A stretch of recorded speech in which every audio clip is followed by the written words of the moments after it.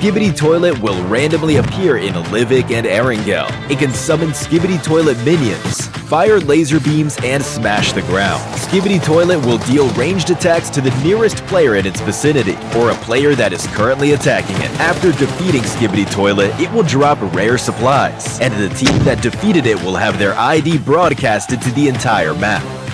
In Metro Royale, Skibidi Toilet can spawn randomly on any map.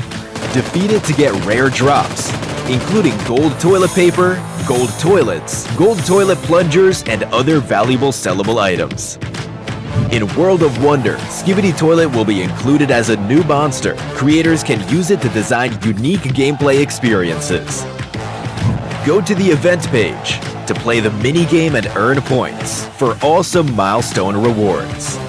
Use perk vouchers, version 4.0, to redeem themed event items, including the Skibidi Toilet costume, cameraman cover, cameraman graffiti, and more. Redeem great rewards. All toilets will die. Official PUBG Mobile and Skibidi Toilet collaboration. Take part in exclusive gameplay to get tons of collaboration items.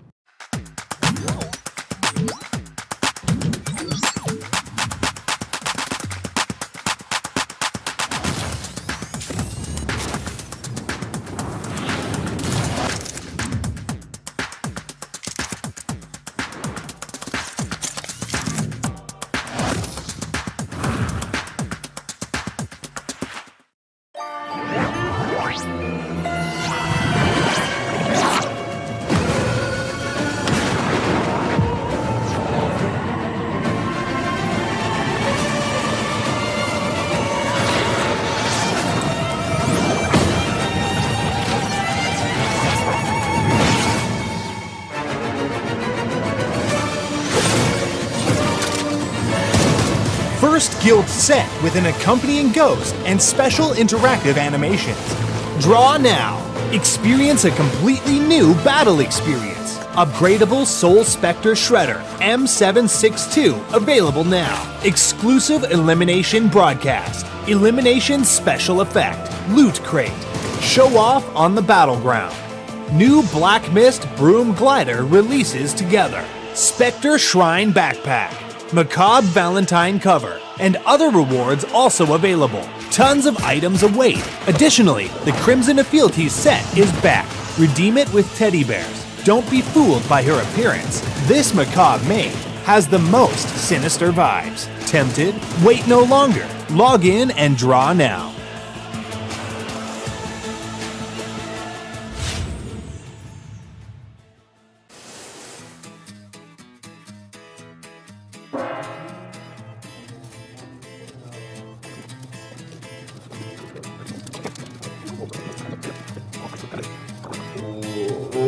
Tá girando.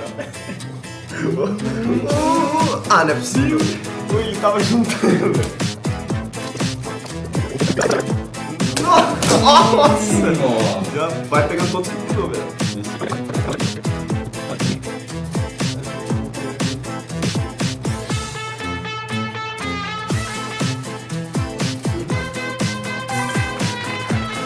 Winner, chicken dinner.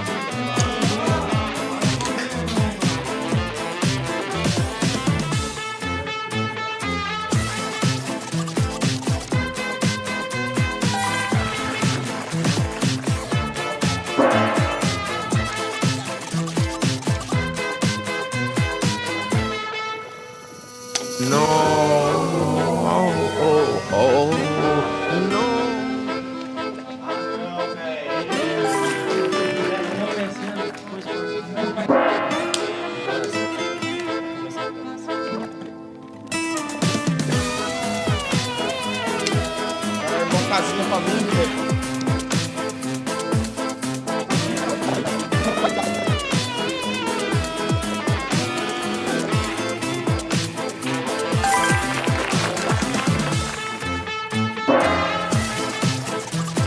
Oh no.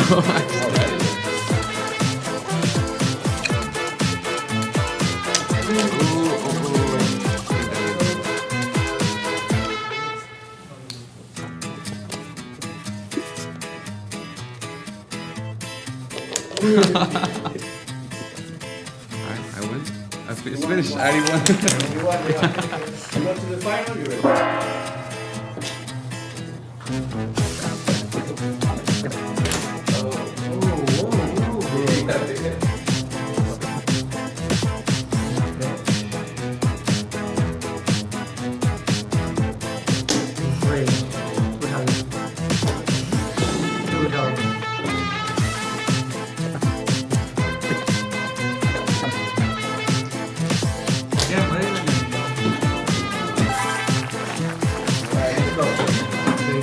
Okay. Alright, shake hands. Alright, you go first.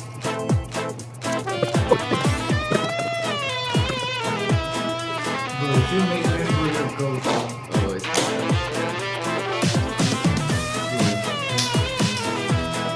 Oh, Does that count? yeah, I can't hear you. Damn, bro, your mic is insane, bro.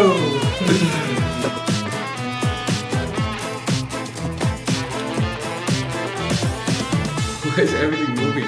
I'm not even placing it, it's just moving.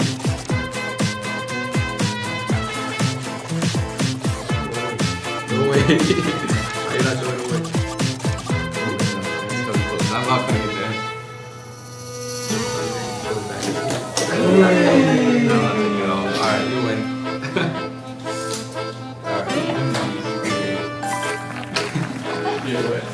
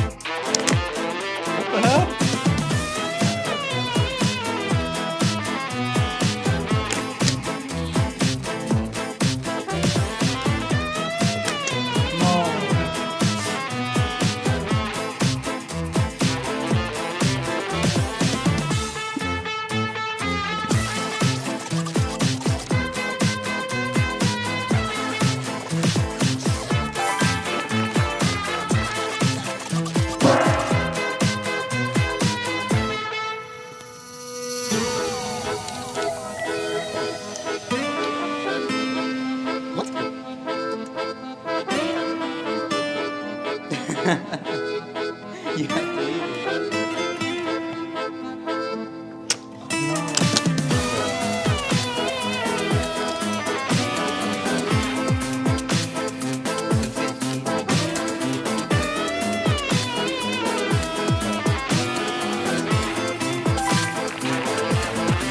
Alright.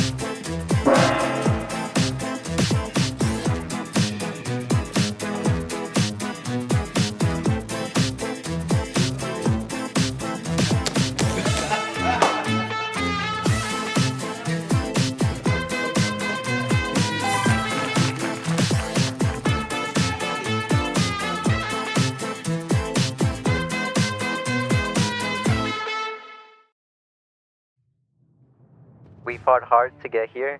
Each match in the league stage shaped who we are today. This is the finals. The pressure is higher, the competition is tougher, and every moment counts. We have faced incredible teams from across the Americas, and now it's time to prove who is truly belongs at the top. From all corners of this West region, we have gathered here with one goal, a shot at glory. This is where legends are made. One mistake can change everything, but one great play can turn to time. We respect every team here. They've earned their place, but we're ready to bring our best and fight for the crown. This is more than just a title. It's a chance to represent North America on the big stage and secure a spot at PMGC.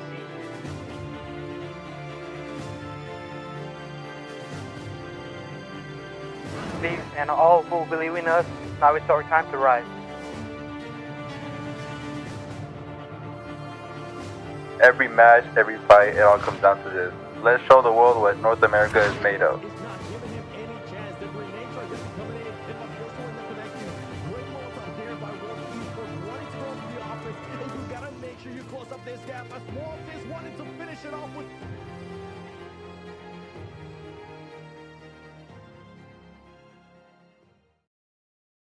And welcome back, everyone, to Day 2 for the Grand Finals of PMSL America's Fall Season. Day 1 was just spectacular. So many great moments, clutch moments. Also, just really seeing the middle-of-the-pack team start to rise up to the top outside of Wolves, who was already at the top, still at the top. It's been exciting for sure. Day 2, teams start to come alive, and well, they better, because time is running out, I should say. There's only a total of 12 maps remaining out of our 18-game Grand Finals. And if you mess up today, and you also messed up yesterday, your time is running even shorter. It's going to come down to a Day 3, and we know Day 3 is Smash Point, okay? It can end in just 2 games. You do not want to have your tournament life at stake for PMGC based off of a final day performance. Hello, everybody, and welcome in. I'm Taylor Reflections Noble, joined by Hot Jukes and Mustache Dave. Jukes, welcome back to the desk. How's everything going? Doing great, brother. I got to fight with Maxman a little earlier because he was talking about how good the Wolves were doing, and I said, That's don't right. you dare do that to us, Maxman. Come on. Wolves on top. Let's go. Yeah, you should see Maxman, okay? Hey, look, he's not looking too good. Can't believe he did that, Dave. Maxman cursing the Wolves before Grand Finals is even over. Yeah, shout out to Jukes. Honestly, I mean, putting Maxman in his spot right there, defending North America. Listen, we need the Wolves to continue to play consistent here so we can send them to that next round so they can really slap up the lobby when it comes to the world stage here and represent North America strong. I think we got a real good chance here this season, guys. Plus, with Hot Jukes now defending us, we're looking pretty good. That's right. Looking great. Hot Jukes, hey, he's the muscle. He's got the sword in the mic. The question is, can North America this time around with Wolves pull it from its resting place? We'll have to find all that out and more, obviously, after tomorrow's competition. It's a long road for Grand Finals, but one the competitors must travel. Let's run you through what their journey looks like throughout the Grand Finals.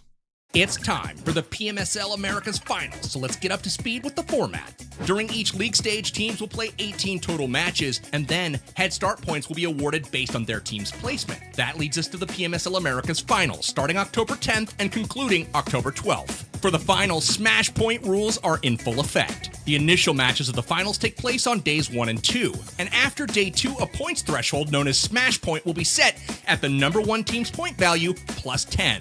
Any team, regardless of their rank, can clinch the tournament championship by meeting the following conditions. First, they need to cross the Smash Point threshold. Then, they need to earn a winner-winner chicken dinner in any game that follows. Now, if no team meets these conditions, the tournament will continue.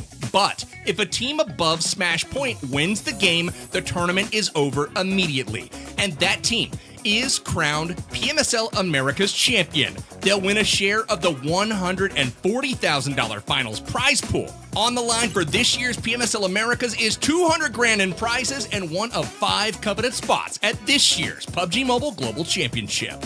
Who will have what it takes? Who is truly the best of the best?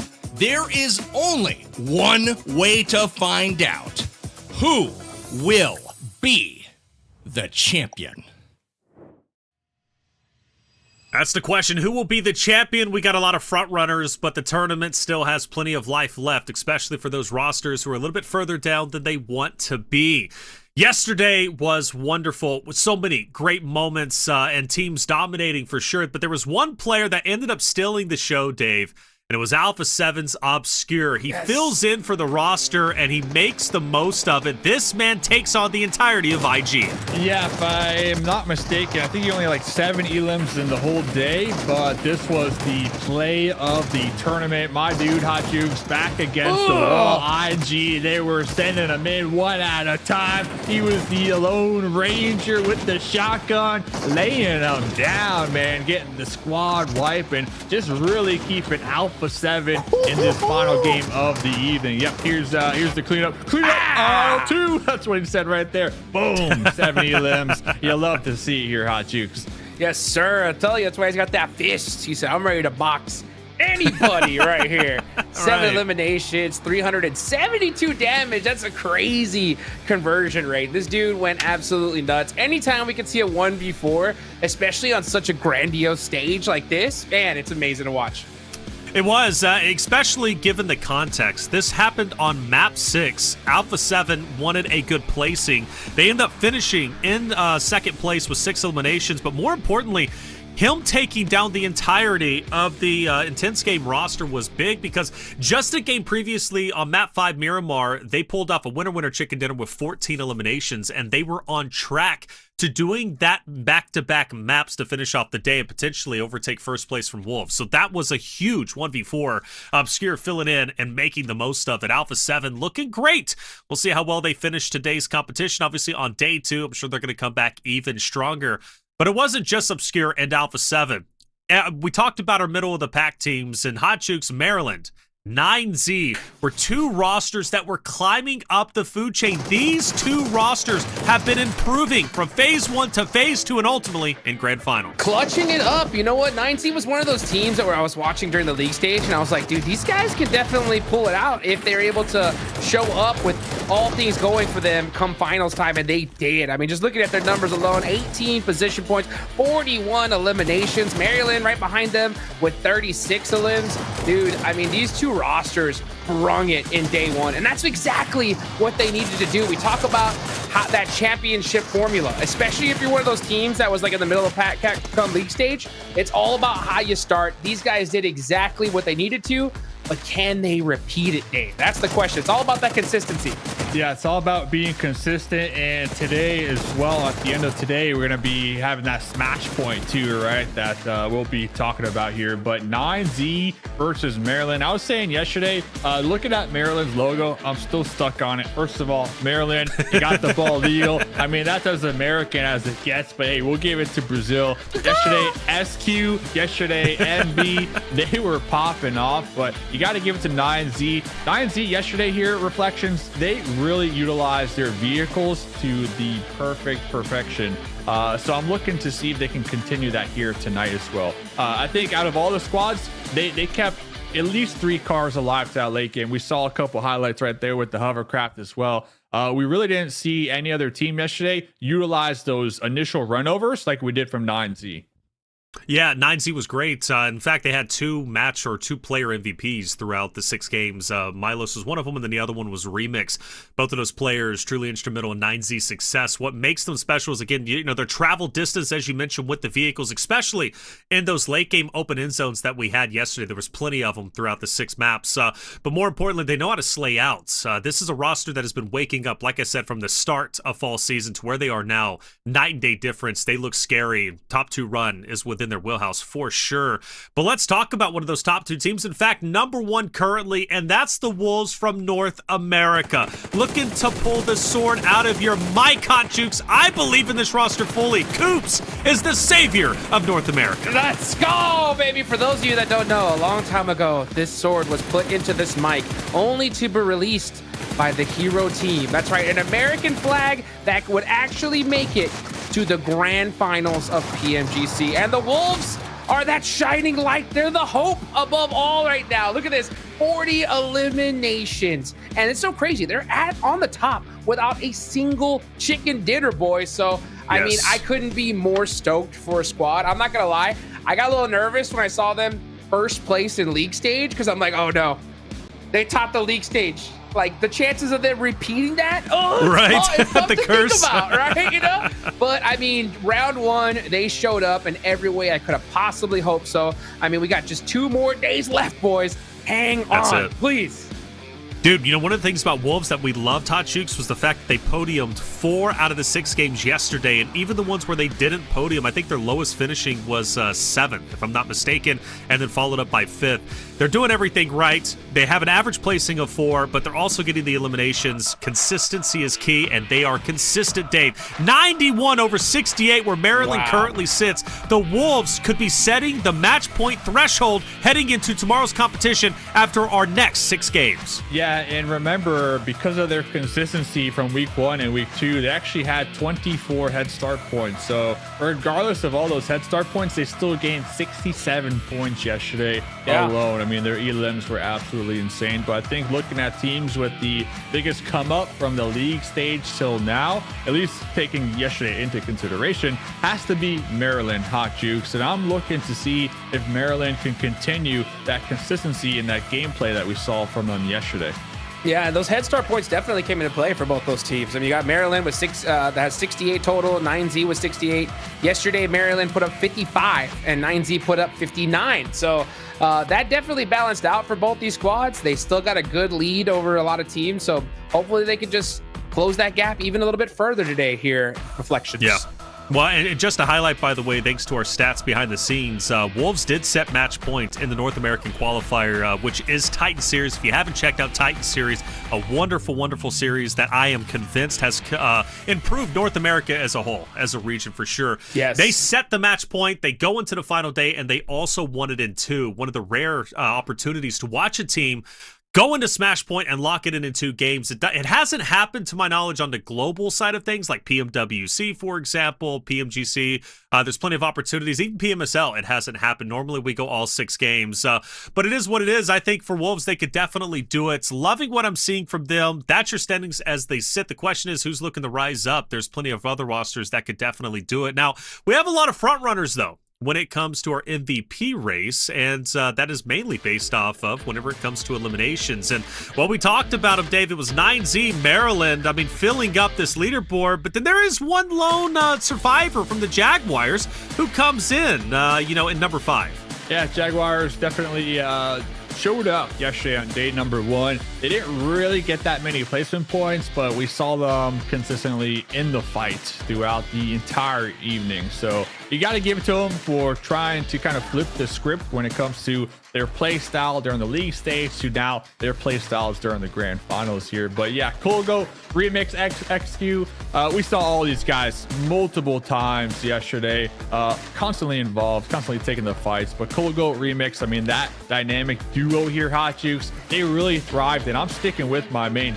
talking point here is their vehicle usage, man. 9Z, they would get the initial knock by just running over, and then the rest of the squad would be popping out and just mowing you down. And we really didn't see that aggression from anyone else on the battlefield. So I'm thinking today here, Hot Jukes, teams are going to be a little more aware of that play style from 9Z. Oh, yeah. Got to. And these are the maps that we're going to be playing. Obviously, we're heading it out in Rondo. So that's always the map I really want to look at here. You got those respawns, and we see a ton of eliminations off the rip in this map, right? And I think for those teams that are in that middle of the pack right now, honestly, one in particular, Team Jaguar, right? Team Jaguar, the fact that they are where they're at right now, I think is very impressive considering how they did during the league stage. So if they can start off strong, all those teams, right, in the middle of the pack on down, this is really that day for them. It's pretty much do or die at this point, right, Taylor? Do or die indeed. Today, you have to set the tone. You have to set the standard, even if you do not reach the thresholds. Top teams for Rondo, this is where you start. This, in my opinion, Rondo, is one of the most influential maps currently in the rotation. Erengel's played 3 times, Miramar's played twice. However, Rondo is where you can pull off some of the biggest amount of eliminations and some of the biggest numbers for your roster. If you're a team looking to catch up, and Dave, we discussed this yesterday, if you're one of these 5 rosters or even a team that's not one of these 5 who's looking to catch up right in the standings, Rondo's where you do it. Oh yeah, definitely. With the recall towers, all you gotta do is drop it like it's hot, get some eliminations, and try to keep one of your players alive. And I think yesterday, kind of trying to recall 9Z, they did that. iNCO, they're known to do that here on Rondo, really taking advantage of that comeback mechanic. And shout out to our production. There's a lot of people behind the scenes that make this show as smooth as it is. Yeah. They had a great point here. We got match point coming into tomorrow. Smash point, match point. We got Rondo game number 1. So you already know those 10 points, they're probably going to be overcame in game 1 tomorrow. That's true. Because we're playing on Rondo, because we got that comeback mechanic. So guys, we might have another day where it's like 2 games, we're done. That's what we saw last time around with the Wolves. We might see that here again tomorrow. So, hey man, I'm looking forward to it. I got my reservation already ready to go. Pasta visual it up, big dog. Pasta visual it up, baby. 2 games, Wolves. Dude, 2 games, man. It could happen. That is a good point, Otchukes. Rondo has definitely changed the landscape of competitive PUBG Mobile. This map is super unique, and I love watching the competitors learn how to use the recall towers, because it's just, for them, maybe they're not as used to it. It does exist in other titles, right? But for PUBG Mobile, it's brand new. How do you think the teams have adjusted to wrapping their minds around, being able to recall their teammates, whether it be anchor players, hanging back or camping a recall station? What have you noticed in the competitors and how they play and how it's changed? It's been the most fun thing to watch so far in a long time. And the reason why is because I always love to see just how these competitors take full advantage of any tool that they get. That's what this whole thing is, right? When you have so much money on the line, these guys, these players, coaches, everybody behind the scenes is trying to figure out how they can get the most peak advantage possible. So when you watch this recall tower, it's been fun to watch because you see certain teams have different strategies. Now, the meta hasn't fully developed, I think, in Rondo just yet, but we're starting to see some teams, hey, hold those 3 players, right? Go forward, 1 back, just in case, right? So much craziness in this map. I saw Team Liquid go ahead and just have 1 player, all 3 die, 1 player in circle. The rest of the team got recalled. They were in zone. I'm so stoked to see this happen here, Taylor.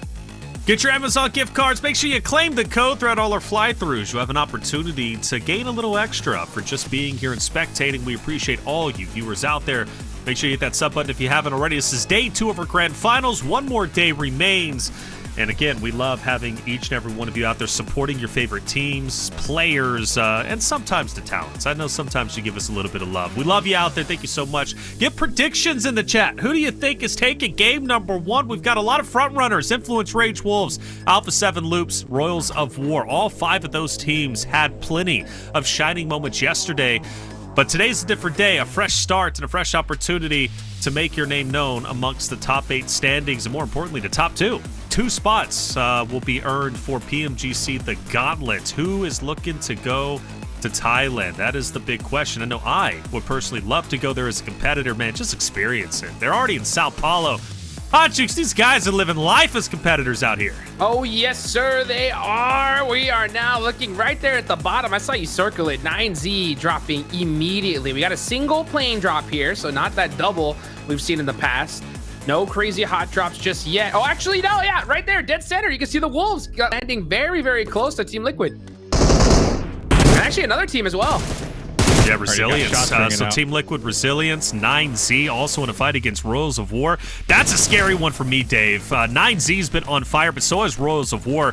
Both of these teams could very well be cannibalizing each other off the rip. That's not how you want your Rondo to go, but we do have the recall towers. Let me take a step back. Yeah, Royals of War had some good looks yesterday here as well. They're a team that they really thrive in that late game, so gonna be curious to see what they end up accomplishing here right off the rip, where they're really out of their element. So they are gonna have the advantage when it comes to being the closest to the recall tower. but it does look like 9Z are on the hunt. On the opposite end, though, the Wolves right now going to be laying it down, looking for some early game elimination. So it does look like Team Liquid, Hot Jukes, they popped in vehicles and they didn't want nothing to do with the test track. So it's actually going to be the Wolves and Resilience Esports over here. Look at that. Coop's going to get another elimination early on. See what that final player of Resilience is going to do. Going to hunt down that recall tower for sure. You also got Xforce getting into it with intense game. Man, you made such a great point, Dave. The fact that the Wolves have already taken full advantage of that smash point and now are already crushing it off the rip here, it's going to make tomorrow so interesting. So that puts the pressure on, right? Because a lot of these teams probably think that, oh, we're going to have 10 matches, you know, to go. But for all we know, it could only be 2 tomorrow. Let's see how that works out. Definitely could be. 9Z, Rules of War still fighting over in City. I do notice, though, Milos is by himself, and he's being haunted down by Joko from United for Gaming, heading over to Hongshan, where Hate and Lazan is currently at. So you've got 9Z relatively split. Milos most likely being that anchor player, but if he gets gunned down by United for Gaming and they also lose the fight against Rules of War, that could be an early exit for 9Z, much earlier than they were wanting. Now, IG's been on the come-up. They're currently in 7th place, but the point spread from where they're at to where Maryland sits in 2nd place isn't much at all. And taking down Xforce would definitely help them out, Dave. Yeah, it looks like Xforce are kind of just feeding silence the points right now. Just walking right into his SK-12. Finally, somebody able to take down Silence. His squad mate was thinking about making the pull-up, Hot Jukes, to provide that support, but honestly, I might pop back in that buggy and just go look for a recall tower right now, being that solo from the squad. So Padrino, yep, gonna be doing just that. But popping back over here to the 9Z fight. Looks like Rules of War. Looks like it did slow down for the time being, but both of these teams are just right stacked on top of each other, Hot Jukes. Yeah, that's why it's so interesting to watch here, because there's so many different strategies that these teams can try to employ. One of them I was thinking about was, okay, you know, you obviously want to get into early engagements as long as you keep one person up, right? Because you can just get them all back up and running with no real big cost. The thing is, though, if you're a team that says, hey, we need tons of eliminations, if you send all 4 against a team that's thinking like that, you're in a 4v3 situation. So you could soak up tons of eliminations, but then again, that's high risk, high reward. And let's see right now, though, Worlds of War can do, though. Reyes pushing on up with that shotgun. Peppers, one of the players from World of War. David's waiting there. David. It looks like 9Z is now a little bit on the back foot here. Yeah, Reyes is going to try to find another angle. Nice Molotov right there to put a stop to the push, but Remix is in the corner. Nice catches shot. Tonka with the UMP lead peak, trying to evacuate the area, but quickly spotted in the back end right there. Reyes does have full health, does have the SK-12. David right in his crosshair. That window is going to be huge. Little jump shot right there. Go for the confirmation, Hot Jukes. Get them points. And he's going to be able to get this res, too. So 9Z. Oh, he's waiting for him to jump out. No way Dementor even tries. Don't do it. Don't do it. Yeah, that is not the way. He had that shotgun aimed at that window. Little reset happening. Both these teams. Where's the rest of 9Z? They went over to Long Ho. Milos ended up separating himself from United for Gaming. He got the revive already on Kogoat, so he's back into the fight. So for Reyes and Demonor, I mean, honestly, or excuse me, Demonor on Rose of War, but Reyes and Remix have the opportunity to just fight this out freely and understand that they're most likely coming back because Milos and Remix are over on the other sides, or Milos and Kogoat, excuse me. So this is a fight that I think they can absolutely win. It's been going on for quite some time, but there's nothing else happening on the map really outside of center control within the next zone starting to get tightly compacted. So we'll focus our attention here. We have to. And Tonka takes a ton of damage, Hot Jukes. 9Z starting to push up. This is what I'm talking about, right? Like, what if 9Z sent the whole team here? They'd be a 4v2. But then again, that's just super risky. They'll be out of position. I think I understand why. They're like, yeah, Remix, Reyes, good luck. See what you guys can do to get those 2 points. And if you do go down, then it is what it is. Honestly, I think they're forced to push regardless, though. Yeah, both teams doing the same thing. A little 2-2 split going on actually right there. So both of those duos, it's you know, do or die, Hot Jukes. I feel like there's really no reason to be pumping the brakes here on this fight, because if you do get taken out, your squad mates are by a recall tower and they can get you right back up. More shots. Rose of War starting to push 9Z back. Tonka Takes a lot of damage. Remix might want to capitalize off of that. You can see him hopping up, but it's so tough to penetrate these stairs, especially if a team is locking it in. But the reality of the situation is now they are deep within blue. The longer this fight goes on, the more it's going to tick away. And also, more importantly, the longer that the other 9Z boys are going to be by themselves in this 2-2 split. Yeah. You split yourselves up. You lose the fight against Royals of War. You lose your fight against whoever else is going to be in next zone. 9Z could be in some deep trouble. So how long do you want this fight to go on? You know, I think for them, though, maybe, Dave, they're considering the fact that they just really want to win it, and the 2 points is worth it. Well, let's look at the map real quick, because, I mean, the map and looking at this rondo really paints the picture. You got the squad mates over here and over here, right? And the fight that we've been watching is happening right in the city. So even if whoever goes out here, their teammates can easily get the recall, and they'll be right back in it, right? So I think players, they need to learn that when they are taking these early game fights that are sectioned off like this, just go all out. There's no reason to really be pumping the brakes. You're just wasting time at that point. And because of that, we actually got Maryland being proactive. They were over here. They're pushing down. They're looking to get some early game eliminations here, guys. So I love what Maryland's doing. I don't love what these two guys are doing from 9Z and Rose of War. They're just wasting too much time, in my opinion, Hot Jukes.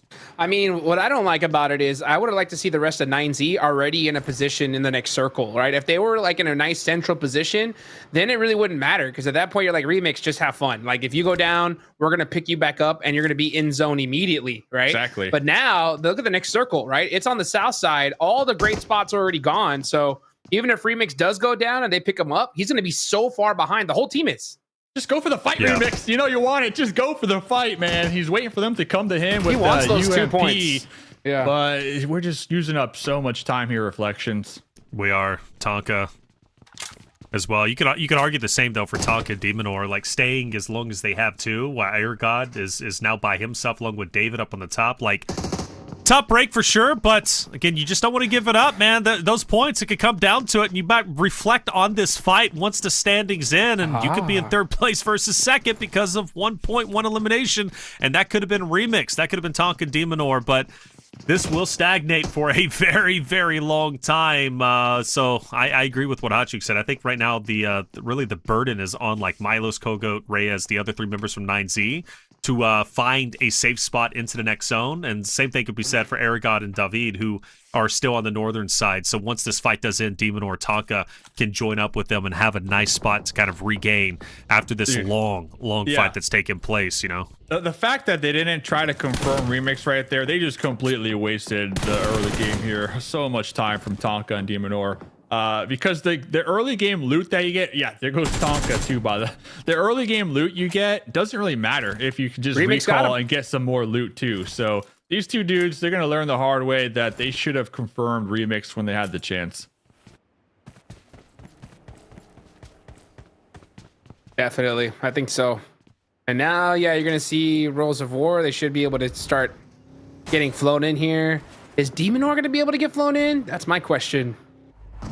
I don't know if he is. Well, he's on the drive, that's for sure. Yeah. Demonor is down, so he should be able to get picked up. I don't see why he wouldn't be able to. He went down to blue. Yeah, he went down to blue. I'm very curious if Rolls of War 9Z can recover, honestly. But as we've been so focused on them, there's a lot of other things taking place. More specifically, center Loops is in a great spot. Wolves could also be in a decent spot, but they have a big 2-2 split. And between them and their teammates, you've got Loops in between them, Influence, Rage, Resilience is around, United for Gaming. So for Dorn and Baton, who are on the northern side, over on Neox Factory for Higor and Coops, that 2-2 split's going to be very interesting on how that's going to end up playing out. And Loops, with the 4-man, could push into Neox Factory, potentially take this fight to the duo of Coops and Higor. Meanwhile, though, over in blue on the northern side, Alpha 7 are roaming quite a bit. You've got Xforce just above them. And for Alpha 7, realistically, I think they're going to move in on iNCO. It's going to be probably maybe a couple minutes or so, but eventually iNCO and Alpha 7 are going to collide, I would have to assume. Maybe even Rules of War 2, depending on where they decide to go. Look how small this next play zone is, man. And we got so many teams alive right now. It is going to be a bloodbath. Totally agree with you guys. 9Z, they're going to be really behind the ball here, so it's going to be tough for them to kind of break into that next play zone because every single position Hot Jukes is going to be taken up.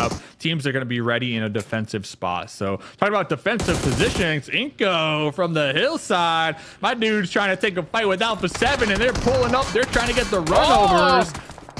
Crashing into the buggies. We got a bloodbath over here, Hot Jukes. Alpha 7 playing completely together. Bruno's in, getting some shots onto Obscure. Alpha 7 in a little bit of trouble here. Let's see what iNCO can do. It looks like they are going to hop in those vehicles and start on this push. You got Magrell in there running towards that vehicle. He wants to be able to find those angles. But I think, yeah, Alpha 7 just going to go ahead and hop in their vehicles and take off. I think that's the right choice for sure.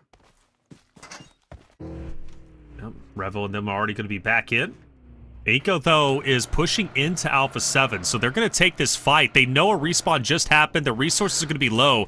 And iNCO, being as aggressive as they are, they want to finish Alpha 7 off as soon as possible. Revel's still floating in, by the way, so he hasn't even joined the fight. Finally, he's going to land. But Grellin's down, however. Alpha 7 holding their own. iNCO unrelenting. They can't back away in the meantime, and they are getting wiped out. This fight that should have been a benefit to them, understanding Revo and Co was coming back into the fight, now has completely dismantled the roster of iNCO. Bruno, I believe the last one alive, as he starts to run away and try to survive, but now the hunters have become the hunted, right? It was iNCO hunting Alpha 7, and now Alpha 7's hunting down iNCO. And what a disaster. All four members will be back up, but that did not play out the way they thought it was going to, Jukes. Not at all. Yeah, super unfortunate. I mean, they happened to go and try to catch them when they were doing that recall, but they ended up getting it off anyway. So you see Rebel flying on down right in the middle of that fight to clean up those players. Beautifully done for Alpha 7. Perfectly timed, by the way. And just like that, iNCO's gone. Well, iNCO is gone. Unfortunate for them. Tough break, especially because you think they're a little bit further down the leaderboard than they want to be. They're currently in 6th place, but they had a very real chance here on Rondo to catch up. Potentially even get where maybe Loops is at, right? Top 5. That would have been huge for them, but they're going to have to wait until the very next game. For Alpha 7, that's good news because now they can move in, and they have a pretty clear path into the next zone. Jaguar is gone. That's unfortunate. They'll finish off in 10th place. But in the meantime, though, the northern part's starting to get a bit spicy. And United for Gaming, straight out of Nepal, Xforce, Alpha 7, Influence Rage, they're all going to be up there. But, Dave, we got Royals of War back on the screen again. Yep. They're all four together going against Maryland. Royals of War just nonstop trying to get into the action here all game long. Looks like they're going to be playing grouped up here up against Maryland Esports, a team who has had some really good success yesterday. So Ergod trying to breach the compound, immediately going to be taken down right there. David, the last one alive here, Hot Jukes. And it goes back to like how much time they spent fighting separated early on and if it was really worth it or not, because they were kind of just playing catch up this whole Rondo match. And I don't think they had the bearings here to take this fight properly with Maryland, who were set up and primed to defend their building.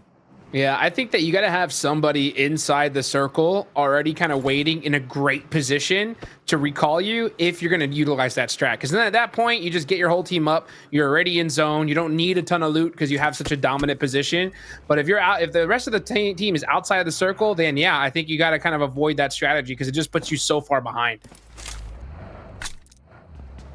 Learning as we go, right? Rondo's still very new. The teams are trying to figure out how they play the recalls. I'm personally a big fan of that. I really am. I love recalls. I love respawns. It changes the dynamic of the fights. It really does, and it changes the way that you play. And I think you have to play Rondo very differently from the way that you play Miramar and Erangel. It's just a totally different play style, in my opinion. Alpha 7 have a great spot to gatekeep Royals of War just up ahead. It's a matter of do they want to fully commit, or excuse me, Maryland, my apologies. If they want to fully commit to that, because they also have VIP around them, and that's a much softer fight with the way VIP's been playing, Dave. Yeah, I know chat's gonna cook me for this one, but I want recall on every map, dude. I'm being dead serious, man. I read the YouTube comments and I see a couple of people like, Rondo this, Rondo that. I like Rondo, man. I think the change of pace is great. I mean, it's just nonstop action. You don't really have those lull moments, and it really gives these teams great opportunities to get into more team fights, right? I mean, that's the action. That's what people want to see here, in my opinion. Right. So, I mean, hey, man, we got recall towers on all the maps. I would like that. I like that a lot. Imagine the eliminations. Oh my gosh, it'd be crazy, dude. I'm telling you, man, it would make the teams just be. I think you need to double the points you get though for a win, though. I think 20 points for a win and we're chicken there, because eliminations are gonna be huge, right? If every map you can get the recall. Yeah, that's a good idea. It'd be crazy to watch. Make it happen, Jukes. Make it happen. Make it happen. You know, because even then, like that last fight, Alpha 7, I guarantee you, if this was any other map, they would have just pushed it with 2.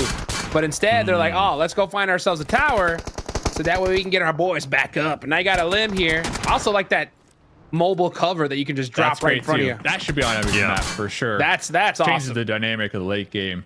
No longer are you worried about like these open fields. You just bring and build your own cover, and it allows you to close the gap a lot more easier here. Not only that, we've had some field endings here this season and on Rondo, right? And you got that deployable cover. It turns a snake battle into a CQC battle here, Reflections. And it does, yeah. Reduces the RNG a bit too. And I think that's the important thing. The more you can reduce RNG in a BR, the better, in my opinion. You know, not to get too philosophical or too deep into the weeds, man. But I agree. I think deployable cover on all maps would be huge, especially in a zone like this, right out in the open. And everybody is skating the north. They're skating the edge. They don't really want to get too central. It's like, where do you go? Loops kind of has the only hardcover POI. For everybody else, they've got to use the natural terrain or their deployable covers. And, you know, it's good to bank on those deployable covers, but also it still is a bit risky to be out in the open because you're not going to be able to cover yourselves fully. Team Liquid Wolves on the left-hand side, VIP Alpha 7 also skirting close to each other. On the north, that's going to be the least contested area, but I do want to put focus on what you circled there, Dave. Right, Team Liquid versus Wolves. TL, they've got the 2-2 split. Wolves also has a 2-2 split. So you could have a 2-2 battle, and I think it's starting to gear up. Baton on top of the hill, Mythic just on the bottom. I think these two rosters are about to fight it out. It's possible. I think they should kind of just be a little bit friendly, though. I think that the next circle is going to be really toxic. They may want to spend a little bit of time figuring out where to go in this next zone. If not, they need to fight right now. So let's see what they decide to do. Wolves are waiting. Igor is already starting to push up into the next circle. Yeah, they decided the right play. All right, let's not fight now and both go out. Let's just wait a little while, get into the zone, and then we fight. A lot of teams do not have that figured out, but these are two really, really smart squads, and that's a big play right there.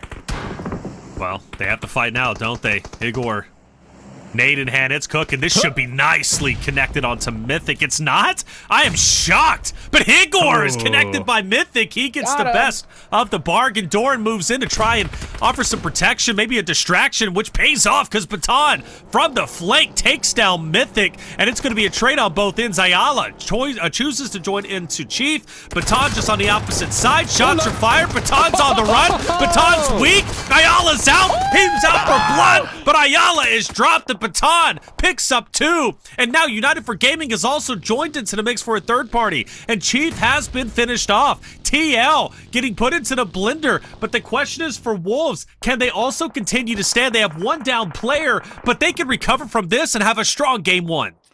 Baton switching into the passenger seat, popping out the window and getting it done onto Ayala. Beautifully executed, and now you just got Mythic here looking towards United 4 Gaming. But Wolves, they are getting reset. They're getting set up. Nice headshot there from Baton to take down Radaboy. That opens up him to be able to push up with the rest of his squad. Ayala is able to get some information, though, to his rest of his team there. Even though he's knocked, he's giving out that intel. But they are down to just 1 now, Dave. Yeah, I think that was still definitely the play, though, from Team Liquid. Obviously, they had to come down to them hitting their shots, but if they would have stayed as a 2-2, United 4 Gaming were also making the collapse in the north. So Team Liquid had to make up their mind. Do they prioritize the north up against United, or do they prioritize the Wolves down in the south? And I think once when the Wolves started to take those shots, that kind of forced their hand in that decision making. So shout out to them for grouping up as quickly as they did, just kind of missing the marks. By the way, looking at the next circle, Maryland, they were here, but Alpha 7, they just straight up yeeted it, ran them over, and took up that spot while that fight was going down. Next circle goes up, so Alpha 7, they're going to be in the next play zone. They got a little package to work with too, that nice level 3 gear. So we'll have to keep tabs on them because they're going to be defending now this hillside up against 2 different squads. This Power Zelda should get picked back up, be just fine. Exciting to see Wolves as a 4-man unit, though. I mean, they've been so great and consistent when it comes to Rondo. They could have a big game, depending on how they choose to fight, not only against Loops, but the rest of the roster here. Plus, they got the vehicles. Dave, you were breaking down how important those are. Man, what? Who cares? It's still running, baby. It's still, hey, it might be whoopty, but it's still running, baby. That's right. There you go. Dude, I'll tell you, Wolves aren't letting off the gas pedal here. They know that they were able to win the tournament with Smash Point before. So they're like, if we put up so many points here above everybody else, nobody's going to even touch that tomorrow, right? We're going to be the only ones that are going to be in that range to finish this tournament off early. So that, I mean, Wolves pulling out all the stops here to shut this tournament down. Yeah. I mean, Smash Point's important, but having if you have a large lead in first place, I mean, you can win in 2 ways, right? You could win just via points, or you can win via Smash Point. I'd rather have 2 options of winning versus just 1 option of winning, right? Yes, sir. And you know, Wolves, double win for sure. Wolves are in a great spot for that. And this is the game to start. United for Gaming, well, they lose 1 in hate. He's currently down. I believe that was either Influence Rage or Xforce who chose to challenge on them. I noticed Coops and Baton, they're starting to posture up to maybe third party this engagement between United for Gaming and Xforce. Meanwhile, for Alpha 7, hitting the shots needed onto Influence Rage up ahead. They've got to be aware, though, of Loops behind them. This is what happens in these end zones. It gets quite chaotic. Everybody's still skating around. Nobody wants to take center because they know it's going to be a death trap. Love that Loops prioritized the high ground, Hot Jukes, right over here on top of Alpha 7. They were holding down their compound, no longer in play. That's going to open up a nice little wraparound for the Wolves, so I have to keep tabs on that. Loops, they might actually get pinched over here, but they do have that deployable cover to work with to create that hard cover, and they got a nice little vantage point. So Nozada, we see him over there, just kind of scouting, getting away of the land, seeing all the Coop squad mates out there roaming around in their vehicles, so everybody just kind of waiting to see where this next circle goes here, Hot Jukes. Yeah, this deployable cover is so awesome because, like, you know, in every other map, like, let's say the zone hard shifts to Loops, we're like, okay, Loops won, right? But now with the deployable cover, you know, it just kind of, it mixes things up. It reduces that percentage down from 100% for sure. So you already got Alpha 7 able to hold some angles that they normally wouldn't be able to. You got United 4 Gaming with a nice little dip here. And they are snaking it out here. Where's that Nick So gonna pop, Taylor? Where's it going? Oh, man, it's going towards Coops, baby. Yeah. Going towards Coops and Loops. Coops and Loops. That's actually way more fun to say than I expected. That sounds like a cereal.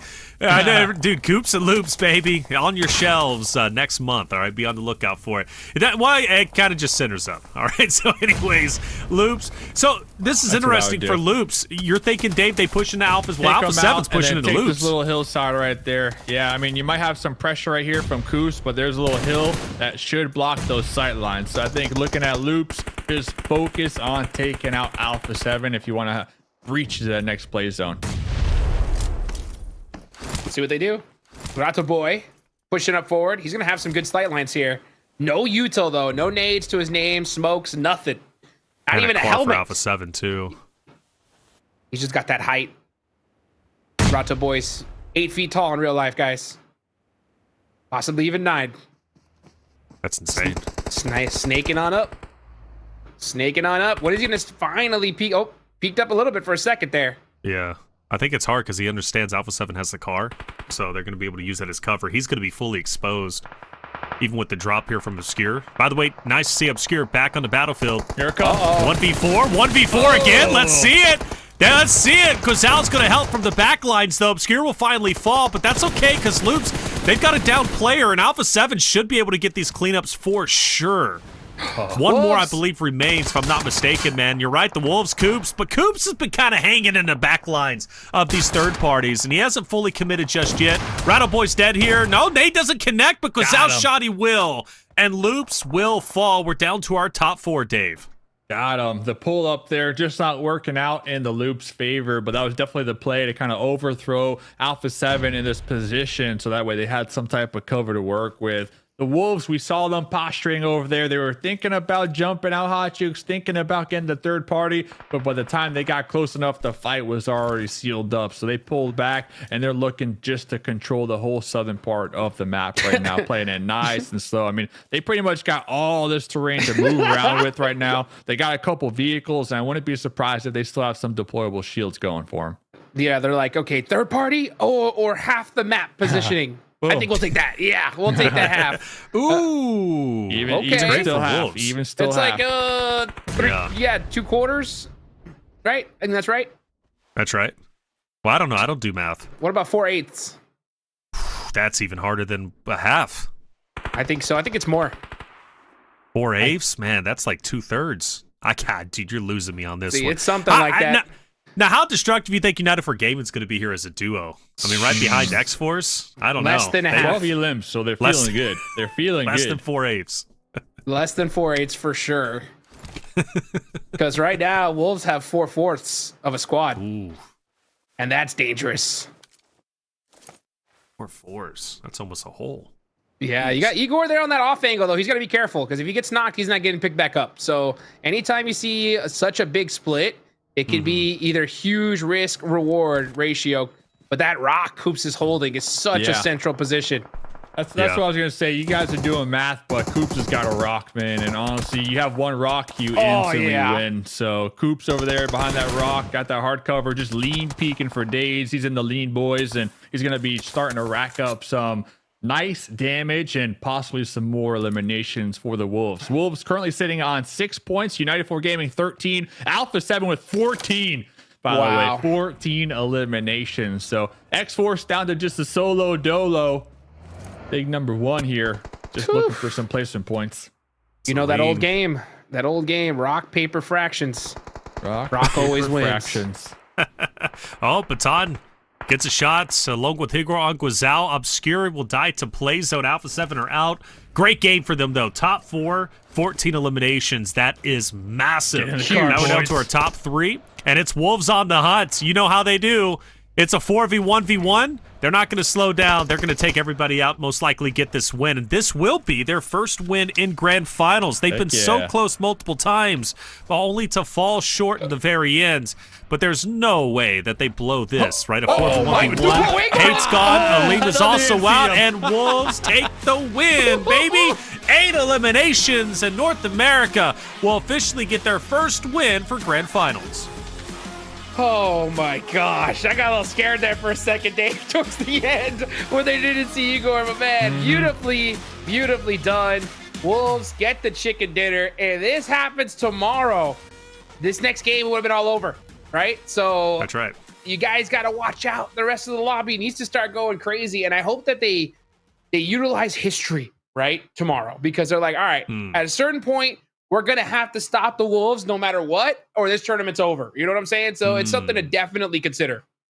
It is, for sure. Wolves have been so highly consistent. One thing is for certain, whether it's a lot of eliminations or a little, they know how to survive in Podium. They've done it now 5 out of the 7 games that we've seen on stream. That is a big number. Very, very impressive. But again, big wins coming out for United for Gaming with 13 eliminations. 3rd place, Alpha 7 with 14. Influence Rage got 10. Maryland got 9. Point is, Rondo is where you pick up the majority of those points you've been missing out on when it comes to Erringel and Miramar. For certain rosters, they managed to do so. But Dave, nice to see Xforce getting a 2nd place finish, albeit only 3 eliminations. But hey, finally, they were a storyline. Though, man. Not good enough. I know you're trying to gas them up. We saw them yesterday pretty much donating points yesterday. Yesterday, they were jumping off the bridges, Hot Jukes. Like, I don't even know what they were doing yesterday. So happy to see them showing up here in the late game here, Reflections, but just not enough points, man. We're looking at Xforce.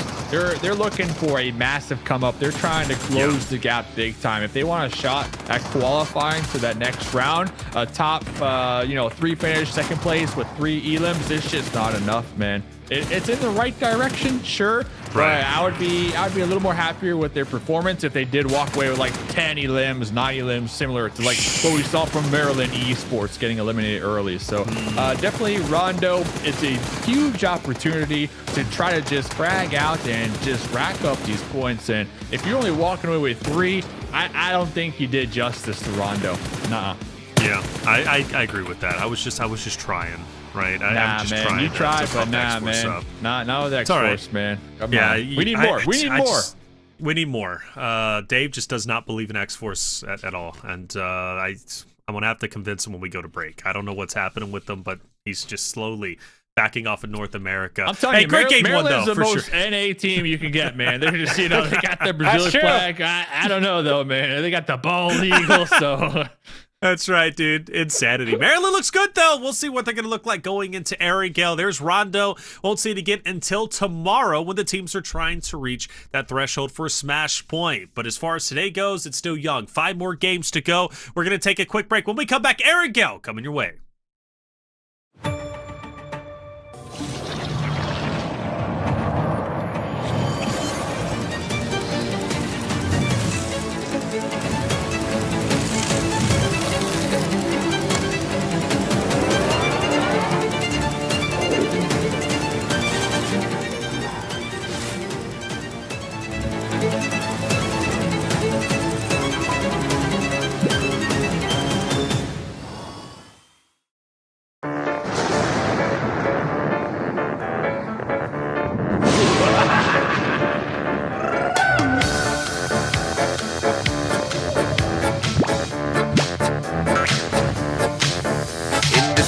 I know who will rise or fall.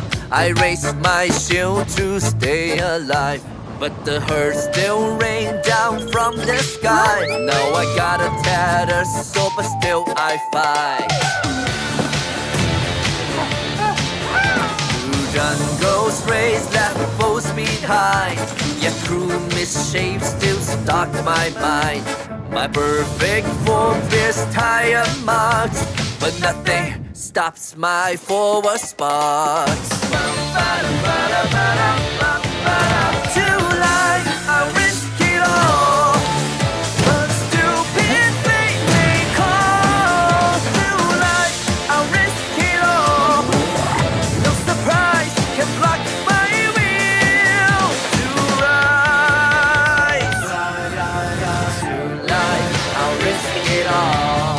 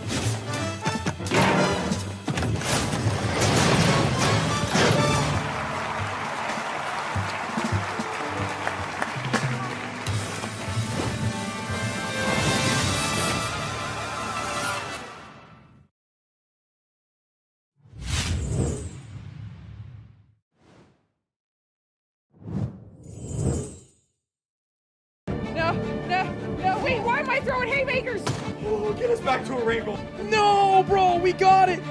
No. Oh my god, that's so scary.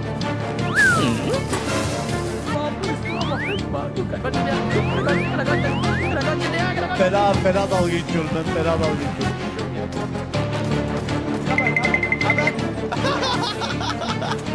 No. Why, bro? Oh, yes, you did. I found you.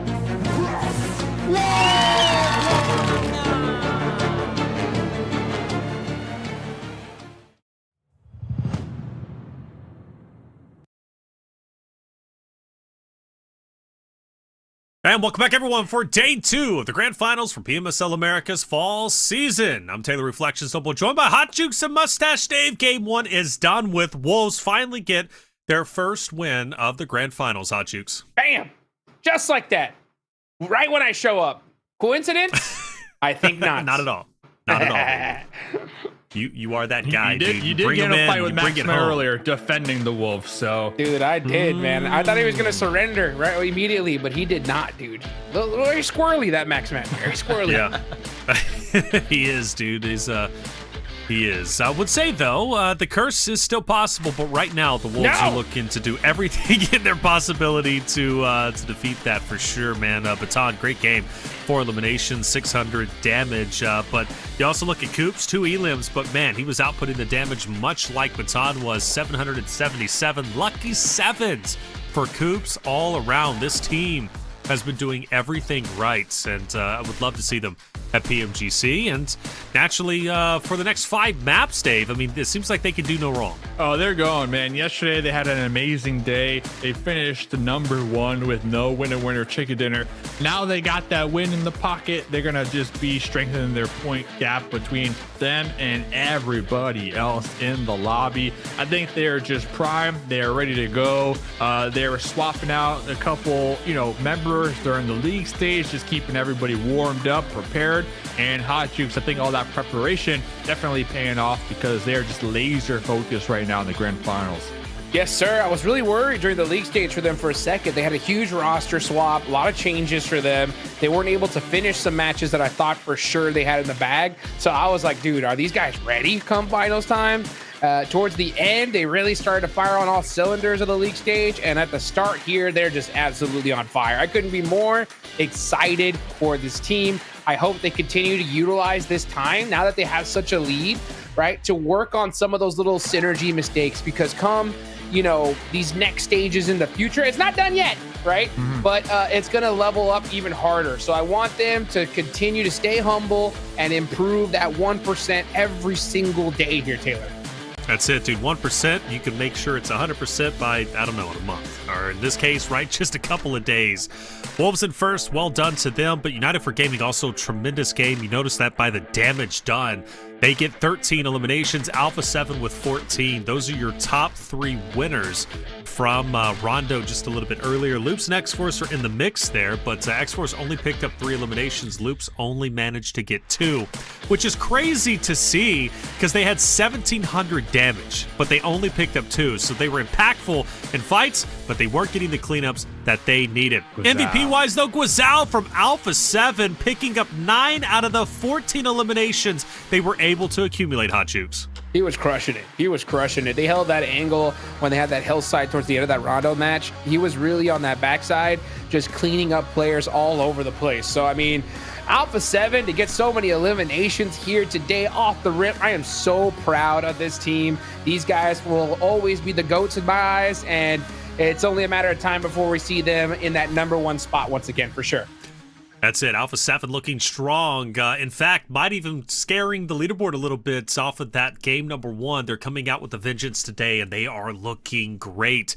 But Dave, 2 teams that I am a little bit worried for, 2 teams that made a big impact in yesterday's competition. That's 9Z and Royals of War refusing to back off the fight in blue.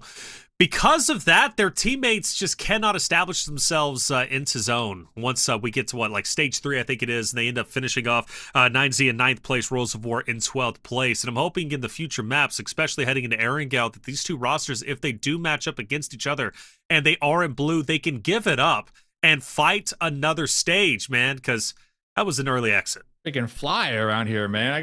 There's a fly that just almost went in my eyeball. Yeah, no. I think looking at this one though, it's a Rondo thing. I think 9Z, I'm looking at them. They're not typically going to do that here moving forward. Now, if we had recall towers like we were chatting about on all the maps, then maybe, but I think it was just a Rondo thing here. Didn't work out in either of those teams' favors. Like you said, Rose of War, we saw them. They showed up alive in that mid game, but they showed up so late that these other teams who didn't get involved with that crazy blue, they were just prepared for defend, and Rose of War just kind of stumbled through there, not really geared properly, and got easily wiped out, right? So there is a time in Rondo where you want to take these early fights, but once when it starts going not in your favor and you lose one or two members, just give it up. Just give it up. Get the recalls and just look ahead. Don't get a recall and then drop it hot once again. You just waste so much time over there. And that goes for both teams. They just spend too much time, Hot Jukes. Are you guys looking at that fly, by the way? It's still... It's on you, bro. It's on you. I can't see it at all. What's going on? Jeez. Take the sword, Hot Jukes, and destroy the fly from Mustache. Can't remove it. That's the way. That's true. Can't remove it. I try, but it's until we see that USA flag at the finals. Take it out. One more time. No, can't do it. Wow. Not worthy. Can't do it.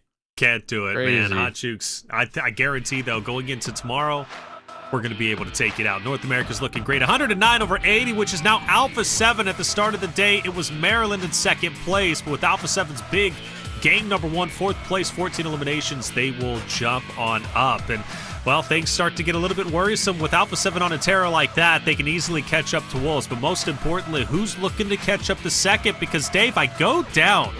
I mean, again, we've been talking about this point spread. Yeah. So we have Alpha 7 who's setting the threshold in second place. But there's a lot of other rosters who are relatively close to catching up to them. Yeah, and going back to the Rondo fluffle that we're talking about for 9Z, they definitely, they definitely threw, right? They spent too much time because they're so close to being at the top that taking those early fights and just spending that time down there with Rose of War really hurt them because they only walk away with looking at 9Z 2, right? They had 2 points.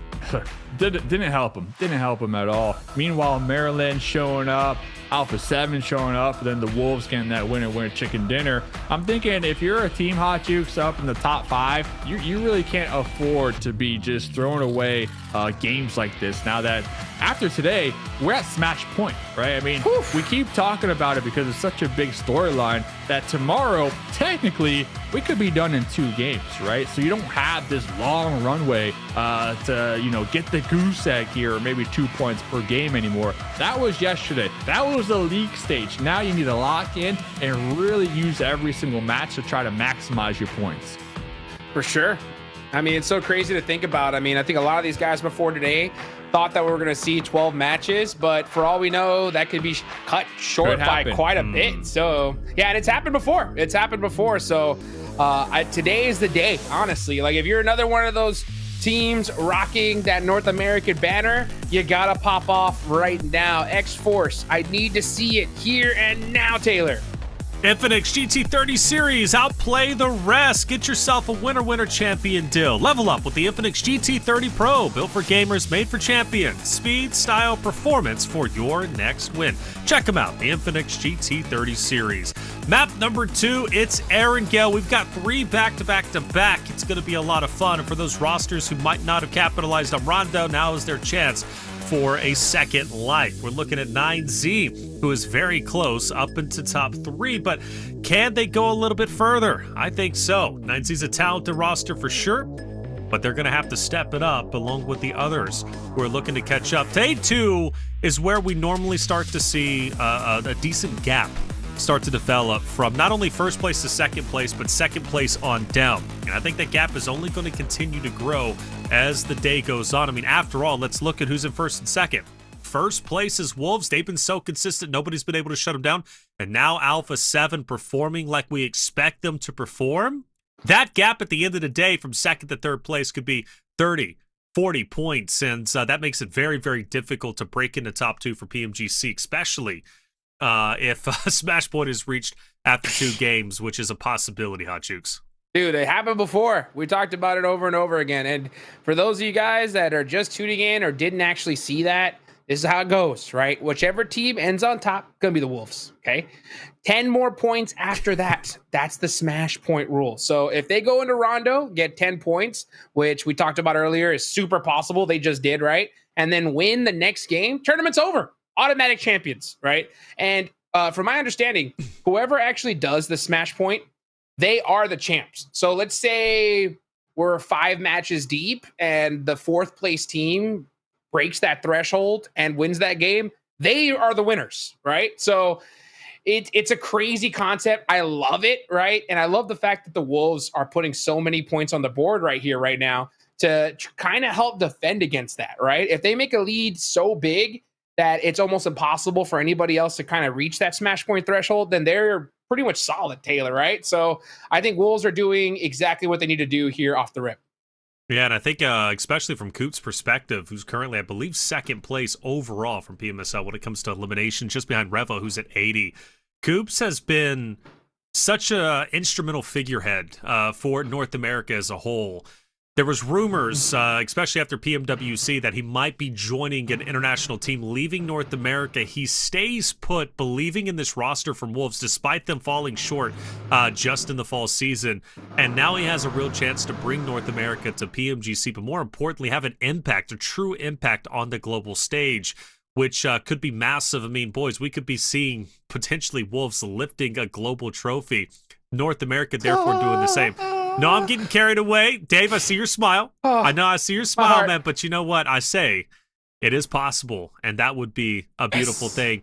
Because you guys are the history buffs, right? I'm still relatively new when it comes to PUBG Mobile. Just a couple years. You guys have been there since the very beginning. When is the last time since North America lifted a global trophy, if ever? Sorry, I just got the fly. Dave. I finally got the fly. My bad, dude. Have we never lifted a global trophy? It happened in my dreams once, you know, but that was the last time. So we're overdue. Okay, yeah. We're overdue, baby. I could picture Coops and crew, you know, lifting that golden trophy. Yeah, for sure. Without a doubt. I'll cry. Without a doubt. See, I was thinking before that. Sorry, reflections, but before that fly, you know, caught my attention.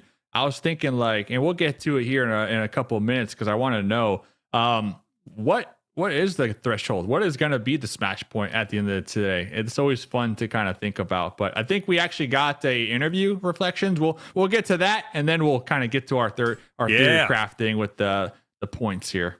That's right. You know, Sarpatch is out there putting in work along with Kaya, who had a chance to interview Coops from the side of Wolves. Let's hear what Coops had to say. So I'm here right now with Coops from Wolves Esports after their first winner chicken dinner in the finals, because they already got chicken dinners in the round 1 and 2.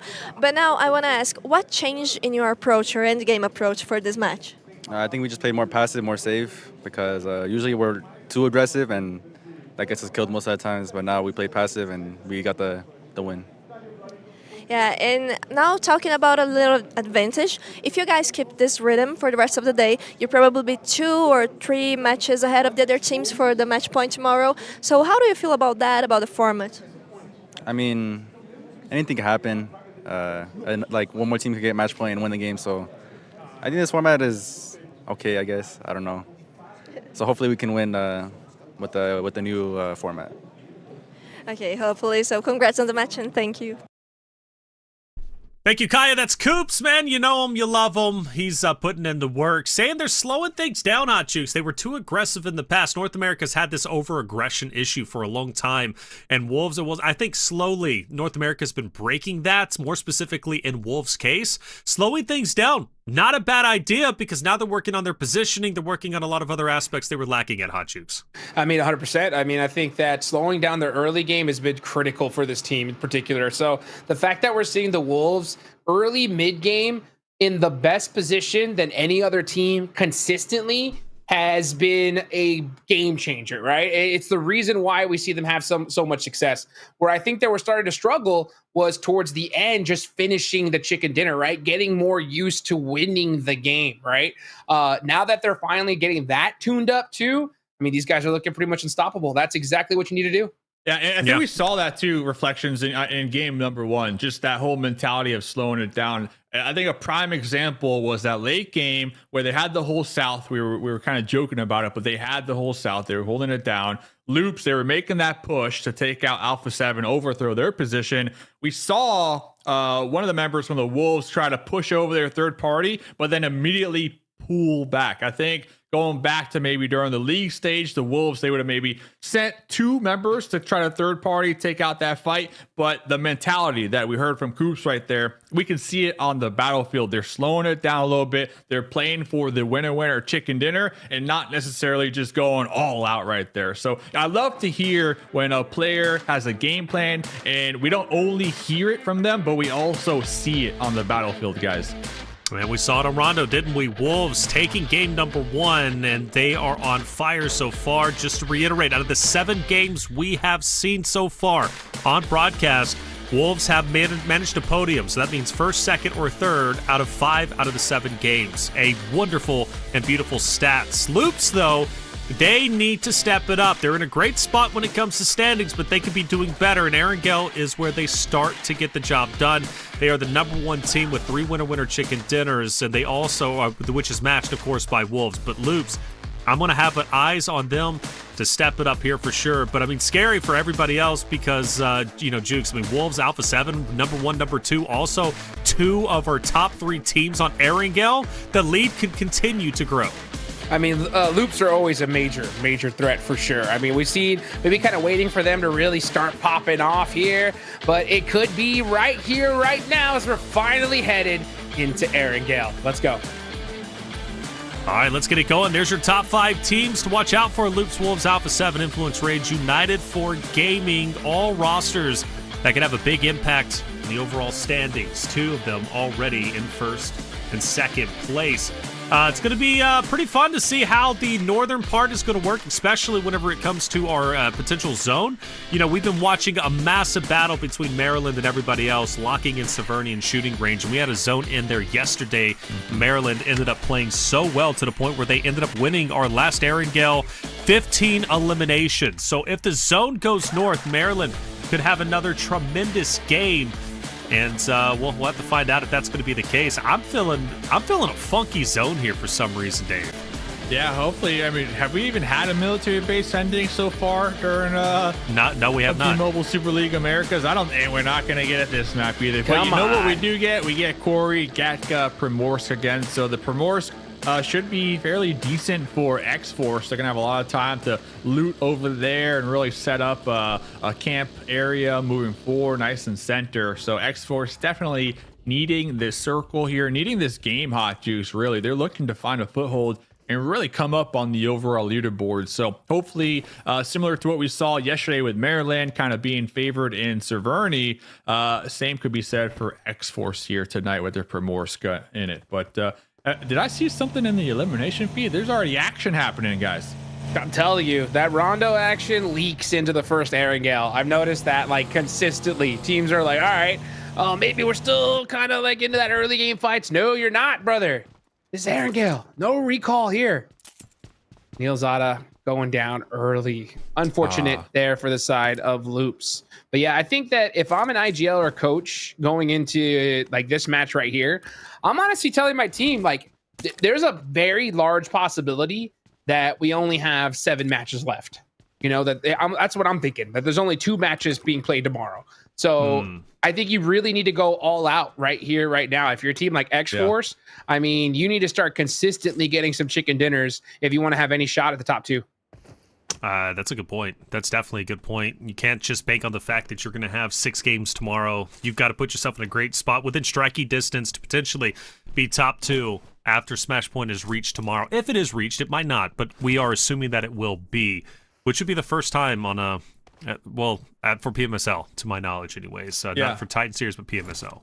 I mean, I like the point that Juke says, though. Even if we've never seen it at a stage like this, the fact that it's an option, you should plan for it, right? You should be planning for this tournament to be done in 7 games. And hey, if it's not done in 7 games, then we got bonus games after that, right? Exactly right. A bonus to try to get even more points and really close it out. But the fact that the potential for it to be done in game number 2 tomorrow. That should really ignite the fire underneath a lot of these squads who, I mean, at the bottom leaderboard, I hate to go there, but VIP Jaguar, you know, I don't know. I'm cutting it off at Jaguar. I'm cutting it off at Jaguar, man. I feel like it's a little too late. Unless they get like a winner chicken dinner with a lot of elims, man, it might already be too late. But if we're talking mid-pack team, you got to ramp it up right now.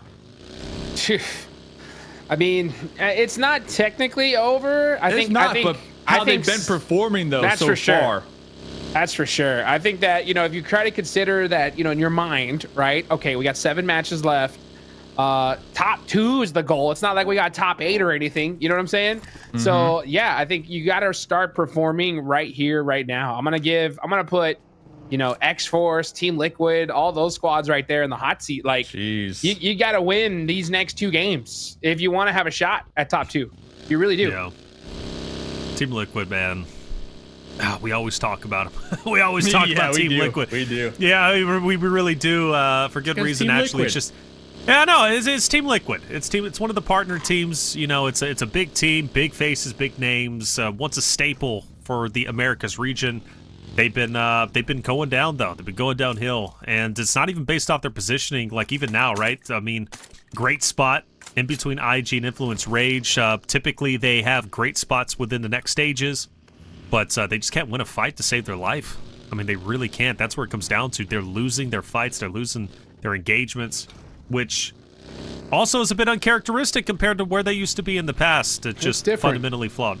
And they're also protecting what they got, right? And they're protecting what they have. Dude, you're that's salty, man. What? I'm just saying they're protecting what they got, man. They got. Oh, got to protect what you got, dude. That was a wild call from the coach. I'm gonna be honest. Yeah, I'll say this. Yeah, you know, they have a new coach, right? So they have V22K as their coach now, and you know, a veteran in the game, and sometimes it just takes a while, right, for that new play style, different tips to really start gelling amongst the team.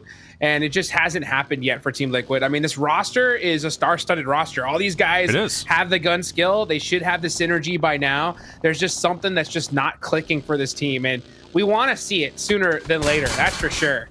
But, you know, look at this. I mean, getting caught out in the open like that this early in the game, that's not how you do it, brother. Yeah. No. They might be veterans, but I think maybe they might be stuck in old ways too, though, guys. And the rest of the region has just been leveling up. I mean, we got so many more tournaments now, and just the potential for new blood to come into the esports ecosystem and really showcase what they got. I think you need to keep pace with that, right? So being stuck in your old ways could also be kind of doing them in here too. Possible. Very possible. Very possible. Loops loses 1. 9Z takes him out. Reyes and Vitten are starting to play around with the idea of potentially wanting to fight, but they haven't fired some shots at the moment. They're just filling each other out. But I will say, those shots were heard. Wolves are starting to roll in, and they've got a choice. Go in between and split the difference between Loops and 9Z, or go for the challenge on potentially Loops. And it seems as if they're inching closer and closer to where Loops is currently at. It's very early goings to get into a fight like this, but 9Z starts to fire some shots, and well, now they start to contemplate, where do we really want to go? Can we split the difference safely? No, let's go ahead and park the bus where we're currently at. But at a certain point, Wolves is considering either Loops or 9Z, but that's going to be tightly contested over there, which makes the job hard, Dave, for United for Gaming, man, who I think is going to use this Western bridge, which means they will be going right in between 9Z and Wolves eventually. Yeah, if I'm United, I might actually just look for a boat and just try to wrap around dock over there at Primorsk, or kind of in between that general area. Going for a bridge here, it's just going to be too risky this late into the tournament, because it's going to be occupied. You already know it. Zombie in the elimination feed, by the way. My dude falling from why are you saying like that? He's talking about the bridges. Dude. I know for a fact he was on top of that bridge on that east side, and my dude just fell off there. VIP has been just a squad that has been so fun to watch here in this tournament. They're just vibing, dude. They're vibing. They're bridge camping the east side, by the way, which is a heads up play from them. Hasn't worked at all here, guys, but I respect the commitment. I respect the commitment. Listen, guys, seriously, Next circle goes up. If I'm VIP, I am sending it as quickly as possible. I am not going this way. You already know that they have some type of intel that's going to be a squad over here, but instead they're risking it, guys. It's crazy. Risk it for the biscuit, baby, and they are hungry. Those boys. Yeah, Zobman always hungry. You know, it's so crazy. You know, when you're Zobman and you're that high, you gotta be very, very careful on that bridge. You know, one misstep and it's all over. It's done, so I man. mean, It's done. You can't be doing that this early on in the game. Well, it's late in the tournament, though. I feel like this is at least the second or third time he's fallen from there too. Yeah, well, it's a new bridge that was just added into the game recently. I mean, he's still got to figure it out. Uh-oh, backing it up, 24K with the hovercraft, backing it up right here onto Resilience, trying to get him stuck inside the blues over here. Here comes Fate with the DP as well. Resilience has been another one of these teams that just can't find their foothold here. Cardi with the crossfire support from Fate with the DP knocking on the back door, catching him off guard. Guys, listen, Xforce, double hovercraft combo. This could be their game. This could be their winner chicken dinner game. They've lost 2 people, man. They've lost 2 people, Dave. You started the conversation and cast a curse hit immediately. They've lost 2 people, and I heard you scream, Hot Jukes. Team Liquid, well, they're also in the vicinity. Alpha 7 rolling up behind Team Liquid. There's Layers. IG also in the area, and Alpha 7 taking down TL. Carrillo also starts to move up with Guizao. That's going to force Ayala and Mythic to dip. Meanwhile, for Xforce, it's really only Aleem. Aleem versus Resilience. Now Team Liquid is starting to crash in. Alpha 7 will take over the hilltop that Team Liquid was just on to now third party in the same way TL was just doing. And Silent says, well, I might want to be here too. Wolves are also not far behind. Let me just say it very bluntly. Team Liquid, Resilience, and Xforce are not making it out of this fight, not making it out of this house. I don't care who wins the house fight. Once they leave, they are done and dusted. I'm gonna say it's kind of an amateur mistake here. I mean, there's a big rule of thumb at this level. If it's still early in the stages, the second the zone shifts, you do not want to get into any engagement because the chances of you getting third partied are through the roof, right? So unless you can finish the fight within like 30 seconds, you can't take it. Otherwise, you're gonna get punished. And even Ayala and Team Liquid, who thought like, oh, we're third partying this, we're safe. No, sir. Alpha 7 right there. Intense game right there as well. So if it's early on, find yourself a good position. You don't want to take silly fights like this or you're going to get punished every single time. Yo, I felt they had to because Alpha 7 pushed them forward. Right. But not only that, Resilience catching a big break. But Alpha 7, they're currently looking into that fight. They're trying to see any type of angle here, reflections in those windows to get some additional points. But what a play zone, guys. A ton of water still in play. And we got a lot of teams still alive. 16. All the teams are still alive. Yes, and I want to point out, by the way, Alpha 7 has backed away from this fight. The reason why is because Obscure was a little bit separated from his roster. Because of that, he spots iNCO rolling up onto the shoreline. He makes the play call, back away. Let's focus on iNCO, who's now going to be behind us. Whether they fight or not, the point is they did not want to be caught with iNCO behind them, Influence Rage moving up. That was a great play call, and Obscure most likely calling that out, and they'll focus on Rules of War, who are starting to move in. So Alpha 7 between Rules of War and iNCO. And they might even make another adjustment as they're currently in their vehicles. Might not want to fight this. Meanwhile, though, the Xforce, Team Liquid, Resilience, that fight is still stagnated just a little bit, but on the outskirts, just where Alpha 7 and Team Liquid once were. Now Wolves are there to cover those angles Daves was mentioning, Hot Jukes. I mean, it's so smart from Alpha 7 in particular because they're such a veteran team. They don't want to get into a fight at all right now. At all. Because they know that even if we are going to get into a fight, we can possibly win it. We're going to get third party. And look how many teams are now driving around this area. If they would have taken that fight with iNCO, and let's say they have the advantage, right? We got 3 or 4 squads coming in right after. They know that. So they know that fight selection better than pretty much anybody else at this point. And that's why you're like, oh, why didn't they just take that fight there? This is the exact reason. Proof is in the pudding, guys. You got to know when to take the fights and when to throw the white flag, just temporarily. Talking about the white flag, Primorsk, man. We got about 3 to 4 different teams. Straight out of Nepal, Loops, Jaguars, 9Z, and then United Gaming finally making it ashore. They did take a boat across the channel.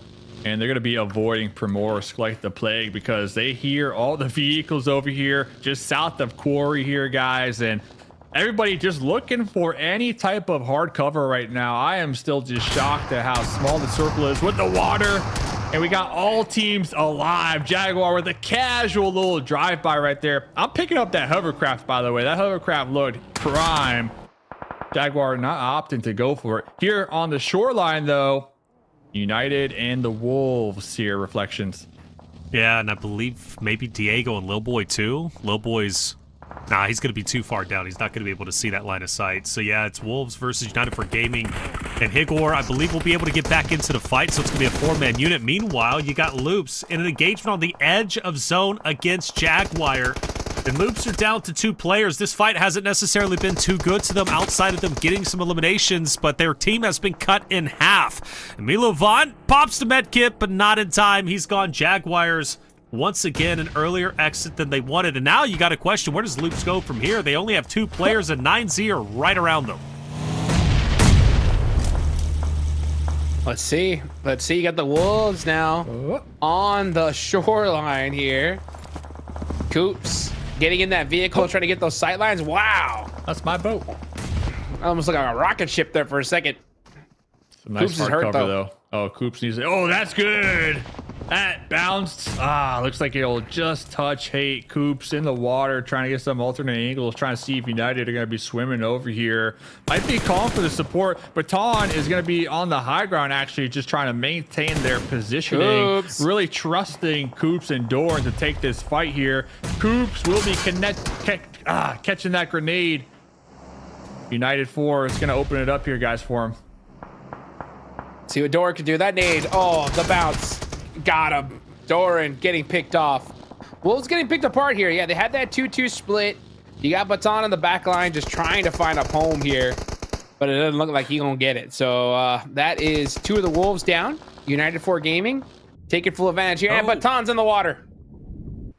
Baton's in the water. Matting up. Baton, stay there for a little bit. United for Gaming looking strong. You know, for me, I think 9Z is going to be a great disruptor team. Still 4 strong, behind every other roster who's fighting inside the current zone. It's going to be a big game for them. I'm not even concerned with Xforce, Team Liquid, and Resilience at the moment. They've been hanging out in those houses since we've been watching them. They're not going anywhere. They're just concerned with what's around them, and that's, well, quite literally everybody else. Loops have managed to find themselves a shack, but they are not safe. They're getting beamed from Influence Rage up ahead, and it's going to be tough for them to break out. Meanwhile, from Wolves, while Higcourt is down, Baton is swimming for the buggy. And really, he's just in damage control, but not for long. They are gone. Wolves with the earliest exit we have seen yet in Grand Finals, Dave. Yeah, walking away with 1 elimination. Just a very challenging position for them to hold down on that shoreline. Not a lot of cover, and United 4, they were grouped up with the grenades. Here comes 9Z, though. Talking about playing grouped up. They're just rolling up here onto IG. They got Milos in the back line playing the Guardian Angel role, making sure that their back is going to be pretty clear and that they don't get wrapped around. But 9Z just steamrolling from one point of interest to the next here, Hot Jukes. And they're going to be claiming this bull for the time being. Strong play. I mean, they saw the Wolves go out, so all those teams on the top got to take full advantage right here. 9Z, especially one of those. They have 73 points. Could make a big catch-up play here if they are able to have some success. Now with 2 eliminations, Loops with 3, but they're down to 2 players. Let's see how 9Z plays this on the edge. You got Maryland right there. You got VIP, intense game. A lot of solo players, stragglers hanging out. When are they going to take that hill here, Taylor? Looks like Milos is finally starting to crest it. Yeah, like I told you, brother, I think 9Z is about to have an explosive game. I'm calling it now. With 12 teams left, I think 9Z's winning this, and they're going to have a high elimination count for sure. This is what they do. They love the Wolfpack on the edge, just punish teams as they move their way in. So they're going to do the same thing most likely to Maryland. Squash needs to be very careful where he's currently at. Meanwhile, for Maryland, they want IG dead. Silence will fall, and therefore IG is gone with 3 eliminations in 12th place. That's going to free up Maryland to now make some moves towards the towards the inner circle when they so desire to do so. But big fan of where 9Z's at. They're going to be on the dead end of zone. Everybody else, I think has to worry about Alpha 7, iNCO, Rules of War on that northern side. That's where things are going to get a little bit wild. But my goodness, do my eyes deceive me, Dave? Do forever. we have movement in the compound finally? I know that those 3 teams have been down there forever since Xforce made that push. But here comes Alpha 7 now up in the north, trying to defend their backside from Royals of War before looking ahead into the play zone. Lots of grenades here. Obscure is going to be knocked out, bleeding on out. And iNCO from the hillside, Hot Jukes here in the action, looking to third party here from the outskirts. They want this fight to end sooner rather than later. There's only 2 minutes left on the clock, so whoever wins this here is going to have this side of the map completely to themselves. iNCO is ready to gatekeep this and fight whoever the victors are of this fight here. But Royals of War know that they don't have very much time left. Alpha 7 in the same boat. That knock on to David is going to be pretty terrible, but iNCO's winning this. All right, guys? Yeah, iNCO, they have this locked down. Oh my gosh. Both these guys are just fighting for eliminations at this point. And they sent McGrellin to kind of get behind also for that like backstab potential. So McGrellin just needs to make sure not to get called out and flushed out. But now here comes Alpha 7. They got sick of waiting. They weren't connecting any of their grenades. Revo going to be sending it across the road here. Erlo, 2 grenades in hand, trying to save his squad mates before they get thirsted. It's just all out mayhem right now, Reflections. The Mayhem third party indeed. like we were predicting. That's it. Alpha 7 are going to be gone in 10th place with 1 elimination. You said iNCO is most likely going to win this. I think they will. We transfer over towards the right-hand side of the zone. Maryland 9Z are fighting viciously. Both teams having 4 players alive. This is a big fight that secures the right of the zone, and the nades are coming in. Look at the spectacle. It is Maryland feeling the effects of the pressure. Remix is moving up. He's very, very close through the smoke. He's ready to be a true detriment to this Maryland roster. And now all they have to focus on is going to be the Shaq. He doubles back. He's going to get the finishes onto 1. Lynn is also going to be down. Gui Boy's pushing up to try and rectify any of the situation, but it's not going to happen. Maryland will fall. 9Z win the fight in sensational fashion. 7 eliminations, Hot Jukes, and all 4 members alive. Crushing it. 9Z making it happen from that off angle right there on the side. Royals of War not getting picked apart. When is iNCO going to start getting active, though? That's the question. 2 eliminations so far. They have the north side. Let's see how they decide to take this next fight, though. Throwing down some smokes. Yeah, kind of going back to that real quick, though. Remix with the heads-up play, throwing the Molotov at the Shack to make sure that that player couldn't pop his head out and support his squad mates who are currently being pinned down. I mean, that was a play right there for me. But Mythic still alive down here. Looks like finally all of these squad mates are going to be forced to take the fight. Xforce still just punching it, still alive. Going to be pushing out with the DBS, little lean peek action. And there goes Team Liquid eliminated. Xforce still going to be alive on their journey here in game number 2. Nice. Xforce lives. It took a long time for that result to finally unfold. But once it did, it's Xforce on top. Now they got to work their way in. So on the northern portion of the map, you've got 1 solo from Royals of War. It's going to be David stuck in between iNCO and 9Z, who I'm calling it again. I think 9Z is about to have a tremendous game. We could be nearing, I think. It's looking good. Probably, honestly, I'm going to say about 15 eliminations for 9Z. I think that's about where they're going to stand, depending on how this ends up working out. iNCO's going to full send it straight into where United for Gaming is currently at. They're going to pump the brakes just a little bit. They did not want to challenge that heavy, I don't assume anyways, but United for Gaming has to deal with them. They cannot allow iNCO to stay where they're currently at. Big nades from iNCO. United 4 Gaming gonna throw some right back in return, just a little bit too short, unfortunately.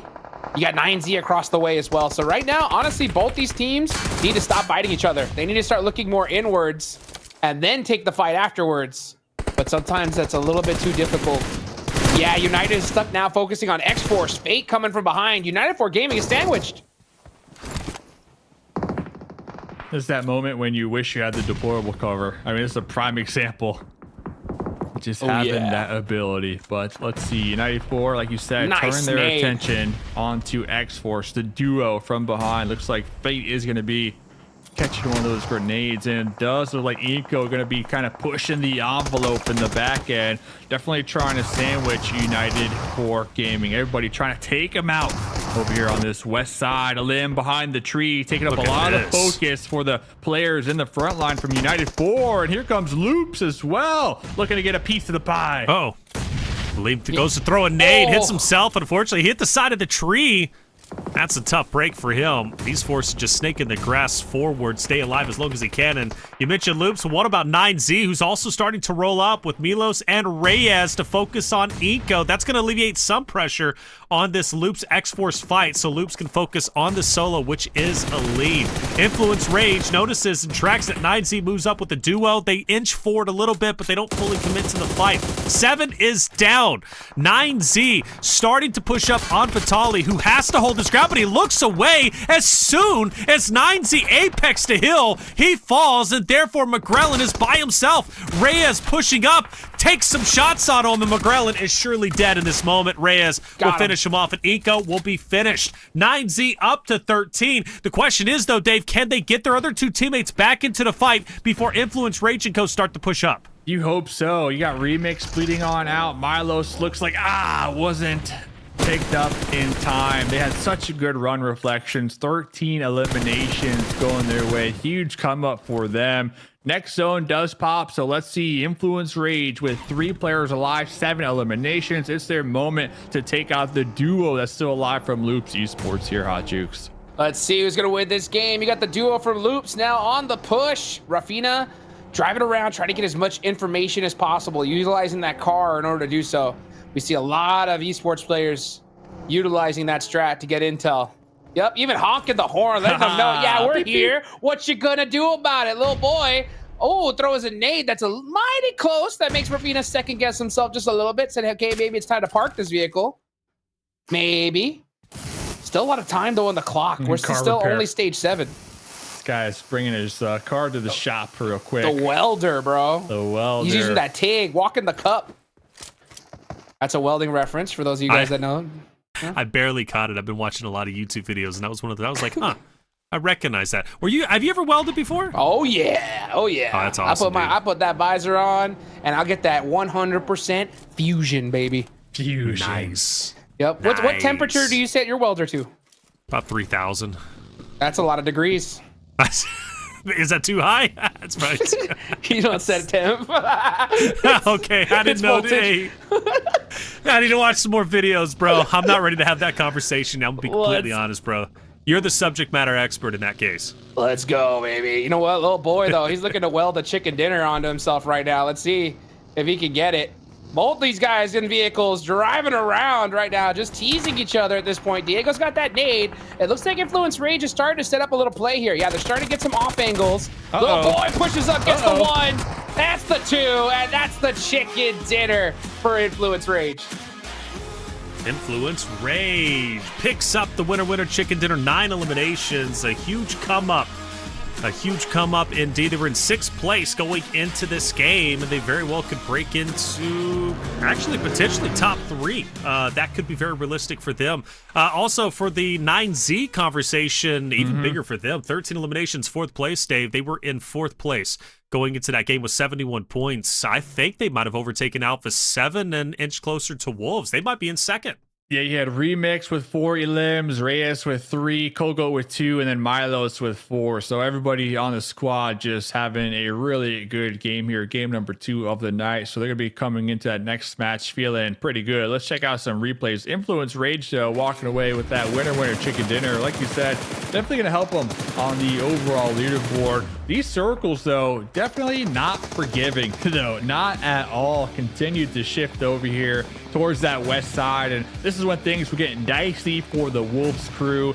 Remember, you had 2 Wolves in the back line on the high ground trying to defend their position. Meanwhile, Hoops in the front line get pushed by the whole squad of United 4 Gaming, and those grenades in that shoreline just flushing them out right there. So Maryland Esports, though, another team that has been on the ball here this last weekend, getting taken out pretty early, but not before walking away with 5 elims, Hot Jukes. Yes, sir, indeed, man. Great game overall from so many of the teams at the top of the leaderboards there. I mean, for 9Z to pop off with 13 right here, right now, that was clutch. But Influence Rage won the game. 9 eliminations. We've been waiting. We've been waiting for Influence Rage to start popping off. Maybe this is that start right here, guys. I mean, there's only a few games left to go today. If they get another chicken dinner, we could see them at the top for sure.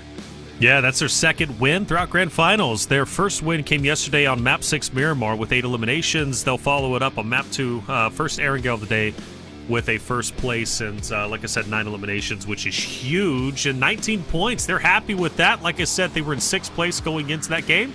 They're surely going to be top 3 or at least close to it, you'd have to assume. But 9Z, the big takeaway, 17 points. They were already in 4th place. We're just 6 points behind that of Maryland, who finished off a little bit earlier than they wanted to. And Alpha 7 was finished off with just 1 elimination. So yeah, 2nd place for 9Z for sure going to happen. But Xforce, I don't know. Is this their day, Dave? I mean, I said it in game 1, right? 3 eliminations. Rondo definitely not healthy, but here it is. Another podium finish. That's 2 for the 2 games we've seen today. This time around, they get 10 points. Yeah, I think it goes back, though. They could have had a lot more success. It just goes back to what Jukes was talking about. It's just knowing when to take the fight and not to take the fight. And they had 2 hovercrafts. I was really rooting for Xforce, and they just rolled up, popped out, and tried to take the fight with Resilience Esports. And little did they know, there was like 4 other teams in the area, right, Hot Jukes? And that was the moment that they wanted to kind of stay on the ball when it comes to finding a spot to call home. And don't forget, they dropped Primorsk, so they had pretty much a lot of time to work with and pretty much have prime pickings on those final end zones. So spending a little too much time on that early game fight here, Hot Jukes. Yeah, I mean, you got to avoid the fight in general. I mean, if you're in an early game circle, especially with a hard shift and a tough circle to go into, if you fight, you're going to get third party 99% of the time. And that's exactly what happened to Xforce. So you got to have that heads up. I mean, we saw Alpha 7. They had a really dominant position. iNCO was getting mighty close. And even they avoided the engagement because they knew, like, hey, I mean, we can fight a team all day long in a straight up fight, but going against 2-3 squads, no matter how good you are, that makes things mighty tough here, Taylor. Mighty tough, but making things a little bit easier for the roster is Remix from 9Z. Instrumental in the success for the second game of the day. 4th place, 13 elims, and it's because of Remix right there. 725 damage, 4 eliminations. He's second time, I believe, at least to my knowledge, getting match MVP throughout our grand finals. 9Z's doing a lot right, and they are a roster that is looking to shake things up for sure. Obviously, coming into this tournament, Wolves was a front runner we were looking out for. Loops also, we were looking at Alpha 7 naturally, right? But 9Z is a roster that we expected to be strong. But I got to admit, boys, to be this strong is very, very impressive. Exciting times for sure. 9Z most likely in the top 2. A great game, too. That's 1 Erangel out of the way. We have 2 more Erangels to get through. It's an exciting day. 2 more Erangels. What is at risk? What is at stake? Well, like I said, those points starting to get dangerously close. You want a head start lead going into the final day to put you that much closer to Smash Point. Who's going to get it? We'll find out after the break.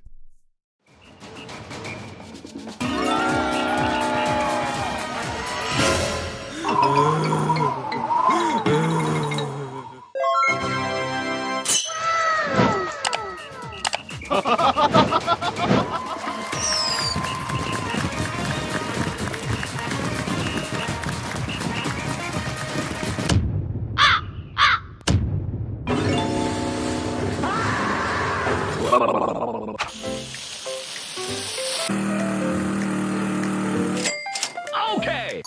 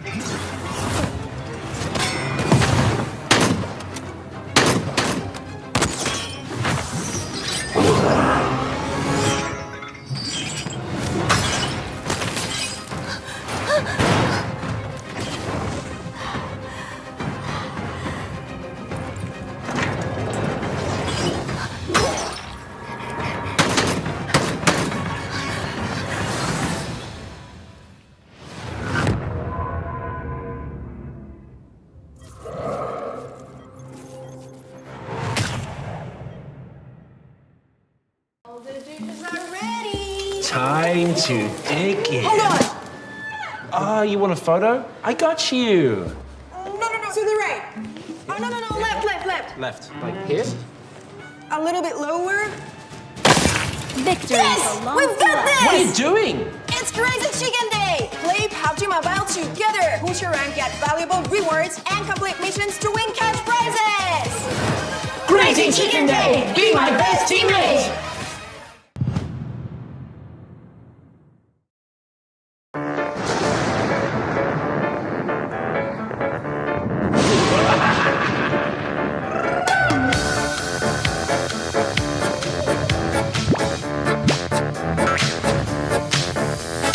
World unknown, who will rise or fall? I raise my shield to stay alive, but the hurt still rain down from the sky. Now I got a tattered soul, but still I fight.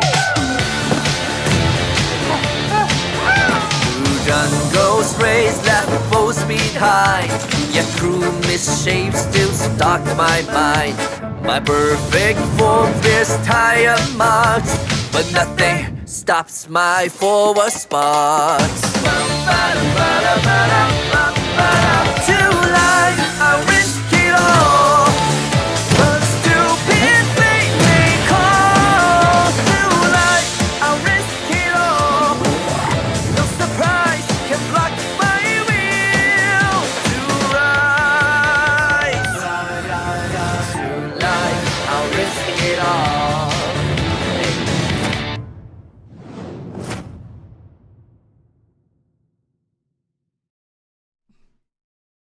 Welcome back, everyone, to day 2 for the grand finals of PMSL America's fall season. I'm Taylor Reflections, double joined by Hot Jukes and Mustache Dave. 2 games down, 4 more to go. Another Erangel about to be underway. And exciting times, especially for our overall standings, because I have to assume 9Z's in second, and they in fact are, leading over Maryland in 3rd place. So 9Z, I don't know, is this, what are you thinking, Hot Jukes? 9Z second place, was this the result we were expecting? I mean, considering the circle and where they were positioned, we knew they were going to put up some serious points. And that's what this game's all about, right? Whenever you get a good, solid position like that, you got to capitalize on it, right? You can't just end it with a 2nd place, 3 eliminations. No, you got to go crazy. And that's exactly what 9Z did. So for them to put up so many eliminations, it's a great performance for them. There's still plenty of games left to go. It's when you get that opportunity, you got to go crazy. And in those games where you get those really tough shifts and you can't seem to find your footing, you still got to put some points up no matter what. Now, unfortunately for Wolves here, Taylor, right? Yeah. This is the first game we see them not podium, right? They only get 1. Well, actually not the first game, but with 1 point, that is pretty rough compared to their previous performances. So hopefully it's only just a flash in the pan, though. Yeah, it's their first game. I mean, quite literally their first game, they placed outside of the points, right? Only picking up 1 elimination, not getting any placement points. We'll give them the benefit of the doubt. Hopefully this isn't a trend, but it's 1 game out of the 8 that we have seen on stream. So I think they're going to be just fine. For Maryland, though, a bit of a slower day for them, Dave.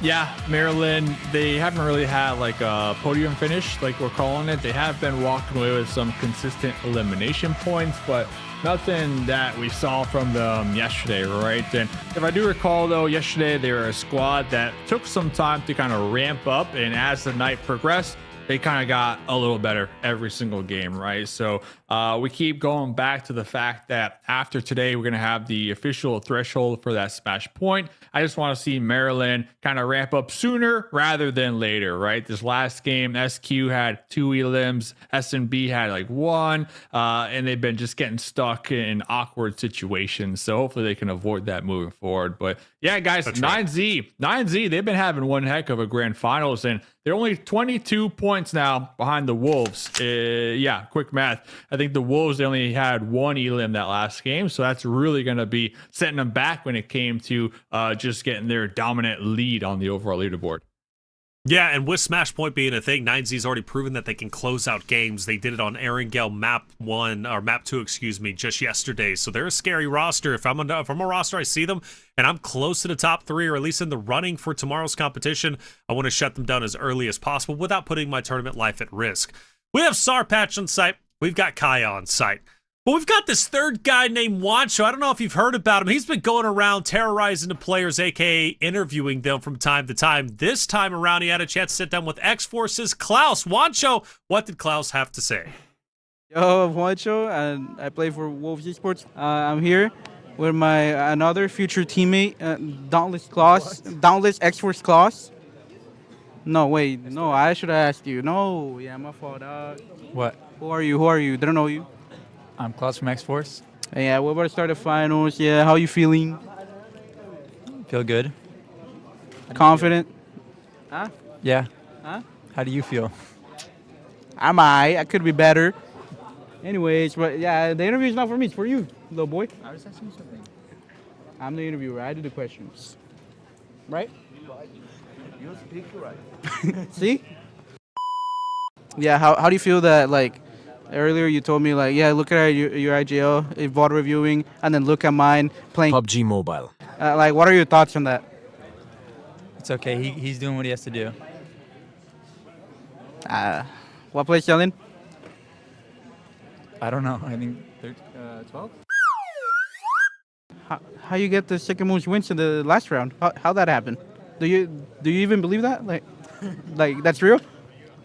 Yeah, that's real. Like, how you feel after that? Like, are you like, oh yeah, we're the best? Like, nobody can compete. Yeah, can you wait until I give you the mic, please? You answer. Thank you. No, because we had 7th placement in 15 games, so we need to be more consistent.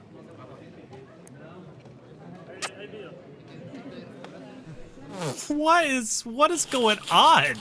Watch, you're out of control. The meme lord, bro. I couldn't tell if we're interviewing Klaus or Lil Boy at a certain point because he said Lil Boy. That's an actual player. Hotchicks, you got to get that man in check. He lives close to you, man. You need to go have a talk with him when he gets back from Sao Paulo. I got to give him some, little interview coaching. You know what I'm saying? But it's okay. You know what I'm saying? Juancho, the man, the myth, the legend. Shocked to not see him playing right now. I mean, that dude needs to be on a roster. I'll tell you that right now because he's an absolute insane player. You know, it was good to hear from Klaus, always giving the very what do you call it? Media trained answers. I guess that's the right way to put it, right? Well, he had Wancho's hand on him the whole time, like on the show. Wancho's literally holding on to the shoulder of Klaus. I don't know if that was a threatening thing, Dave, or what that was. But dude, Wancho. Yeah, there's we one love theme him. though. Every single interview with Wancho, there's one theme, and that's him looking for that squad that he's gonna get picked up on next, man. I'm just saying, he's like, hey, future teammate, how's it going? That's how you get that synergy. He's putting you know it in their mind. He's planting the seed. He's putting it in their mind so that way next season. I won't be surprised next season we see Wancho on Xforce. Just saying. I don't know. Should he continue to play Hot Chooks, or has he got a talent future? Oh yeah, I think he's got a talent future, man. I mean, he's got in which both. regard?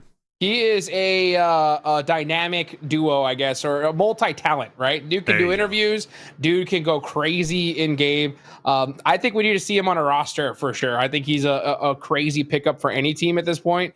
So for him to be picked up by Xforce or anybody else, they're going to be very, very benefiting to have a beneficial, benefiting, whatever. Season. That's right. Yo, hold up. Yeah, How's Team another Liquid region. back in the conversation? Another region. All right. Well, Wancho is that guy. He's multi-talented, as Hot Chooks likes to say, man. And it definitely is. Wancho, nice to see him out there. Hope we get more interviews from him. Xforce, I don't know. Is Klaus normally that quiet, or do you think Xforce is feeling the pressure?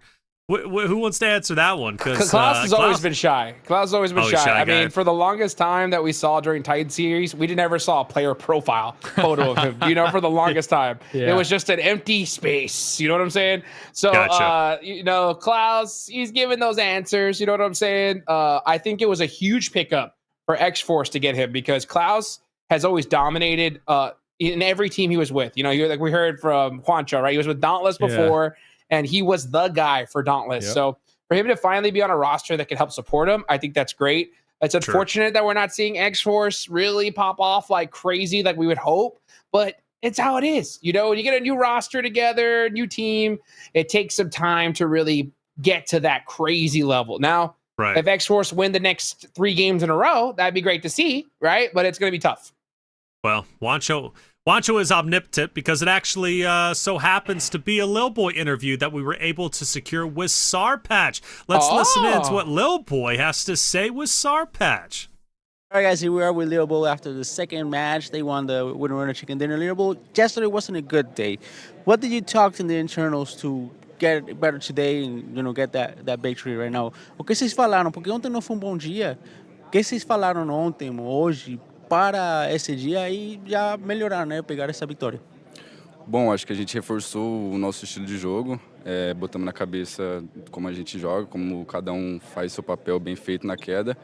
E não teve muita mudança não, acho que foi mais jogar o clima para cima mesmo e lembrar de quem a gente somos, de quem a gente é e jogar o jogo, que nós joga todo dia aí. The thing was like for us to remember what our game is and play what we play to like get a better environment inside of the team and just go ahead and play. Bro, thank you very much. All right, Lil Boy, heard him on the screen. By the way, silky smooth voice, Wancho. Man, if Lil Boy wants to do some interviews, obviously I wouldn't understand them, but if he wants to do some interviews, man, I'm all for it. I'm all for it, baby. 6 eliminations. This guy has been tearing it up the competition, and it's a staple when it comes to the Americas region, Hot Chooks. Oh yeah. Lil Boy, a legend in the game. 198 damage, 6 eliminations. That's wild. Crazy to see that conversion rate. But the dude is a legend for sure. It's good that we're seeing Influence Rage get their chicken dinner today. They're one of the teams I think that has a ridiculously high expectations because, we saw what they were able to do during the league stage. They are such a mainstay team. So, they're kind of like, in my head, a little bit of that Alpha 7-esque, right? When they do good, we're like, what's going on with them, right? Why aren't they doing great as usual? You know what I'm saying? Right. So it's like the critical is of their good gameplay because they're never really bad, right? That's fair. That's fair for Influence Rage.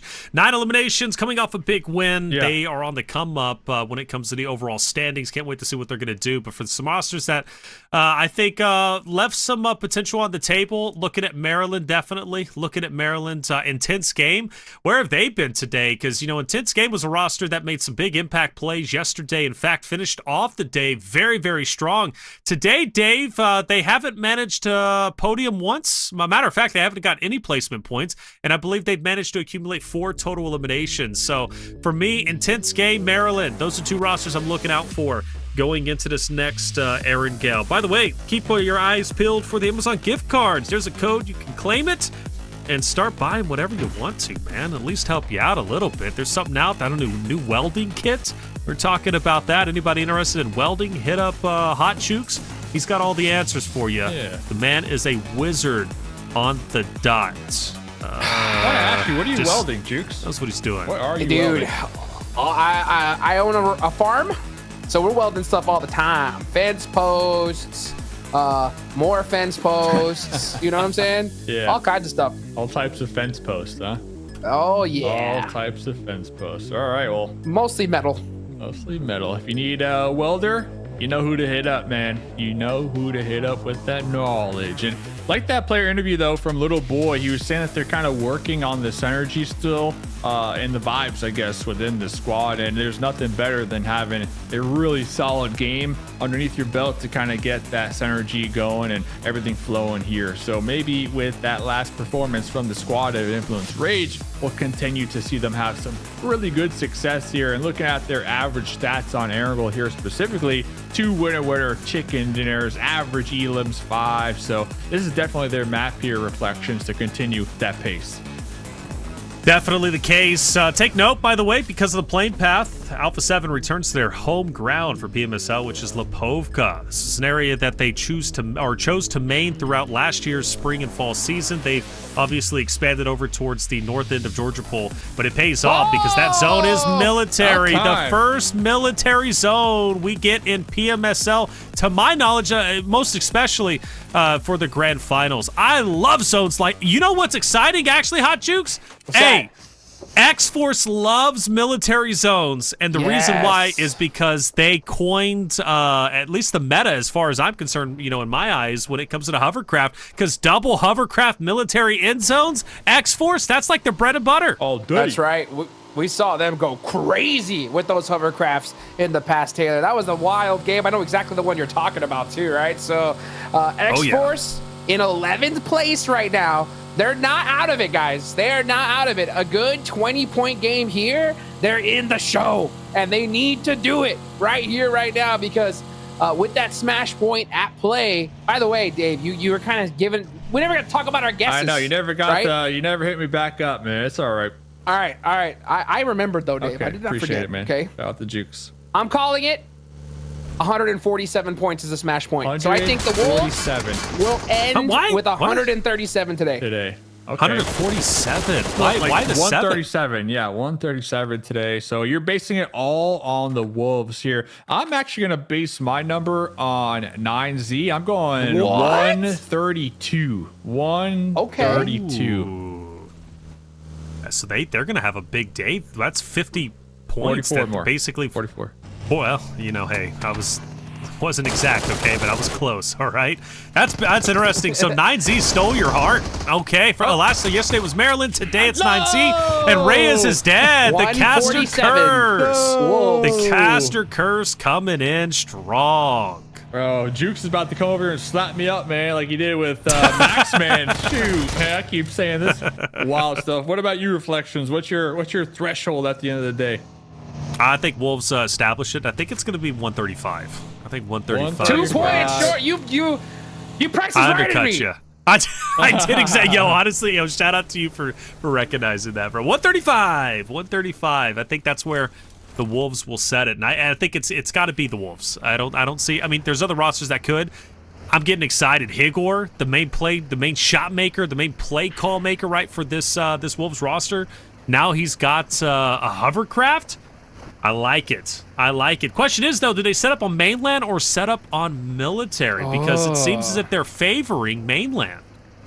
Yeah, they sent not a bad Coops idea. across the water, though. They already sent Coops to kind of do some scouting over there on the shoreline of military. It does look like they're going to come over here and pick up the boys in the hovercraft here. Jukes, real quick, is it 137 at the end of today, and tomorrow is 147 to win the tournament? Yes, okay, that's correct. 137. Got you. Oh, so we all kind of agree then, for the most part, in the 130s. Very close. In the 130s. Yeah, we're very close. Very close. Very close. What do you think? The collective mind is typically smarter than the ones on the desk.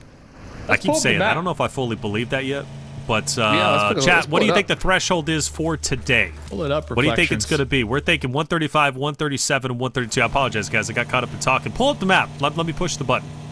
Push the button. Push the button. What are you waiting for? There you go. What are you waiting for? Okay, so slow off the draw. 9Z, still a little worried about 9Z, especially with Team Liquid in the area. Team Liquid, my opinion, guys, playing with nothing to lose at this point, so it's all up from here, right? So Team Liquid, if they see any potential fight, especially early on, they should just take that fight. But coming over here to this bridge, we know Zalman's up there on the high ground. He's always high. Hopefully he doesn't fall off. But the thing is with VIP is that they are just lacking in just the timing, man. The timing. They had such a huge opportunity to finally pull off of a bridge camp, and they're not all prepared for it, guys. And it hurts. It hurts. So let's see. Straight on Nepal. Wolf going to be jumping down with the SK-12. Pow! Taking one of the members of VIP down. That's going to be Batman. Batman down. Straight out of Nepal. Wolves? Starting to close that buy script. Pushing up. You mentioned Wolves, though. That's Jaguar as well as Doran. Coops. Yo, Wolves could walk away from this fight with like 8 eliminations. They want him. They want him. Oh, what? Gatsby could smell that nade. How about that one? What is going on? Gatsby eating nades. How about that one? He's sticking it. He's still my up. Gosh. Well, they lost Wolf, though. Damn, they team lost player Wolf. Mind right you, there. Alpha 7 is also potentially going across this bridge. Jaguar's coming up behind him. It is a party on the Eastern Bridge. And we're looking at Wolves, straight out of Nepal, VIP, Alpha 7, Jaguar, maybe Resilience if they hear this gunfire taking place, if they don't choose to cross the water. Nutty situation for sure. I think Wolves have the best spot because they are on military. They're all together. Now, the teams on bridge, though, like Alpha 7, for example, straight out of Nepal, I don't know. Yet to be seen how their crossing is going to end up unfolding, brother. It's going to be tough, especially if Jaguar gets up behind A7. This is going to be a wild ride. Wild ride indeed. Look at that Alpha 7 pushing through the bridge now. Guazal leaving the charge. You got Carrillo in the back of the vehicle, ready to go at a moment's notice. This is still stage 1, guys. It is so early on. Yeah, I think Alpha 7 do the right thing here. They just chill, wait, kind of let time decide where this zone's going to go.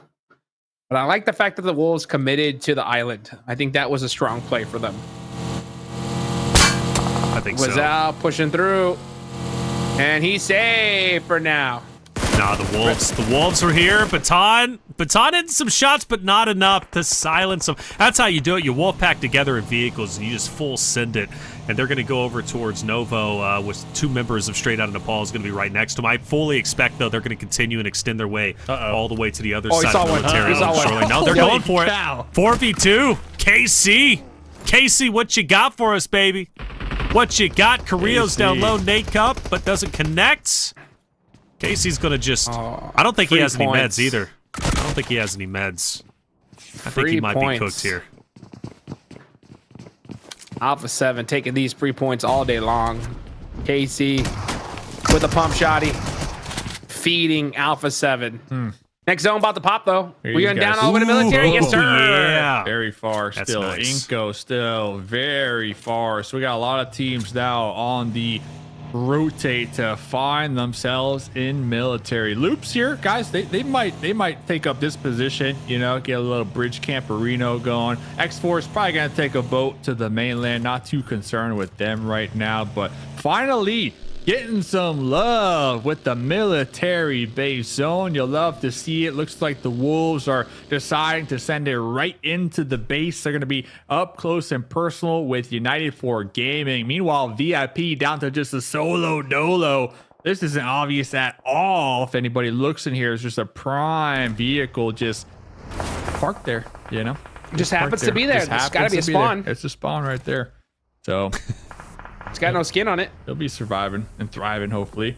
I like that they're parking the hovercraft in the hangar, because you know what? Late game, it's going to be chaotic, and next thing you know, out of nowhere, guys, a hovercraft just going to bust through the hangar and start running people down. So that's a huge heads-up play right there. And they got 2 hangars, too, that they're trying to occupy right now. Yeah, they're in a great spot, dude. This is awesome. Wolves, very, very solid. Like in United for Gaming, how they're set up. Yeah, these teams taking early priority. Center zone is going to be huge, especially for late in. I do predict we might have a battle for the shoreline, though. Alpha 7 versus Team Liquid. I think that might be happening relatively soon. Jaguar's moving in, but Jaguar, I don't know about Jaguar that. needs to get out of there. Yeah, I don't know they got to about pick that, a new dude. area. I don't know about that, dude. Yeah, they need to go somewhere else. And that's exactly what they're doing. I can't blame them. Climb the mountain, Jaguar. That's what y'all guys are good at, right? Jaguars climb. Yeah, trees, right? Yep. They do climb trees. They live in the rainforest. Do they? Pretty sure. I've Well- seen one before. How? Up close? What, at a zoo? The rainforest. You've never been to the rainforest? When have you been to the rainforest? Yo, Jukes, he knows how to weld. I know how to hike through a rainforest, all right? We all got He our sure special does. talents. That's right. Well, Watch out for them speaking of snakes. which, what are you proficient in, Hot Jukes? MIG, TIG, stick, flux cord? All of them. All of them. Ain't no way. I just listed all those from a Google search, and you're telling me you know how to do all of them? I will walk the cup. I will bust out a stick if I got to, whatever it takes. I'll do aluminum from like 15 degrees underneath laying down. We'll make it happen. Dang. Respect. I could That is weld 2 aluminum much cans respect. together. Really? He'll No. show us on the desk. But some can. What would be the purpose?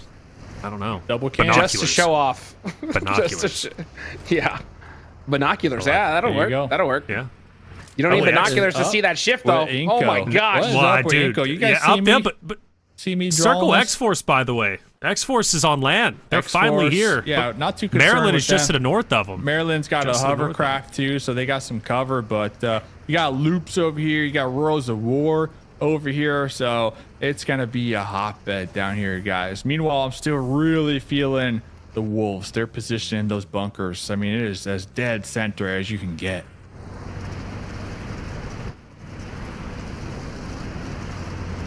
Whew, look at X-Force on this rotation. Outside the zone. Oh, 9Z eliminated. tough. What happened to 9Z?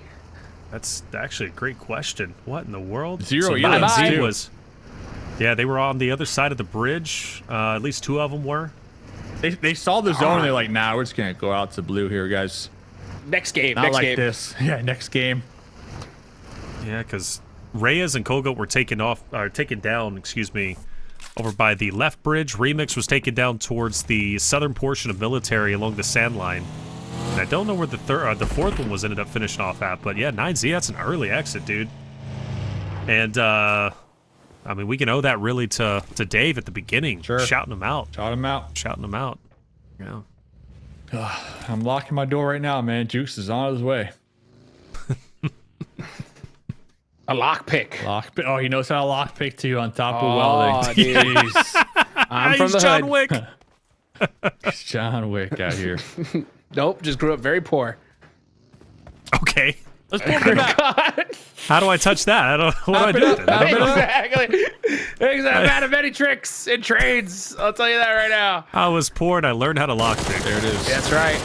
All right. But not Team as good as that Liquid. lawyer. So Team Liquid. Team Liquid, they need to group up. I think Mythic over here, he was kind of trying to look for that next position, but now his squad mates are calling that they see a couple stragglers out here in the distance. So I totally understand why Team Liquid will want to focus on this here, guys, because if a team was to get right behind them or wrap behind them, that would be the ultimate backstab. So Mythic's still a little skeptical, in my opinion. I don't know what homie's doing over here. I don't know why he's there. Because you're going to have so many stragglers. I mean, we still got iNCO, by the way. iNCO need to make their move. IG need to make their move. So I'm looking at Team Liquid. They're going to need all the support down here, in my opinion, to defend.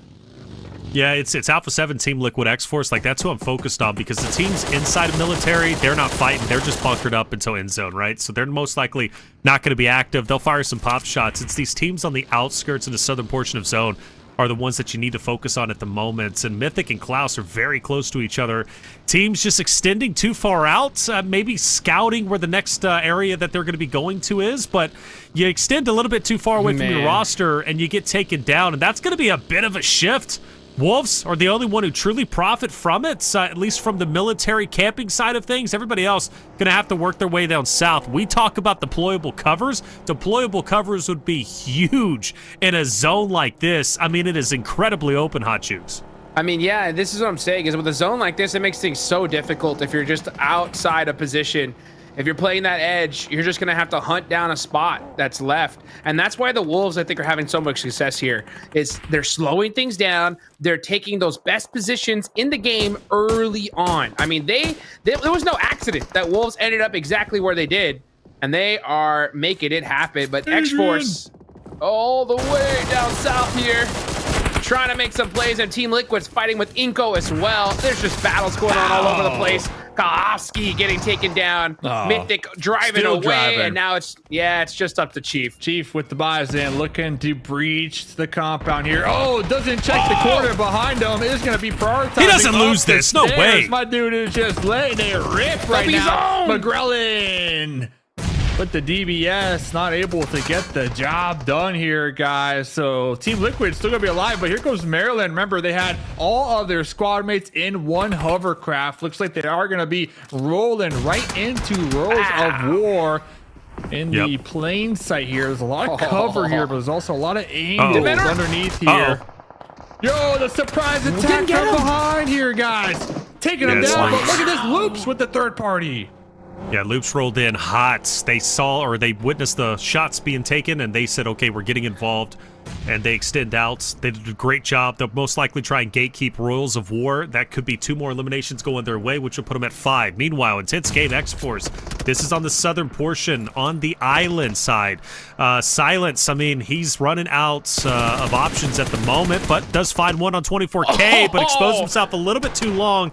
Taken down by Klaus, person we interviewed just a little bit earlier with Wancho. IG fully gone. That opens up and frees up some space for Xforce on this outer edge of the zone. They've got Alpha 7 who's going to be able to peek over at them, but for the meantime, Xforce can recover from that fight against Intense Game and think about where they're going next. But it's not going to be an easy rotate. Everywhere they go, Carrillo as well as the others from Alpha 7 are going to have free line of sight on the rotation from Xforce. They could be in trouble soon. That's one player you do not want staring at you. Gear 5, Carrillo, rocking the white hair. staring at you while you're trying to rotate to safety. That's going to make things mighty difficult. Nice little suppressive shots, though. They know exactly where he is. Putting some shots just to let Carrillo know, hey, you can't just stand out in the open here. But both these teams have a lot of time on their hands. They're both in the next zone, so I think right now it's just that planning phase, finding out where you're going to go if that zone hard shifts. And I got a feeling, boys, this one is yoinking to the north side. Got a feeling. Let's see. He's got that white hair from all the stress from these circles, man. Holy cow. That's true. Some stressful zones here. And yeah, if it does yoink to the north side, the Wolves still going to be feeling really good with their early call here. My only concern is that they're going to have to defend their 2 separate bunkers, but they do have sight lines on each other. So if one of them was to get crashed in on, they can easily take those shots. But it does look like the next circle does pop, and a duo is going to be in the play zone. Alpha 7, though, big chilling all damn day down there in the south. Yeah. They just need to make sure to flush out Xforce, and then they'll have the whole southern part to themselves here, guys. But look at this. In the smokes, Resilience Esports on the Jaguar here, Reflections, and they are out of here. They're out of there, but Jaguar stays up. VIP. You've got VIP Animal. That's not going to be the solo. Off in the distance and putting in work. That's going to be a nice nade. Potro will fall. Two more players, from Jaguar will remain. Wolves with the 2-2 split will join with the other duo over in the other bunker. Coops will fall momentarily, but with the hovercraft, they're going to be able to easily get them back into play. So they are in a prime spot to hold off for the next zone and hold off these teams, United for Gaming and Jaguar, who are still a bit engaged over on the northern side of things. But you're right, for Alpha 7, they are big chilling where they're at. So I think for Wolves, Alpha 7, the 2 teams that profit the most off of this new zone, and Wolves are getting active. United for Gaming starting to roll up. The shots are fired. Doran will drop Alazian. Joko will also fall to Loops. Hate down from Diego. United for Gaming could not have had a worse rotation into zone because quite literally everybody is focused on where they are moving to. It's all up to Powerzada. Just going to survive for a little bit longer. If you're Powerzada at this point, just turtle up. Yeah. Let him be your bodyguard, right? Wolves aren't trying to push out unless you annoy them, and that's exactly what you did. Igor with the nade. Oh, never mind. Yeah, Vitin shuts that down. So that leaves this side completely up to the Wolves. Oh, Mythic on the push. Gets the knock on a Klaus. Gets the thirst as well. And Team Liquid gonna hold the shack for just a little while longer. Only down 8 elims going their way, so there's still going to be a couple members of Xforce still alive, trying to pepper them down range. Xforce with 3 eliminations here this game, but they're going to get caught outside of the play zone here. Now Ayala with the AUG getting this last ditch loot here before being forced to pull into the next play zone. Looks like their squad mate Koski does get them a nice little spot right there on the roadside here. So we're coming down to the wire here, fellas. 7 teams remain. Loops looking pretty scary up there in the north, as long as they're not backstabbed by Diego. Exposed, though. Yeah, they're exposed. They got to worry about Diego, but the fact is they got the high ground in the foothills over here and a 4-man unit. I think they got a lot going for them. That's true, because you have a lot of solos who are starting to inch closer and closer to them, who've separated themselves from the rosters of Fate, being one of them. Team Liquid. Jaguar also starting to fall. I think that's Wolves now starting to fight them, and it is in fact going to be them. Carlin got last one up for Team Jaguar, who've had a decent game, 6 eliminations. That's one of the highest games we've seen from them in quite some time. Now, Carl got on the hilltop, has a lot more power than you would expect, though. Especially if these nades can roll down properly. Coops needs to get up there, and he will. Carlin God will push him back down, refusing to relinquish the high ground. He's got it. He's got the power position. Once again, Coops pushes up, making another attempt. The nade on the ground, it doesn't connect, and Carlin God's time should be short-lived, and it will be. Jaguar are out of there. Wolves on top, 6 eliminations, 4 players alive. They refuse to relinquish the first place spot. They want to set the threshold. Working so well together, just pushing up little by little as a unit. They have the whole north side to themselves. Diego is out in Narnia right now over in that spot where he is completely stuck. And you can just see, yeah, these are the 2 teams you really got to worry about. But Loops, they still have a 4-man team if they're able to pick up Rado Boy here.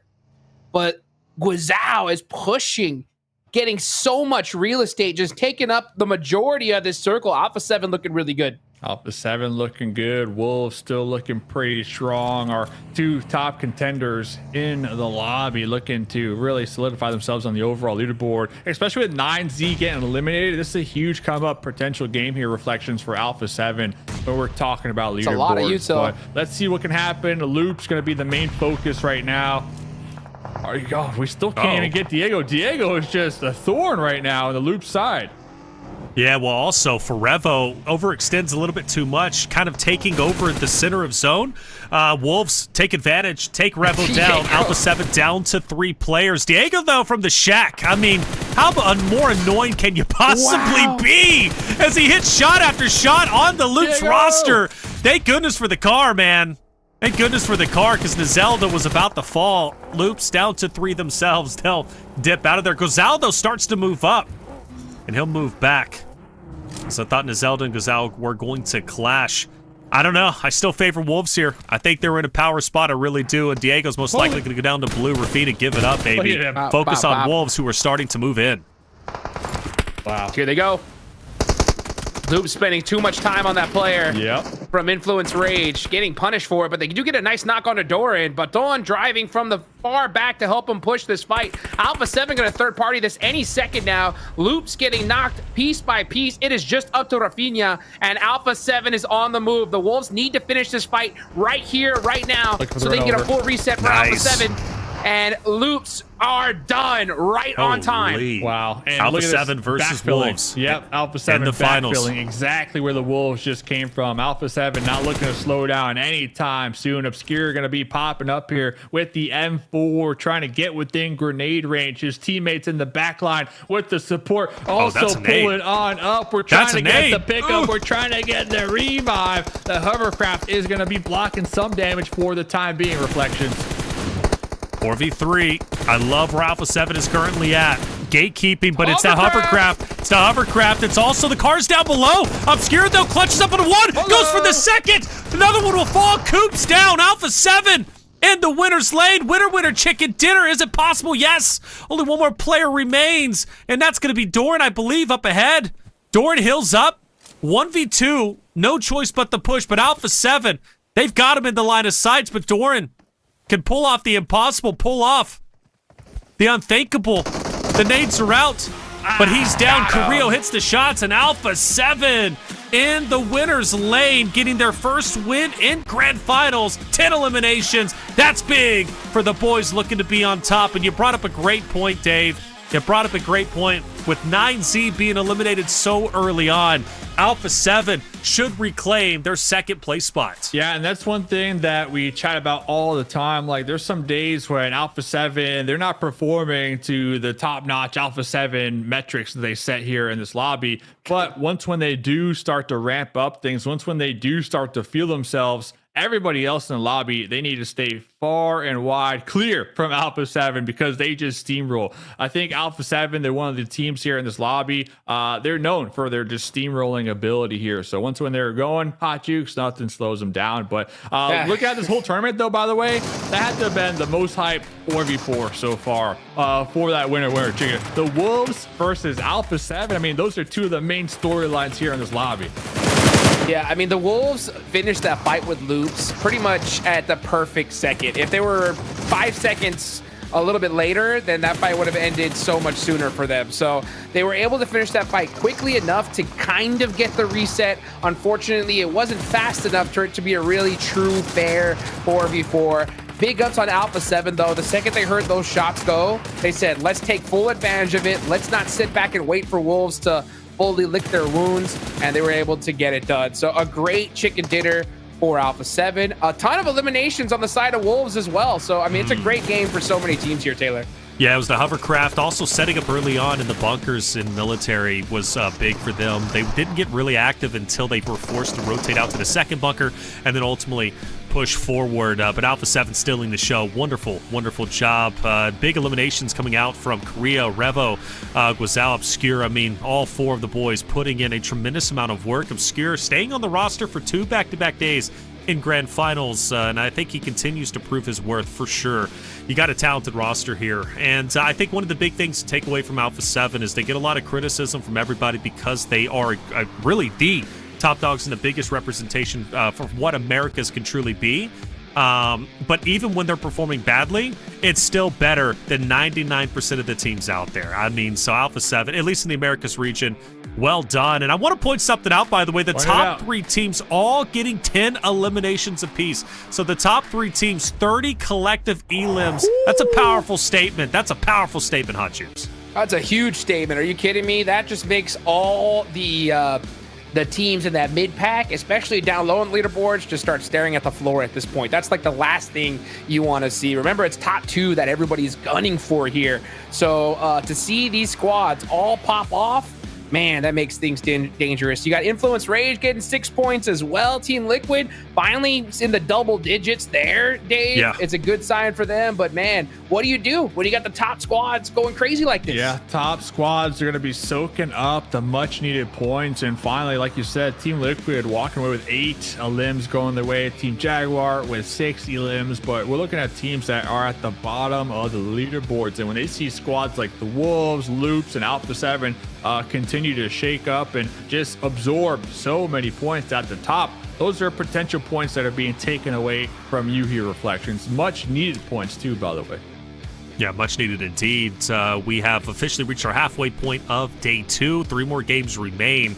But, you know, I love the way Hot Juice set it up. It was like, you know, there's 3 games today, but you have to look at tomorrow that there's only going to be 2 games played. So are you in a solid enough spot now to challenge the top 2 that move forward to PMGC? If you're not, you got to truly wake up and go above and beyond in the next 3 games, the Erangel and the 2 Miramars. As far as MVP goes, it's going to be Vinton from Loops Esports. Still in the show. Loops Esports get 10 elimination. Vinton alone was able to pick up 6 of those with 630 damage. Loops needed this game. You go back to yesterday, Dave. One thing we brought up was like Loops, because of the start ahead points, because of their ability to, you know, have a strong performance, and I believe only one of their games yesterday that was an Erangel map 3 with 11 total eliminations. They were able to bank on that and stay within the top 8, but they were relatively quiet, right, in the other 5 games. So I'm hoping now game 3, they don't make the same mistake they did yesterday and fall short over the next 3. Yeah, Loops, they came into this tournament, the grand finals, with 23 total starting points, right? So they did have that little cushion to kind of help them just in case they did have a bad game here at Jukes, but I think it's only like one throwaway game you can really afford with such a short grand finals tournament. So Loops showing up once again, 3rd place, 10 elims, right back on track. Beautiful. Beautiful, beautiful, beautiful. Hey, it's been a good day. 3 games down, 1 more Erangel to go along with 2 Miramars.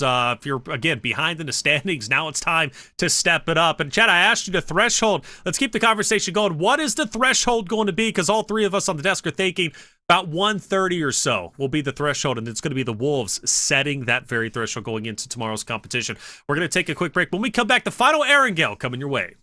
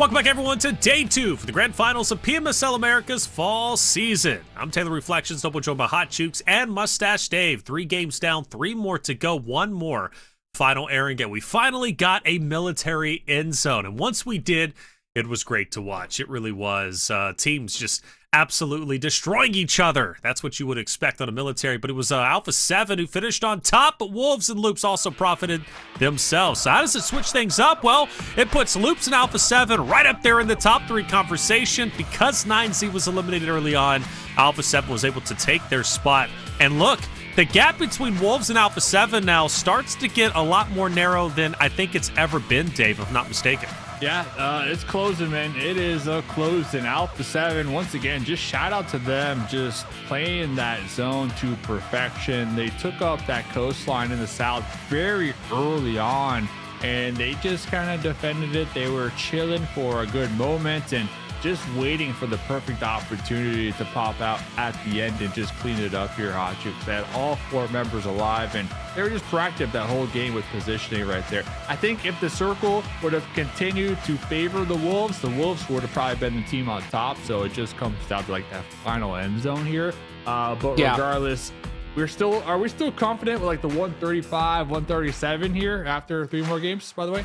It's going to be even higher than that, I think. I think I wins is at the highest number. You know what I'm saying? If we're doing prices right rules. Okay. That's so fair. We'll take that to the bank, but we never know, right? We never know with these next few matches coming up because, you know, with where we're standing on the leaderboards, I mean, it's literally do or die for a lot of these squads. For 14th on down to 16th, I think that's nail in the coffin for these guys for sure when it comes to trying to getting top 2. But for 13th on up, if they want to have any shot, I mean, you got to start winning games right now. I think if you don't win the next game, if you're Intense Game, Team Liquid, any of these guys, it's going to be too tough to pass up with how these top teams are playing. What do you think, Taylor? Realistically, from 13th on up, I would say United for Gaming, Royals of War. Those would be the 2 rosters I think could elevate themselves up only based off of their performance from yesterday. But you're right, time is running short. You have 1 more Erangel, then 2 Miramars. Teams do come alive, especially on Miramars. There are certain teams that just love that map specifically.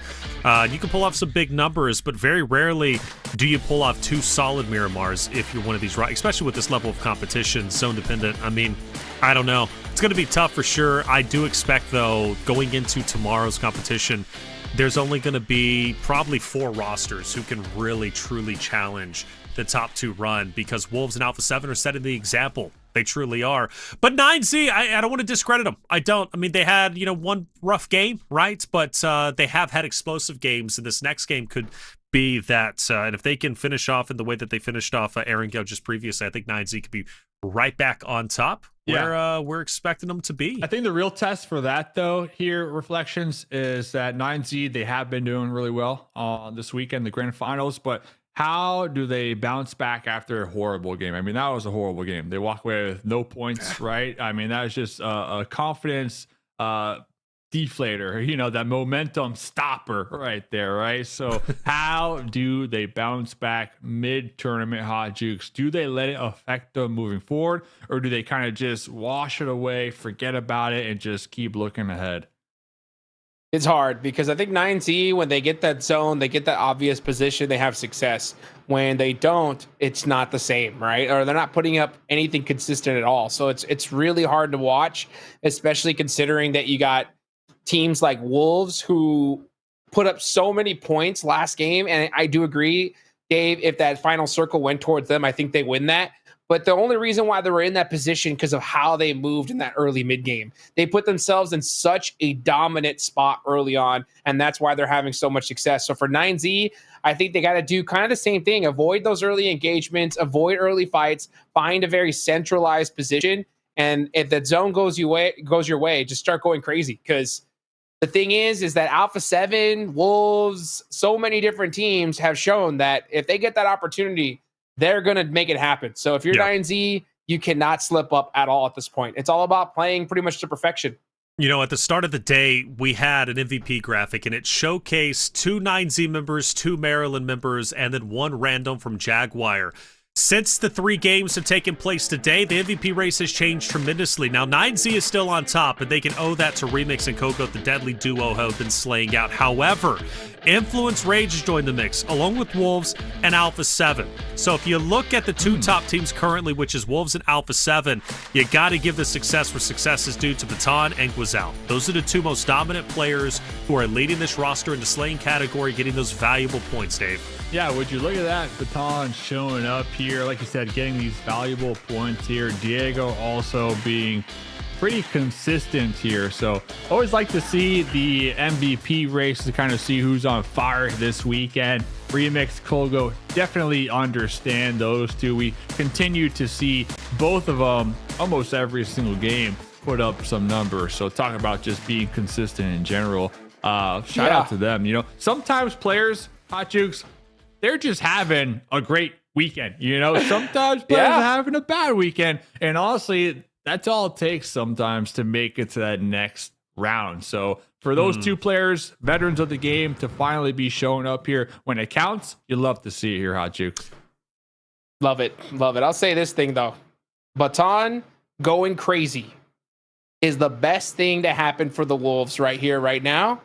And the worst thing to happen for Juancho, dude. Poor guy. He gonna be sitting. He gonna be sitting, dude. When you got Baton popping off like this in the finals. Dude, we asked, is like Baton was filling in, and we're like, wow, Baton's actually playing, you know, a solid player. You know, it's like, okay, we're talking about the bench versus the actual players, but Baton has proven himself on this roster without a doubt. I mean, especially now slaying as well as he has. Juancho, I could see why he's fishing for other teams. Okay, at this point in time, you know, during his interviews, if he doesn't have it in, you know, at least in a talent perspective, which we'll always accept them, right? But he wants to be on a different roster at this point because he realizes Baton is here to stay. But let's talk Guizao joining this Alpha 7 roster after they fall very short at PMWC. Hot Jukes, Guizao clearly bringing the slaying power, which is impressive during grand finals. You know, we constantly highlight Revo, and Revo is a star in his own right. But what is Guizao to this Alpha 7 roster, and what does he bring to the table?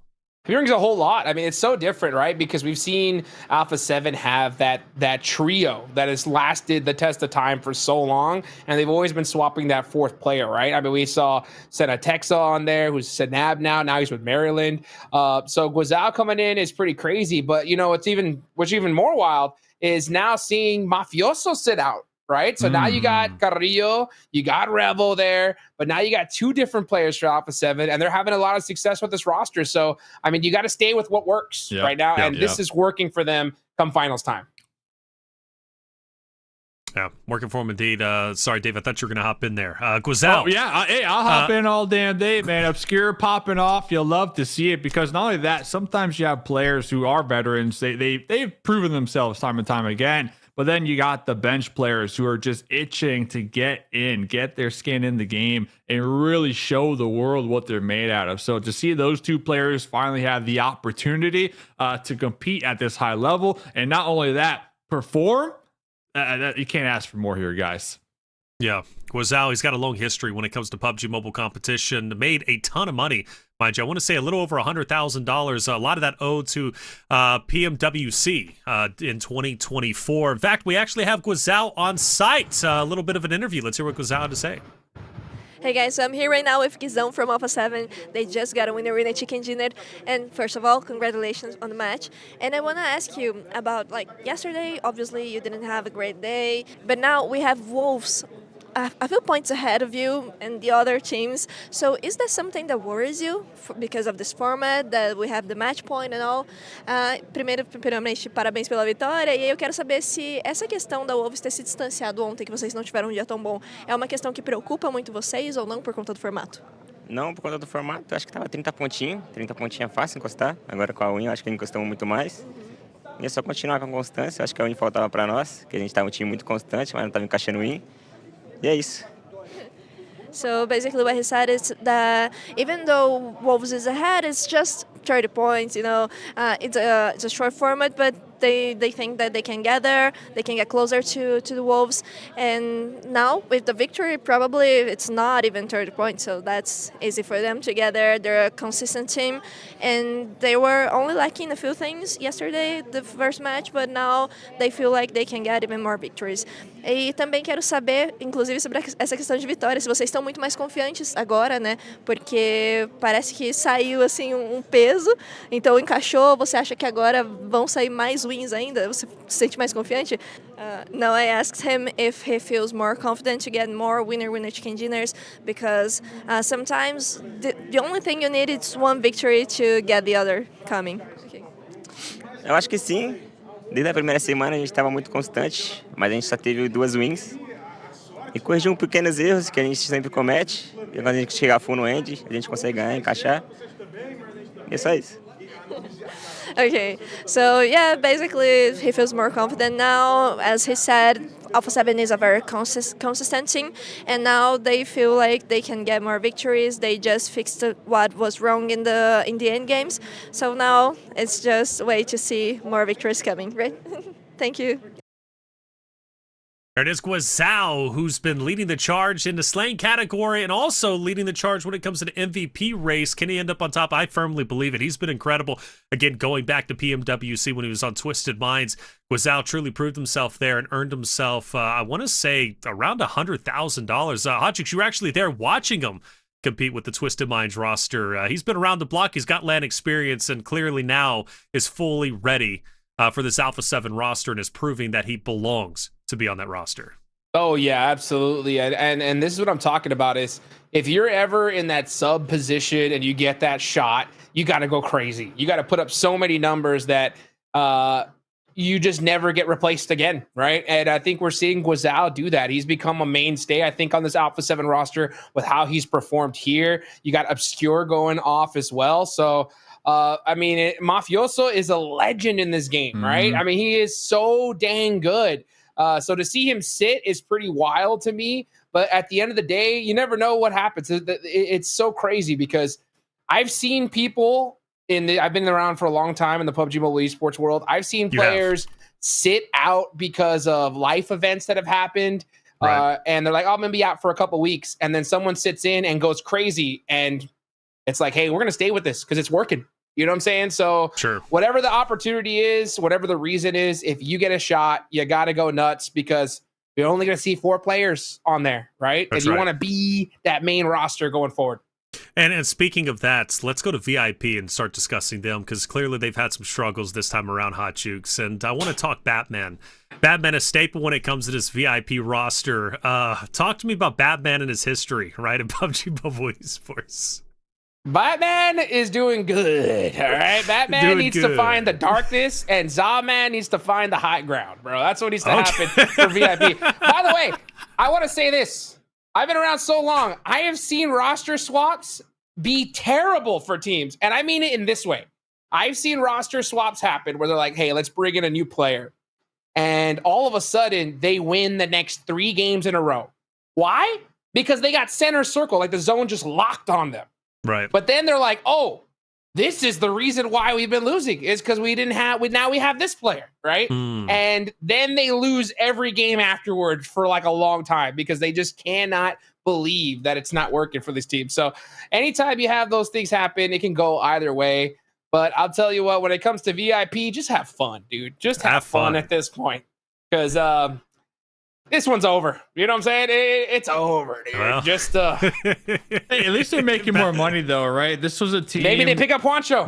They were our second. Yeah, Juancho will be the star player on that squad. They were our second place team to qualify here, right? From Titan Series Americas. They were known as Team Seal. They popped off online. Some teams, the LAN environment just gets to them, right? So sometimes you just play a little better when you're inside your comfort zone. But the fact is that they are here. They did make that next round, and they do have the opportunity to continue to make some more money. Kind of like everybody right now, Reflections, typing in that Amazon gift card, man. Get it while it's hot. Get it while it's hot. Earn that money. There it is. Another code going your way. We have 2 more games after this, which means 2 more opportunities for you to earn yourself an Amazon gift card. We'd like to reward the viewers out there because you all make this show possible. We appreciate each and every one of you. Thank you for being here, and thank you for supporting your favorite teams. Speaking of favorite teams, when it comes to Erangel, our final one of the day, you notice a lot of Brazil up there. Loops, Alpha 7, and Influence Rage. However, we do have it broken up with United for Gaming and Wolves. Your top 5 teams when it comes to Erangel throughout Grand Finals. Now, for Alpha 7 and Wolves, they are in a big battle for first and second place. Wolves currently have it, and they don't show any signs of slowing down.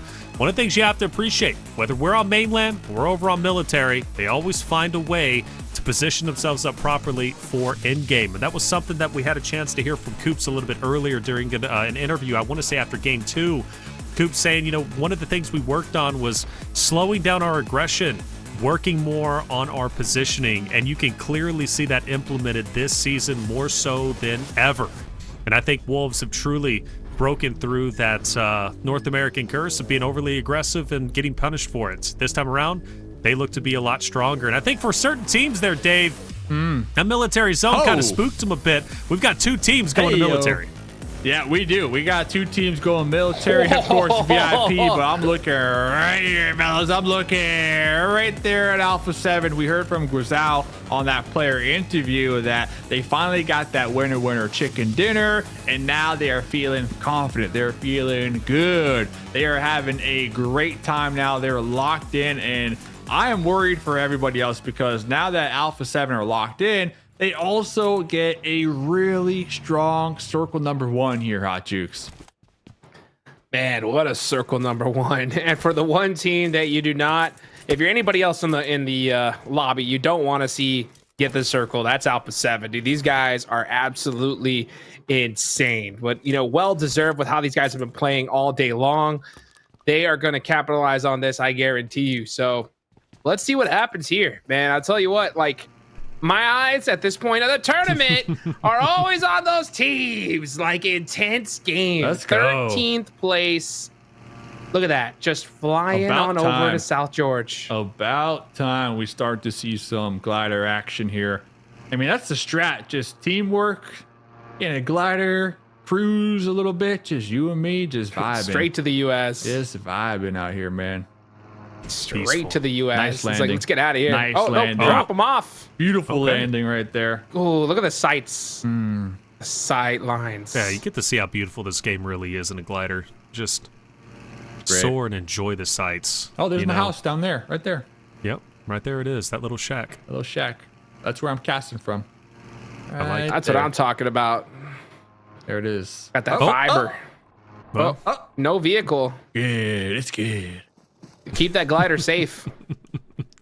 Keep the glider safe. What do we think about See what he Maryland, finds. though? You know, one of the things we always talk about, Dave, is them up there towards shooting and Severny. Yeah, they're man. a team that loves zones like this, and they're a team that has proven when they do get a zone such as the one we are currently seeing, they have big games like Big their 15 games. elimination game just yesterday. Yeah, big games, and I think they learned a lot from that big game, right? The thing is, this time around with how the circle is, with so much water in play, I think Maryland recognized, like, it's probably not going to favor Severny, so I believe they're going to get that loot real quick and look to reposition. Yesterday, when we saw Severny in circle number 1, there was high chance that Severny was going to be a main focal point, so they kind of held it down, right? And they did a great job at it. They got that winner chicken dinner, so coming into today, though, yeah, looking at the map, if you want to pull it up, they already got that loot, and they're already balancing out of Severny. Not something we would have seen from Maryland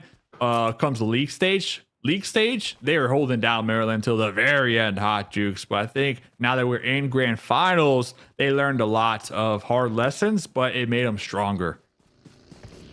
That's what it's all about. That's what it's all about, dude. Maryland, I mean, talk about a team that's got a crazy roster, right? You got Sanab on there previously with Alpha 7 for years. This guy has the championship technology downloaded. He's got it into his system, and that don't leave you.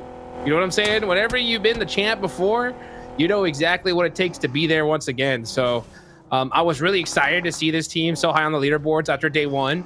I mean, we see them in 6th place right now, but with a good game here, they could literally rocket launch themselves all the way up to 2nd place. So it's still, they're in the running for sure. I think they're just kind of waiting for that good game to happen.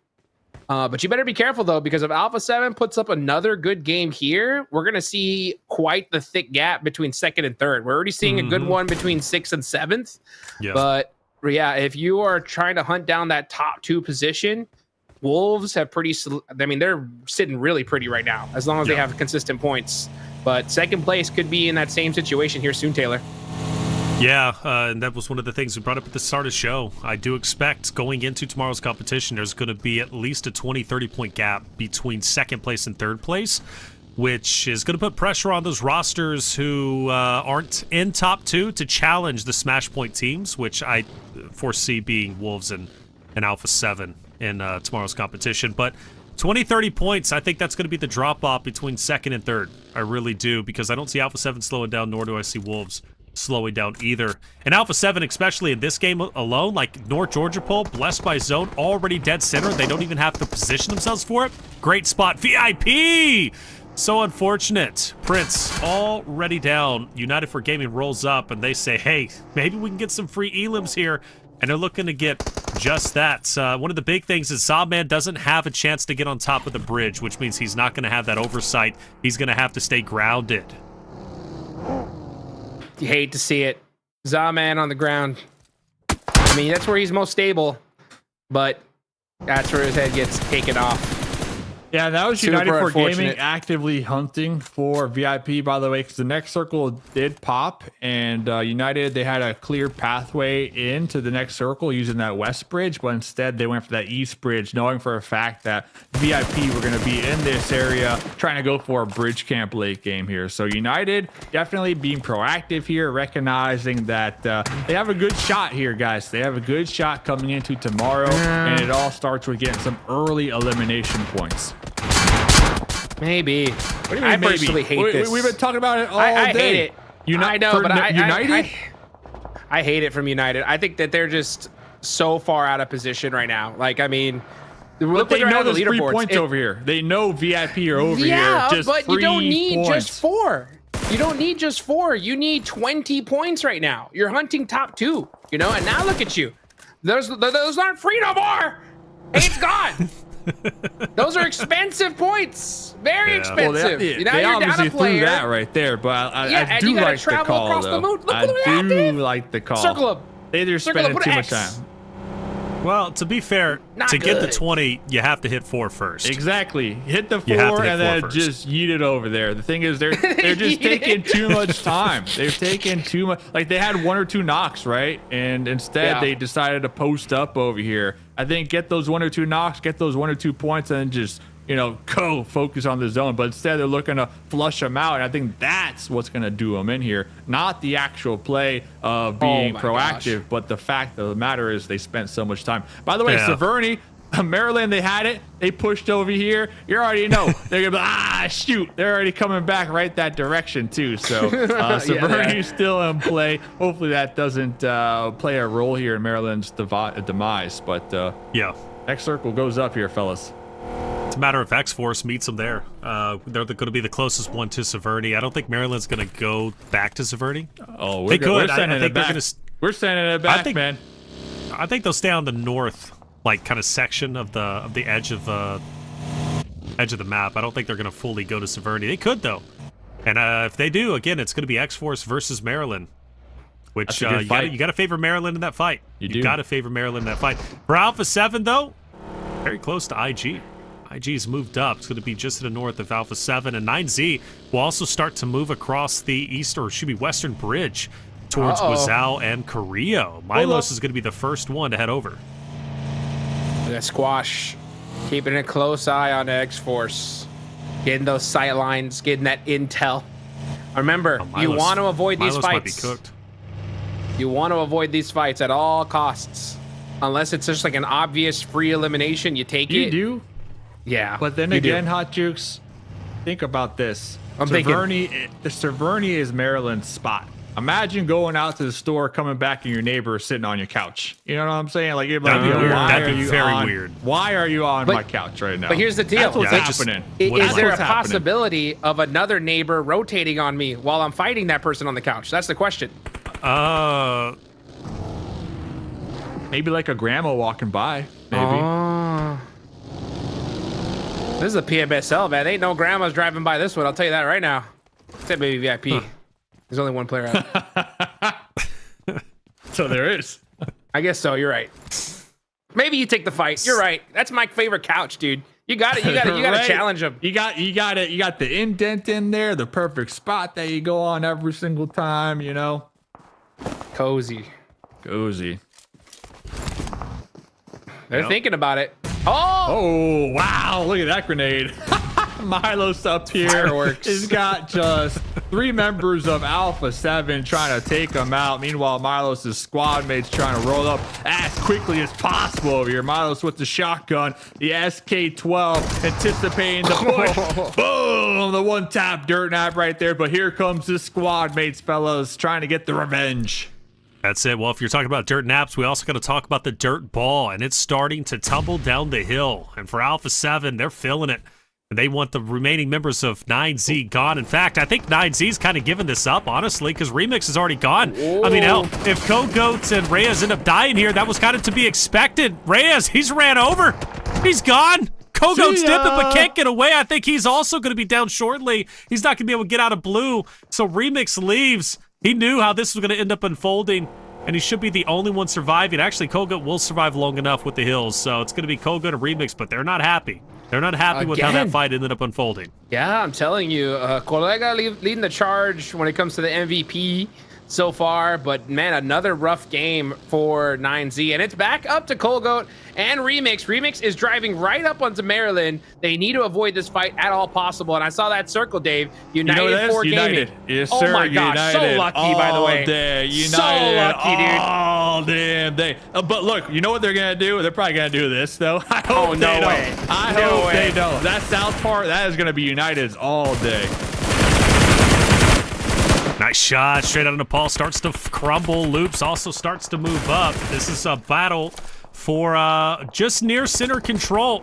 Team Liquid looking pretty good. They had a couple of decent games today. I think they realized with 3 games left, we've got to step it up, and this is their time to do so. For Loops, their days of terrorizing are done for at least now. They'll back away, converge together, and chill out for the time being. But Loops, Team Liquid get a little bit of points. Only 1 for their name, but they're okay. They established their position, and Chief isn't done. Gets Power Zelda, so well done to them. Center is going to be, oh, dude, Kogoat and Remix, by the way, from 9Z. Full send it into center zone. See what 9Z are gonna do. Trying to bridge battle it troll out. action. Yeah, this is a hard spot to hold, by the way. You're gonna have teams surrounding you 360, and yep, Colega realizes that. Let's see what he can find though. There's a couple little dips that are still available, but he ain't gonna find them. Yeah, look at that. You got Remix driving up. There's nothing, boys. Yeah, even he just did a full 360, checking his back. That was on purpose, by the way. Guess there's That still a dip lot right of driving there. circles, so And this let's is a just keep horrible driving spot. circles. Yeah, Colgo knows it. This is not the place where you want to be, but no choice. Okay, we're What do safe. you think, guys? I We're mean, safe. I'm thinking maybe outskirt teams are the good. ones who have the advantage versus the one in center, because... Oh, they're torched. This is the worst spot. Really? You think so on the Yeah, outskirts? there's so many angles. Like Alpha 7, Maryland, Xforce? Yeah, there's so many different angles that you can possibly punish right now. So if you're 9Z, you're just playing it quiet, but you can't because you got vehicles right next to you. So let's see where this zone's going to go, though. If it goes north, that's going to be huge for those teams. And that's why we don't see those teams up north fighting yet, because they're all waiting to see where the next circle goes. We see them all kind of intertwined with each other in the vehicles, and now the next circle goes up. Now is when the play is made. Alpha 7 are going to be trying to find somewhere to just wedge into that new play zone. They got Worlds of War, they got IG, and then INF Influence just kind of gatekeeping that whole area of the circle, Hot Jukes. Yeah, there's a reason why you don't want to play Central, is because the thing is you have to stand up and shoot to defend your spot, but there's really no coverage in this area. So the second you stand up, You got teams all around you on the edge, just waiting and hunting down your position. So you can't really defend it the way you want to. So let's see how it plays out. I definitely give the advantage to these teams playing the edge for now. But who knows? Maybe you get a couple lucky fights on the edge and you're able to hold down that position. Let's see. All right. Xforce, a team that desperately needs points. Desperately need to elevate themselves up the standings. They've got 3 games to get it done. They've got some competition around them. More specifically, Lynn from Maryland, who's going to be next to Klaus. Maryland, Alpha 7, very, very close to each other. Alpha 7 just wants to protect what they got, but they know they have no choice. They've got to continue to push forward now because the blue is going to be right behind them. So they start to push up. Royals of War will be off to their side. You're not feeling comfortable if you're in the north. You just simply aren't. And there's Royals of War starting to get active onto Alpha 7, who's rotated up, which pushes them a little bit further and a little bit closer to Maryland. Maryland Alpha 7, you said it, Tajux, they don't want to fight. But eventually, man, at a certain point, when do you say enough is enough and you just establish dominance? Honestly, never. What they should be doing is being like, hey, we're an 8-man squad. Let's focus on getting in the next circle and then fight it out. That's what the top play is, right? And it makes sense because if you think about it, if they fight it out now, their chances of surviving and even winning this game is like down to like 2%. So they want to avoid this fight. Both these teams do, unless they absolutely have to. The thing is, if one of these teams decide like, nah, that's it, we're going after it, both are forced to fight. So it's got to be a mutual agreement amongst every single player. This is the right play, Looks though. like they took some This is the shots. best They play. took some shots at Royals of War, so they do know there's a couple squads out there on that By the west way, side as well. This only happens at stages like this. Any stages early on do not have this tech.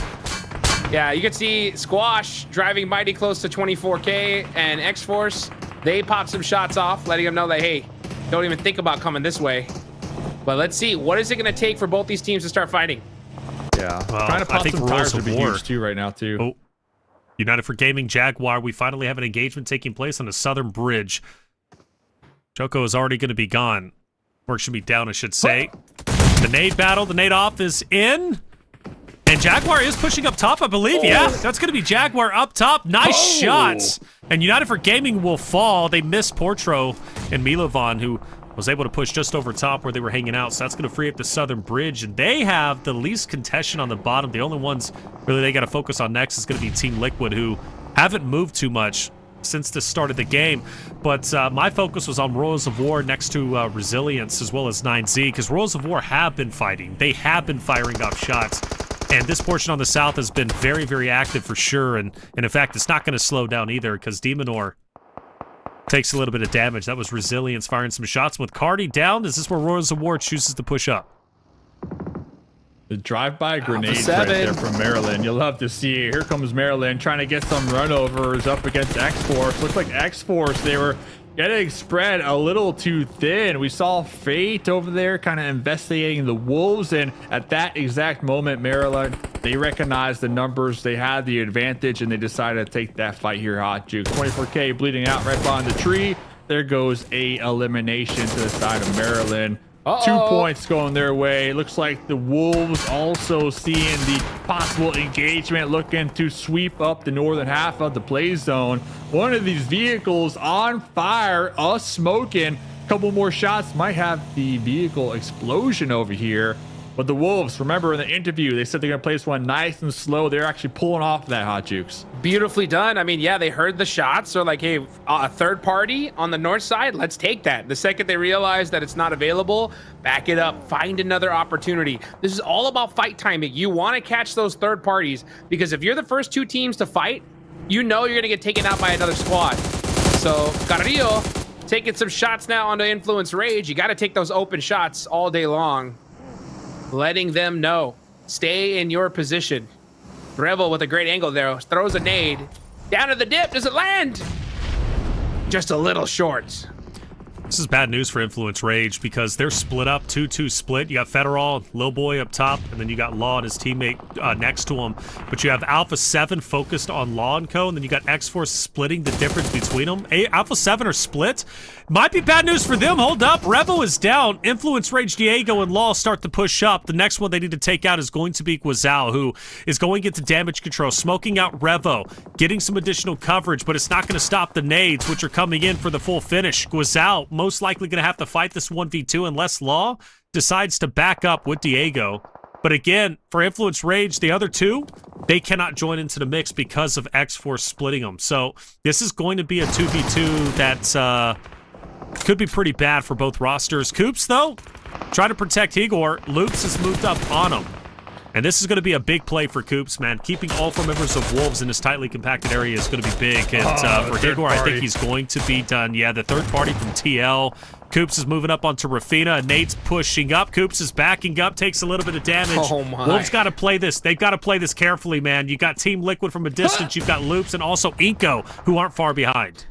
iNCO's right there, just waiting. I'm surprised they didn't third party this a little bit sooner. I think they're just waiting a little longer, holding that position. I cannot blame them here, but yeah, Wolves getting shot from every single direction.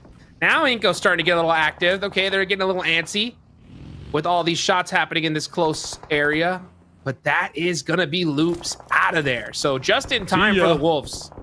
Yeah, that was Trey and Nepal too, taking shots for the third party onto the Wolves. So the Wolves trying to utilize that southern half of the hillside to maneuver around, but those angles just not there. Maryland looking to make a play. It looks like the dude sent it right smack in the middle, trying to get a little spot to call home here with their vehicle. And well, they're gonna be paying the price right now. I believe Maryland lost 2 in that mix, but over here Alpha 7, they had a 2-2 split. They're going to be grouping up here just a little bit, at least with the trio up against Colgo right now. Colgo is behind the tree. Looks like Revo trying to mow down the grass. The smokes will be blocking the vision for the time being, but they know Colgo's over here. They hear the vehicle. Colgo able to make it out of harm's way for the time being here, guys.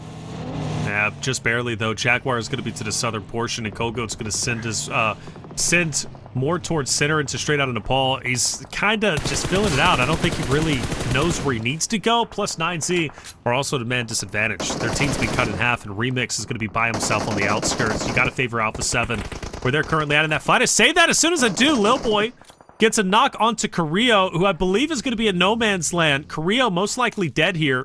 So Alpha 7 will finally lose a teammate. It's going to be up to Obscure, Revo, and Guazao. But I say that Guazao backs up. Guazao's going for Carrillo and should be able to get it back into the fight. Good recovery. Beautifully done. And now Coops got to be able to get some shots here onto Ayala. He knows exactly where he is. Ayala's got that nade locked and loaded. He's going to be throwing it right at this tree. Actually, no, he throws it at the other tree there, just in case. Those shots, though, from Coops are going to let him know where he should be focusing. Oh, Ayala throwing the offensive smoke. Very smart. Eliminating those sight lines. Yeah. Buying his team a little bit more time here. It's up to Baton, though. What is he going to do to be able to possibly put that pressure through the window? Oh! Catches Kioski. Beautifully done there from Baton. Yeah, great call out. Yala trying to buy time for his teammates to get the reset because they just crashed Strand Nepal in the back on and they took out Strand Nepal. There's still a little car fort over there trying to get the pickups, but the Wolves, they are sinking their teeth in onto Team Liquid and they're not going to allow them to push up for free right now. So Team Liquid with the advantage, but Revo over here crawling up, little boy in the closet, tossing the grenade. Revo, no utility when it comes to Molotovs or grenades, so it's going to come down to just pure gun skill. Is going to be popping in the buggy, trying to close the gap over there, so we'll have to keep tabs on that. Oh, we're back. We got the angle through the doorway. Little boy, you are stuck. The ricochet with the flashbang. We are sending it. Little boy back against the wall with the shotgun. Oh! Taking down Obscure and getting the confirmation here. Revo with the pre-fire. Can he get the job done? This is definitely deadly. Revo, he's been here for a while. Opposite of Lil Boy. Lil Boy's holding his own inside the shack. He took down Obscure just a second ago. Revo's trying to swing the angle. He does. And I definitely feel that could have been executed a lot better. You mentioned the flashbang. Throw that in. Send Obscure in, but Man, Obscure Full sent it, gets taken down. A wonderful hold from Lowboy's perspective. That'll net at least one more elimination. 9Z been running on fumes for a while. Kogo can't hit the shot on Kowski, who will hold his own. Team Liquid will remain on the map. We're down to our top 4. Alpha 7, Maryland, iNCO, and Team Liquid. And iNCO, they want Team Liquid dead to rights. There's only one more member remaining. It's going to be Kowski on the outskirts. Meanwhile, for Alpha 7, they've worked this hard. To go back-to-back would be huge for them. We talked about the story of them catching up to Wolves, setting the threshold. The potential starts here and now. With Wolves out in 7th place with only 1 elimination. Alpha 7 at 12 elims, by the way, boys. 12 elims. If they can get 10 points for the winner-winner chicken dinner, which is going to be hard with just 2 players, but very possible. I mean, we're talking about Alpha 7 overtaking Wolves potentially this game alone. They're creeping up on them already with 12 eliminations. Like you mentioned, you got Wolves with only 1. This is already a huge game for Alpha 7. Starting to heat up right when it matters here. Still got 2 Miramars to go. Right now, we are in Erangel. iNCO Gaming, 5 eliminations. They have this entire east side to themselves and a full squad. The only team with 4 up. Everybody else is just, yeah, right now it's just Alpha 7 with 2 and everybody else with solos. So iNCO Gaming looking to win this one. iNCO Gaming. This is their game to win here. The solos can play spoiler. I do see one of the members, McGrellin, actually knocked out over here. So it looks like all of iNCO going to be turning their attention over here to flush them out, pick up McGrellin to get this winner chicken dinner. Oh, you got the confirmation with the grenade. 7-8 popping up real quick with the M4. Taking out that straggler in the back line here. But they are going to lose a member here, Reflections. Yep. Still 3 strong, the strongest team in the lobby. Yep. But with them having them push up though, and Alpha 7 already within zone. I mean, I look at Gweeboy to be the linchpin really to help iNCO out, because he can get an off angle, take down one member from Alpha 7. That frees up the game for iNCO to take this and in a pretty smooth fashion. But if Gweeboy does decide to take himself out via the blue zone, I still benefit Alpha 7. There you go. Revel finally finding some nades. Next circle does pop right on towards where Alpha 7 is. Gweeboy's, I think, just outside of the circle. Yeah, I think he's just outside here. So he's going to have to creep on up, and you can tell there's nothing in front of him. So he's in big trouble. Alpha 7 are trying to hunt down every elimination they possibly can. And iNCO are playing this a little bit more passive than I like to see. I think they really need to start getting active here, start really shoving that man advantage in front of everybody's face, just really put that pressure on. Where do they go, though? I mean, they're on top of the hill. Everywhere they go, they're exposed to Alpha 7. That's what I'm saying. The only option they have, though, is with that gun skill at this point, right? Use that man advantage, apply so much pressure that Alpha 7 don't even want to peek you, and then take advantage. But if you're going to do this slowly, hoping for positioning, Alpha 7 is going to take advantage of this every time.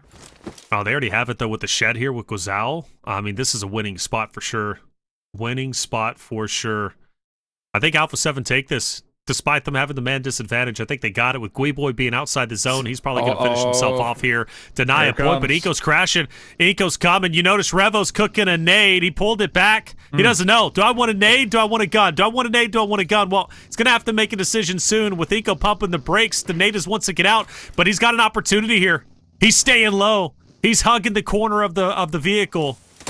He doesn't want to give up any position, but Revel takes damage. He hops in. He's alive. That's Gweeboy. I told you, Gweeboy could be detrimental, but Guazal takes him out. The smoke would conceal Revo, who stands up, gets his health back in, and it's a 2v3 Dave.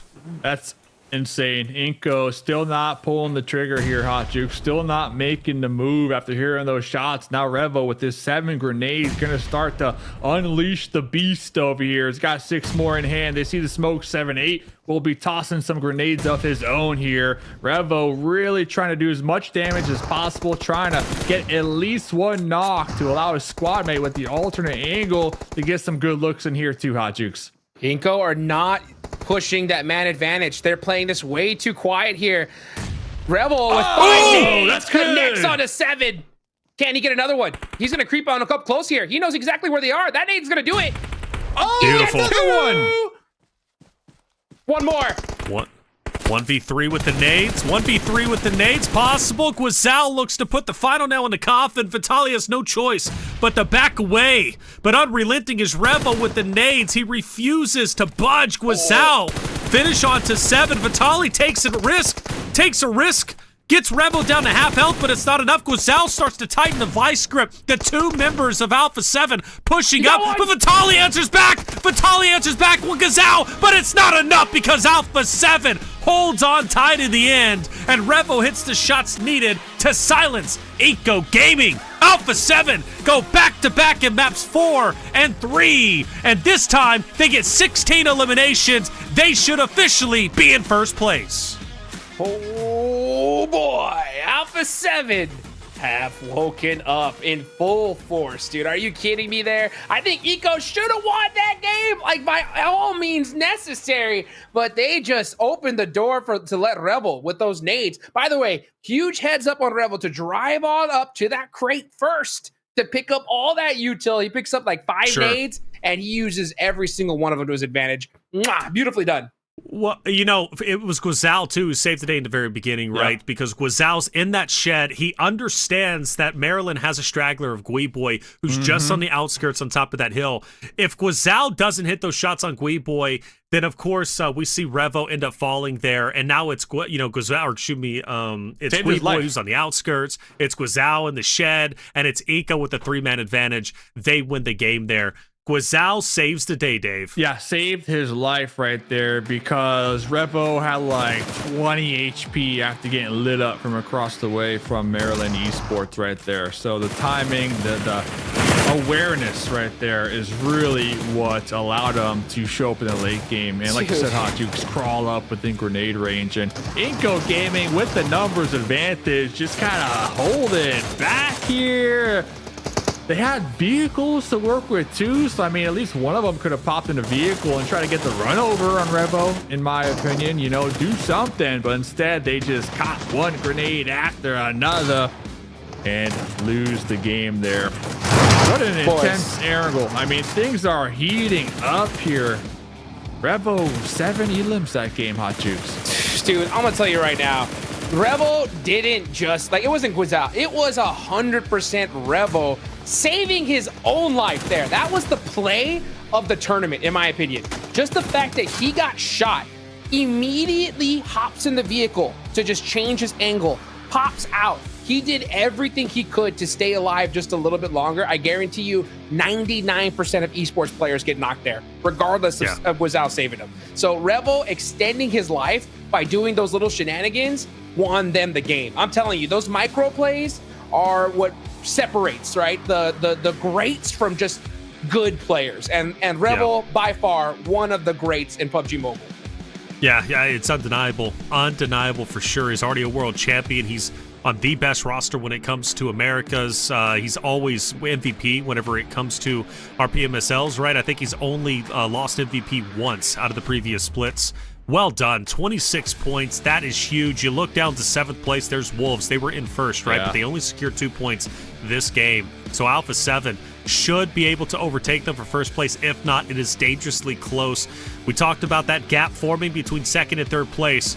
It's going to get even bigger with the performance you just witnessed. But I agree with you, Hot Jukes. That play from Revo was brilliant. You saw him early on hugging the tire, right? So he can hop in if he does start taking some shots, and he does.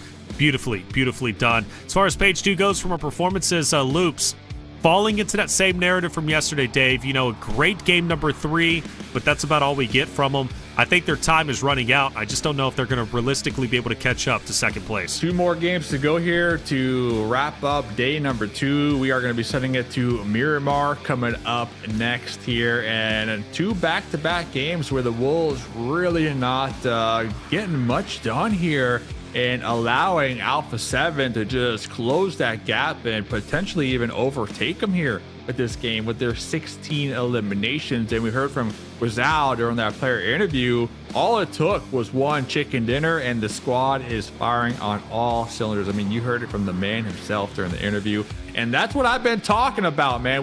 Day 1, Alpha 7, nowhere to be found. I said, listen, all it takes is 1 game. And once when they get going, there is no stopping Alpha 7 to get the back-to-back chicken dinners. They might even get another one here, guys. They just might get another one here tonight. Possible. They might. Guizal, your MVP. But look, you know, Hotchicks, Guizal's MVP, and rightly so, because he hits that shot from the shed, but Revo had 7 as well. So both Guizal and Revo carrying this game number 4 for the side of Alpha 7. Dude, these guys are crazy. What can I say? I mean, the reason why Alpha 7 is such a championship team is because when they win big, right? They put up tons of points, right? So anytime these guys get advantage, you know they're going to rocket launch up the leaderboards at any moment's notice, right? And even when they don't get those circles, they're putting up consistent points, right? So for even the Wolves, right, you can't let off the gas if you want to take this thing home, because Alpha 7 with another chicken dinner here tonight, I mean, they are going to lock themselves in first place. Yeah, you know, Wolves, they're in a good spot either way.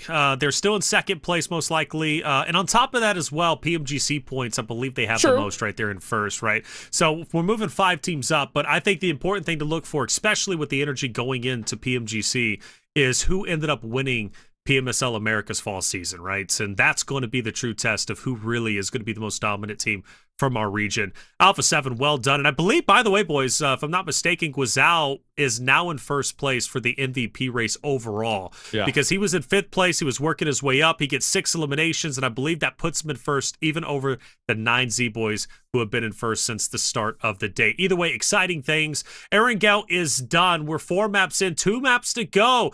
We're going to take a quick break. When we come back, the first Miramar of the day coming up.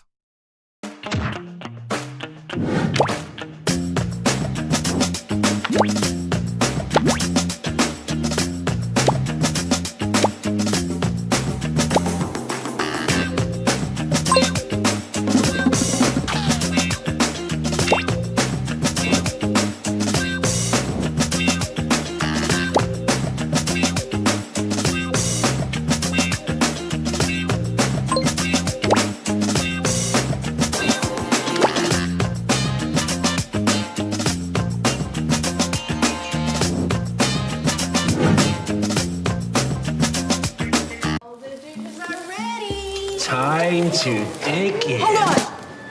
Oh, you want a photo? I got you. No. To the right.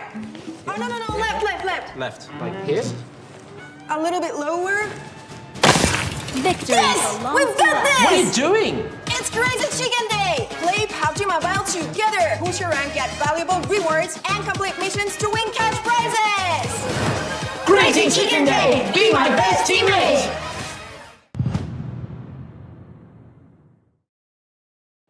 Hello? Okay! Oh my god!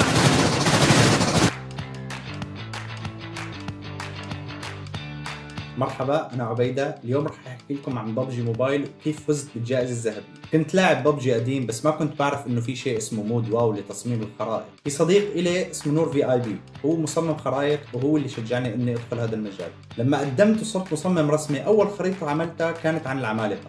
وقتها ركزت كتير على التصميم والشكل، بس الصراحة أهملت الفكرة، وأعتقد إنه هذا هو السبب اللي خلاني أخسر بهاي الماب. بس بالرغم من هاي الخسارة كسبت منها خبرة. بعد هاي التجربة قررت إني أشتغل على الخرائط بشكل أعمق. صرت أركز على الفكرة مو بس على الشكل. بماب الثاني حاولت إني أدمج بين الاثنين، بس مع الأسف كمان خسرت. مع ذلك ما استسلمت واعتبرت إنه كل تجربة هي خطوة للأمام. بالماب الثالثة قررت أجرب طريقة مختلفة تماما، وبما إني ما بحب استخدم شيء ما بفهمه، صرت أجرب كل الخيارات اللي قدامي. شو ما بيطلع قدامي حاول إني أتعلمه وأفهمه. بعدها اجت مسابقة عن الفضاء، قدرت اطلع بفكرة مغامرة فضائية مميزة. كتبت كل افكاري على ورقة، وبعدها بلشت اصمم الاشكال اللي بدي اياها. بعد ما انتهيت من تصميم الاشكال بلشت اشتغل بالاجهزة وادخل اكواد البرمجة. صراحة بالواو البرمجة سهلة، بس لازم يكون عندك فكرة عن اي لغة برمجة تانية. لما تكون تفهم اساسيات اي لغة برمجة تانية بيكون التعامل مع برمجة واو سهل جدا. واخيرا بعد شغل دام لاكثر من اسبوعين، وبفضل كل الاشياء اللي استخدمتها وتعلمتها، قدرت افوز بماب الفضاء وربحت الجائزة الذهبية. وكان هذا بعد شهرين فقط من انضمامي لبرنامج واو. نصيحتي لاي شخص ناوي يبدا، لا تقلد حدا، خلي عندك فكرة جديدة وتعلم كل التفاصيل الموجودة قدامك. استخدم كل قدراتك اللي تعلمتها داخل فكرتك الجديدة، طبعا اذا كانت تتناسب مع الفكرة. بالنهاية شكرا لفريق واو ستار على الفرصة الرائعة، وان شاء الله يعجبكم الفيديو وتكونوا دائما مستعدين للافكار الجديدة اللي راح اقدمها.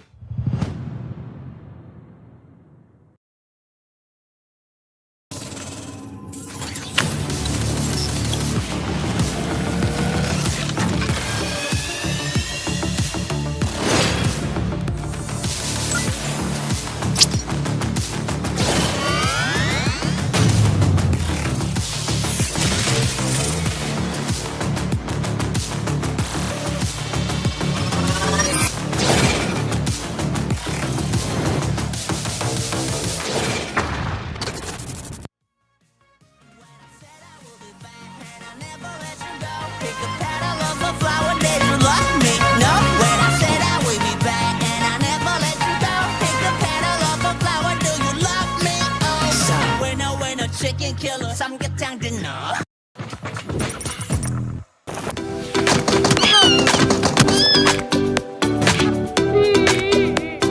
Get rewarded for assisting teammates in ranked classic mode. Earn co-op points by rescuing, recalling, or healing teammates. Reach 100 points to redeem co-op supply crates at any shop and match. Open them to get random supplies. Work with your teammates to claim victory.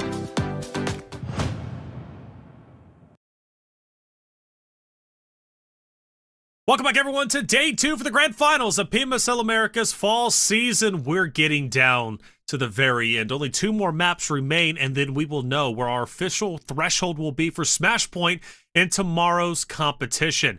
Alpha 7 get a huge win. Winner, chicken dinner, 16 total eliminations, but does that put them in first? It does not. Alpha 7 will be 1 point behind, but Hot Jukes, let's talk about it. I mean, that is a tremendous come up. Wolves for the longest time have had such a big lead. Now that lead is no more. I'll tell you what, though, man. 3rd place on down after seeing Alpha 7 get that chicken dinner.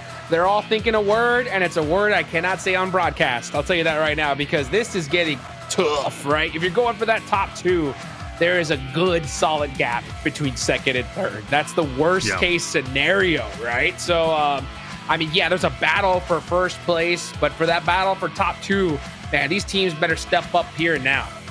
Yeah, not to toot my own horn, but Dave, I did say I think there's going to be about a 30-point gap between 3rd place and 2nd. It's already developed. You did say it, man. You did say it. I remember you saying that, those exact words, and I think you're right, man. I think it's about time. 2 more Miramar games to go, and then we are at the match point here. And then we talked about it in game number 1.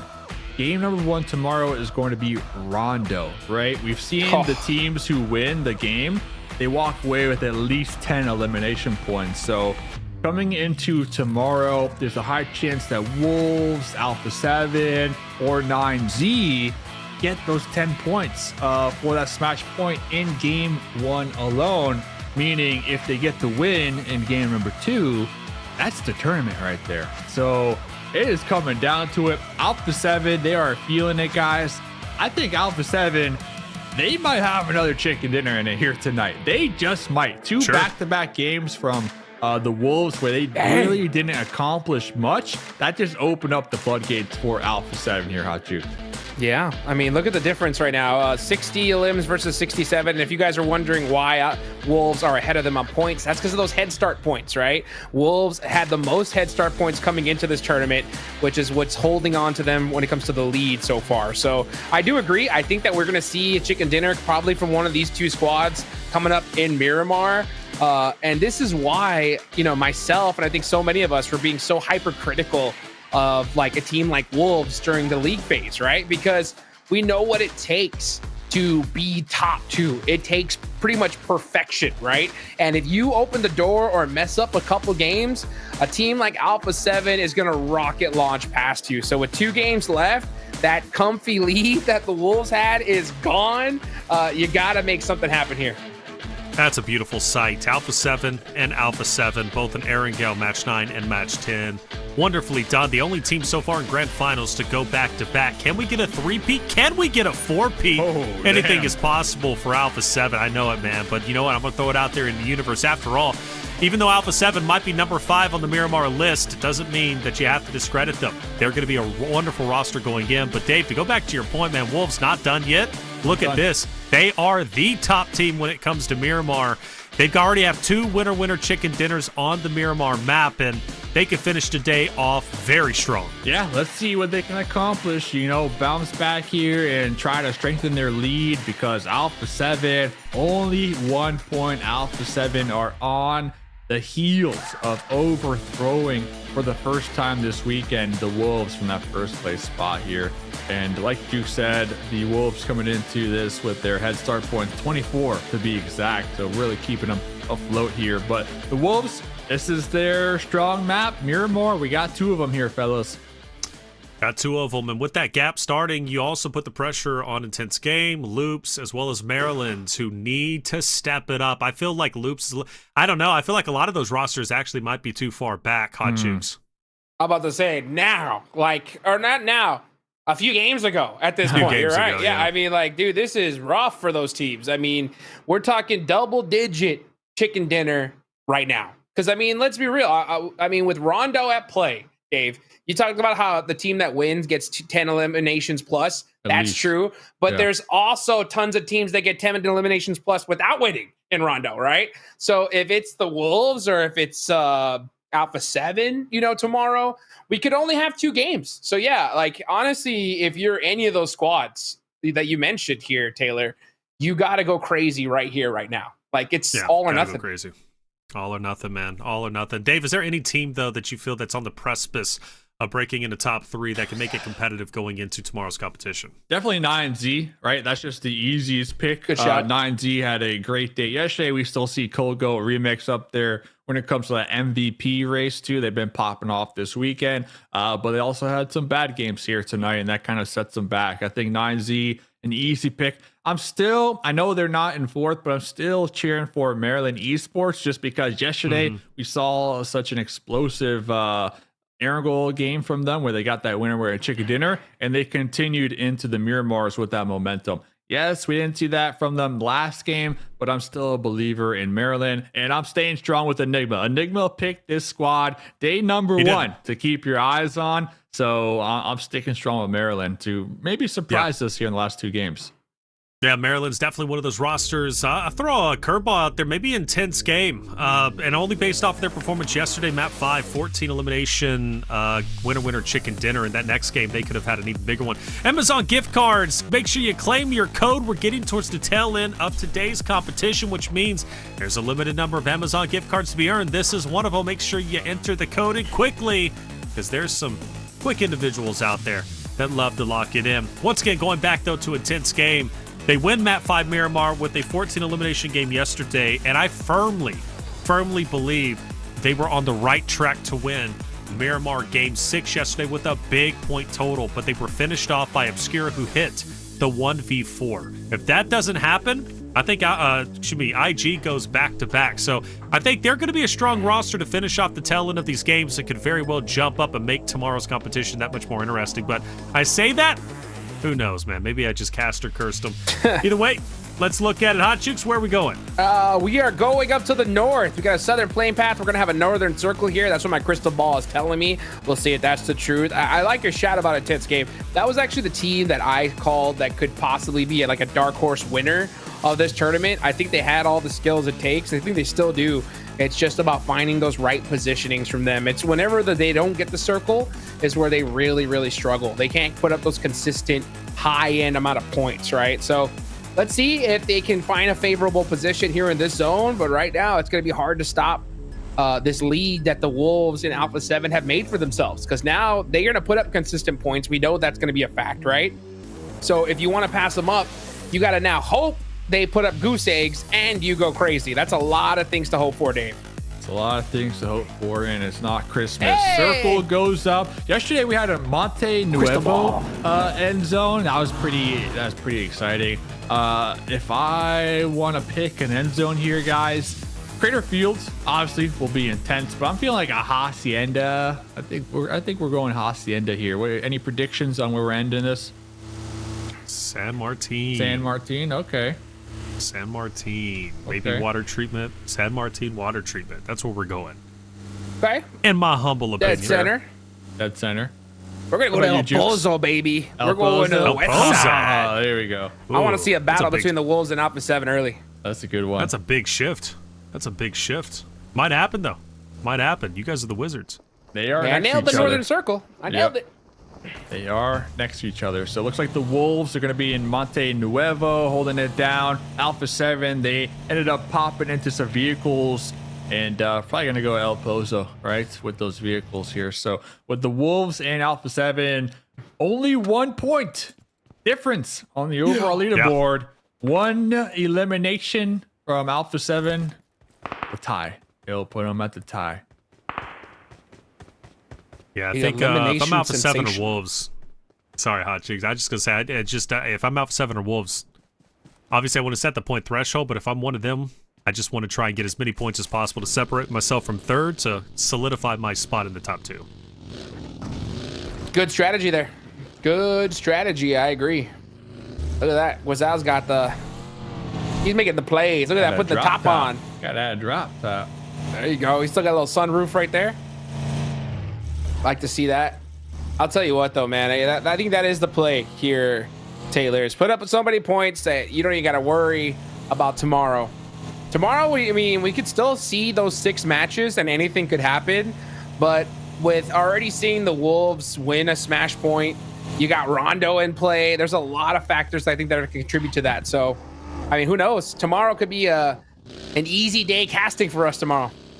Could very well be. By the way, I don't know what I was cooking up, but IG's in 13th place with 55 points. Yo, stick with it, man. Stick with it, dude. Stick with I it. heard it and I was like, man. That's what I was like. I like That's the call. all they needed was some love from Reflections, man. I don't know what I was thinking, man. They're Were you way thinking down there, aren't Influence they? Rage?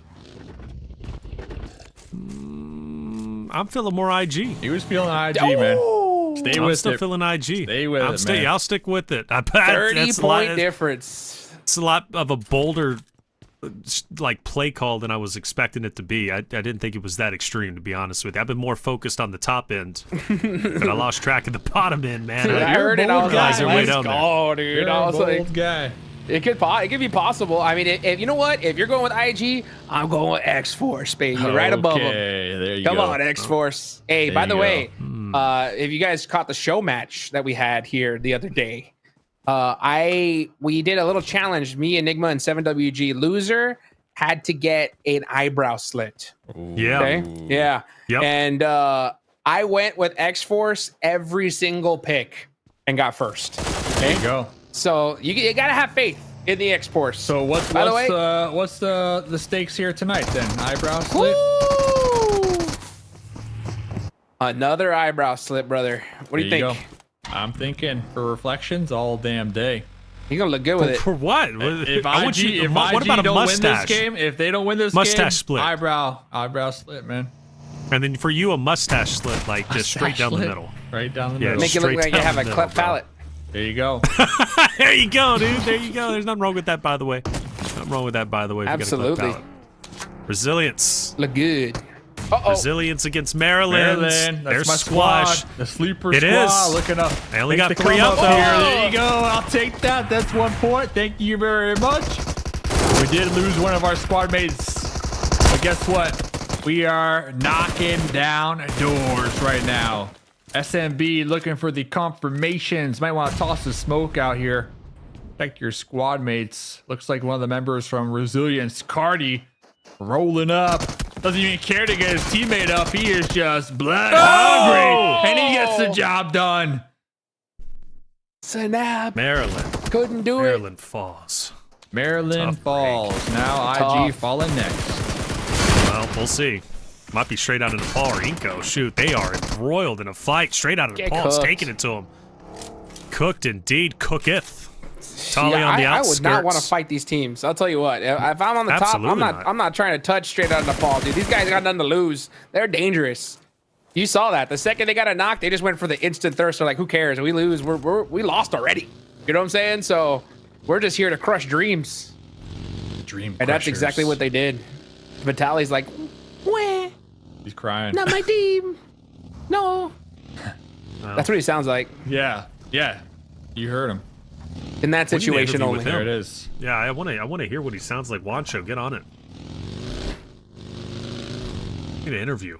It's hard to get it immediately after his whole squad got wiped, though. You know what I'm saying? That's Let's the go only time interview he him sounds right like that. now. Like, how does it I feel? think that's the perfect all three of time. your squad mates are done. Yeah. While Roll he's up, rotating. Wancho. Yeah. Or roll up. Wancho just puts his Not hand good. on his shoulder. Tell me how it feels. Hey man, Vitaly your said, team just "Dang." got wiped out. you're by yourself, How do you man. feel? You got to be feeling bad. As soon as Vitaly goes to answer, Wancho pulls the mic away from his mouth and just starts talking instantly. And then he says, hey, man, you guys looking for someone next year? New teammates? I wouldn't have got knocked. See, that I was would've won me. that fight. If that was me, I would have hit them shots. Yeah, That's crazy from Wancho, Wouldn't happen to me dude. though. That is insane. That is insane, bro. Oh my goodness. The legend. IG, here we are. There they are. Yes, there they are. Where are they on the map? So pretty much center. pretty much center. A bit spread out, but that's okay. Padrino has the high ground. Adrian also is going to have some decent ground too. So Padrino's going to be able to be that UAV, call everything out. But really, what is he calling out? Well, he's calling out Alpha 7 and Wolves. And I swear to you, we've seen this scenario play out so many times with Padrino on top of the hilltop and Alpha 7 just below him. And there's always that question of, can Padrino hurt Alpha 7 and take them down? What's possible is we get a zone shift, Dave. What are we looking at? There it is. Yeah. El Pozo shift? Huh? Close enough? Maybe. That's crazy you called that. That's actually great. Maybe. You got the Wolves over there. You got Alpha 7 over there. VIP just showing up here. Why not? Xforce, though. I think, Jukes, you called Xforce, right? Yeah, Boom, Xforce. right You gotta there. believe. Look at that, dude. Right That's a championship rotation That's right there, a boys. rotate right there, straight out of Nepal, like you said. If you're, I agree with you. If you're one of these top teams, like top 5, you do want to avoid these bottom teams because they have nothing to lose. So they could just throw out whatever, you know, the kitchen sink your way, and that's unpredictable, and that is not what you want to have if you're only 1 point behind claiming that first place spot. You don't want to go up against an unpredictable squad. So straight out of Nepal, VIP. I mean, it's a good point because VIP are in the area. VIP, they could do whatever they want at this point in the tournament, and that's a dangerous squad, Hot Jukes. Yeah, dude, you don't want to avoid them at all costs because I'm Yeah. telling you, like, if you get into a fight with these guys, it's real commonplace at this high level where if your player gets knocked, you don't go for the thirst if you're in a CQC fight, right? You want to finish off the fight and to extend your possible survivability, right? But these guys got nothing to lose. So if they just get a knock, they can say, screw it. If we go out, we go out. But I'm taking a couple of y'all with me. And that could just crush what you're trying to do here, especially when you're in a position, and pretty much everybody's in this position, where they need to win the game with a ton of eliminations because of how good Alpha 7 and Wolves are. So yeah, like you want to avoid these guys entirely, because if one player gets knocked, I guarantee you they're just going to stand there and thirst while they get knocked. All 4 of them too. All 4 of them. Yeah. Just focus fire and just get that one confirmation. So totally agree. So a couple teams, even though they're probably not going to qualify when it comes to the points here, they're definitely wild cards here, reflections to keep your eye on. And you know, for these top teams, like we're saying, try to avoid, honestly, try to avoid, at least early on, at least early game. Yeah. I mean, look, even for those rosters that aren't in the top 2, there's still real money on the line, right? When it comes to PMSL. Yeah, there's big money. You go to Sao Paulo, you don't want to leave empty-handed. Nobody will, but you want to try and get as much as you possibly can and naturally set yourself up potentially for the future. And speaking of the future, Diego, top of the hill, forcing Alpha 7 to pay the toll. You don't get up here without paying the toll, man. And Diego, he's the toll bridge master, all right? Toll bridge master. The guy. Yeah, he's the toll bridge master. That's what he Stair is. master. I mean, he must hit that up every day at the gym to make it up here. He's some nice calf he muscles, does. you know? Strong. Southern circle shift. All right. There it is. Shift. We're shifting on down. Wolf still looking pretty good. They're making a such move. great rotations. Oh, Diego! Diego! Bam! That's Come good. on, come on. It's good. That's good. Man, they don't make them like they used to. That's a great car. Yeah, man. Now they're all plastic. That's, you know, back in the day, back in my day, all steel, all metal. That's right. Gosh, man, the 50s were a great time to be alive. Dude, I'll tell you what, man. If you're about to get in an accident, you just put your hand out in front of your passenger. You know what I'm saying? That's it. That's it, dude. That's it. That's it. Oh, man. 9Z, where are they at? So 9Z's got to rotate in. Not too far to go. Nope. Pretty soft side of the zone for them, by the way. Xforce onto United 4 Gaming. Parazada was caught out in the open. 24K took advantage of that and was able to get the down onto him. For the rest of the remaining 3 members for United 4 Gaming, I think they got to just stay where they're currently at and maybe hold off 24K along with Xforce 9Z as they move out. That's the risk you take whenever you have a straggler sent out to maybe explore and scout the surrounding areas, man. And, you know, sometimes it works out, but more often than not, you're going to lose that solo player. Uh-oh. Absolutely Jaguar right. on the VIP right now. two squads looking for some points here. Jaguar with the team with the most to gain here if they do walk away unscathed with all their members alive and a couple elimination points going their way. Gonna be popping the door, a little lean peek action. We do see the smoke over there, but Batman coming out strong right there with a nice little knock to support his squad mate on the hay bale. Born in the darkness, in the smokes. Can't see me. Milo through the smoke though. Trying to get some shots onto Prince, not able to do it. Team Jaguar trying to soak up as many points as they possibly can here. They're still in position, so this fight is not as necessary as you think. But now they know that it's VIP. They're like, yeah, let's try to get these points. Yeah, and straight out of Nepal also potentially coming up behind them. If I'm straight out of Nepal, I'm taking up the hilltop where Nizelda is currently at. And overlooking this fight that's taking place. But if I'm Jaguar or VIP, there's a very real reason why I would potentially want to extend this fight or lock this fight in. I mean, that's great hardcover POI that most likely is going to be in the future zones. Speaking of, Team Liquid in a fight, and it's against IG. And like you said, I think it definitely is it. Chief is by himself, forced to take on the entirety of the world, and he is getting bodied left and right. The mini red zone coming in. Another nation finish him off, and goodbye.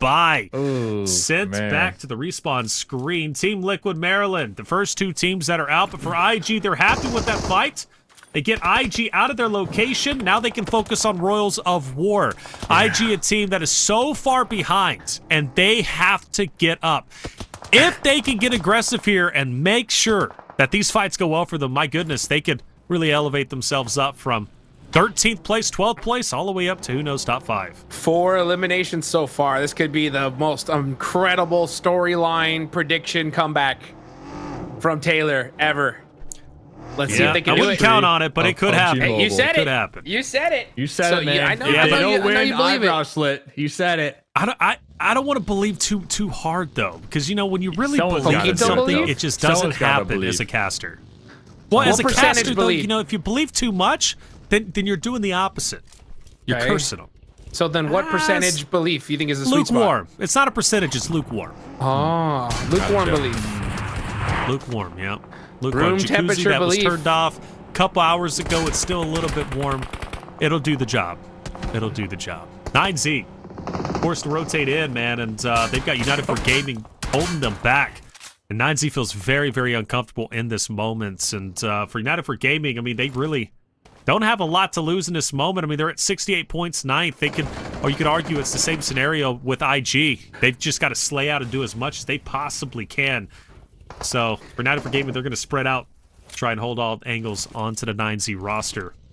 A lot of teams having We might troubles have to right swing now. wide. A lot of teams on the edge Yeah. having troubles right now. Rose of War, they were in a very dominant position in Power Grid. Next Circle did pop, no longer favoring their position. Trey and Nepal kind of rolling right by, throwing some shots their way. IG trying to make their way uphill, also trying to take a couple members of Rose of War out. That's on that east side. But over here, hate from United for Gaming. That buggy just did a barrel roll.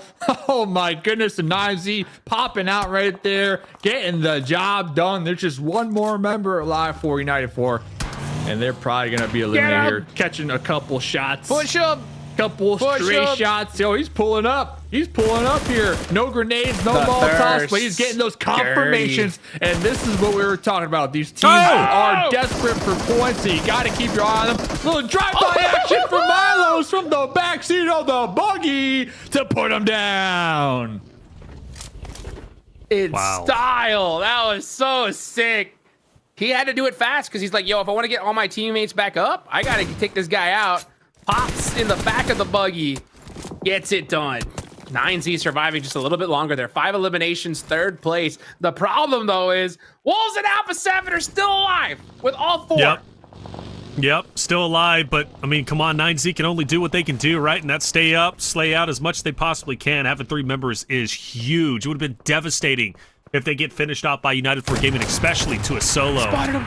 Loops, though, they're also on the come-up, just 5 points behind 9Z, so the same narrative, and, well, they've got to deal with David, who is moving and grooving. Shots are hitting a little bit, a couple pellets here and there, but you don't want him taking you down for sure. And also, IG is going to be coming up behind him, so this fight's going to get even weirder for for the side of Loops and Royals of War. You want to finish this off as quickly as possible. If not, to pump the brakes and then maybe focus on IG who starts to roll up. But I don't think disengaging is in the works for either of these two guys. And for 24K, hate to say it, man, Xforce, we had a lot of hope for him, but he dies to fall damage. And that's not how you want to go on map 5. Nope, not at all. I'm telling you, this is one of those situations where you kind of want to be like, guys, let's focus in circle and then fight later. But these guys do not have that in their playbook. It is going to be a full-on battle. And because of that, both these teams are going out. You know what I'm saying? Yeah. If both What, you of them think had the IG heads takes up them to both out? realize, like, hey, let us just focus in circle, fight whoever's there, and then fight each other, you have a chance. But if you do not do that, you're out 100%. And that's what's happening. Yeah. You think IG takes him out? Oh, for sure. For sure. Well, no, or they if moved not, on. they moved on. left. Okay. So there's a chance. Now the door's open. Let's see. For It how is. long? Atta boy. That's the question. Victix swinging wide. Rado Boy's going to be down. Oh, I was wondering if Milovan was going to have an impact. I didn't want to even call it out because I didn't know, but got it. Yeah, it's Milovan, the solo from Jaguar, helping out Royals of War for a little bit, but also doing a little bit of damage too. Loops, they're gone. And Milovan, a large reason why Royals of War was able to win that fight. But, you know, you think about Rose staying where they wanted, or staying in that engagement, they wanted to pick up Loops. They did not want Milovan taking those fights and taking those valuable points away. So, Ro, an unfortunate set of circumstances, but they are alive. But now the question is, can they get into zone? Because IG has moved in front of them. Yeah. Perfect gatekeeping position from IG. And they got Adrian in the vehicle kind of doing some scouting to really get the intel to see which direction Ro make their approach out of that compound here. So Ro heading right towards Milovan, who from Jaguar was the third party moments ago. Very questionable for me, honestly. But hey, they're doing it. They are stuck. I'm shocked. I'm shocked right now. Here. I cannot believe IG didn't just hunt down those eliminations. I mean, you are in 12th place, brothers. Like, you need every elimination you can possibly get. I don't get it. Like, you have to go crazy at this point if you want any chance at top 2. So I don't like the fact that we saw Intense Game playing it or slow rolling this at all, especially considering where they're on the leaderboards. I do agree with that. Fully agree with that. This is the time where you fully commit everything and you just go for it. Still, Batman's on your screen. We asked Hot Chooks, what can he do better? Well, let's get a little bit of the dark side in him, right? He's Batman after all. He sees his light, but he's gone, and he will see the light. Dark now. Unfortunate. Yeah, he's very, very indeed. VIP, unfortunately, out. Jaguar will start to move in. And so will 9Z as the zone starts to shift in just a couple of seconds. The question is, who's going to get blessed? And you're thinking either Alpha 7 or Wolves, but they have great hardcover POI, Dave. And they both lose it. They lose it, but they still got the whole squad alive. They still got the whole squad alive, and they're the only two teams who have honestly been playing this one nice and calm, nice and slow. Meanwhile, everybody on that east side has just kind of been scatterbrained, you know, really not being able to make up their minds. IG all over the place, Rose of War just stuck over there. So we'll have to see who comes out alive, but INF, Influence Rage, nice potential here for them to possibly gatekeep a couple squads out there in the distance. But Hot Jukes, I'm really feeling a rematch here between the Wolves and Alpha 7 for winner chicken dinner. I'm calling the rematch. It's happening in this game. All right, totally possible. I mean, I wouldn't count on Influence Rage either. They got a dominant position in this circle. They're holding it down too. So I think it's going to happen between any of those squads. But that shot from Royals of War onto Intense Game was devastating. It caused them now to wait even longer before rotating into the circle. Jaguar, though, versus Influence Rage. Influence Rage want to take Jaguar out pretty quickly here, so that way they can just hold this entire position. They have the high ground. Little boy looks really solid here with that nade, just misses. But you better hurry this fight up because Intense Game is on the move. That's right. Milovan has finally fallen to Remix from the outside. He was one that influenced the Royals of War fight just a little bit earlier. That's going to be one less factor that you're going to have to deal with, especially with Royals of War wanting to push forward. And they could take advantage of the chaos between Jaguar and Influence Rage. And I think that's exactly what they're going to do. David's going to be the tip of the spear. He's full sending it. He's now going to be opposite of Portro as well as Carlin got. Federal is moving in to take down Jaguar inside the ball, but he's on fire, and Federal should fall relatively shortly. You'd have to think, but he's going to be a sliver of health. He's going to manage to clutch up. I mean, the man didn't even have 1 HP left, it seems. Maybe half an HP, and still stands up. But a short win. But will they win the war? That's the question. Because Royals of War have pushed up. They have fallen. Now Petrino is in. Silence from IG. They're starting to move up. Diego will fall. Will 9Z get into this fight too? It's a conglomerate of non-stop teams fighting. Alpha 7 could also roll up too. Who knows, boys? We could be losing 3, 4 rosters all in one fight. And Alpha 7 and the Wolves are just cackling at this point because this is the perfect situation for the top 2 teams. Intense game getting punished now. Goat with the nade. Goodbye. Intense game. Just like that, they're out. Golega getting shot though from all angles. Now Alpha 7's here. They're like, we want some of these eliminations. Bring them to us, baby. And they clean the floor with this side of the map. Just like that, we lose half the teams in this late game, and the Wolves, Alpha 7, taking full advantage, the opportunity, the third party, that mess in the trenches. Now we got 2 solos still alive, running from iNCO, and Little Boy still active as well, but that was just intense. Everybody, the drop of a hat, just collapsing on that east side. We want Wolves and Alpha 7 to win this. Right. That's how it went. They're like, let's just give it to them, guys. Oh, this is good. Wolves can set up to be the gatekeepers of Influence Rage and Alpha 7.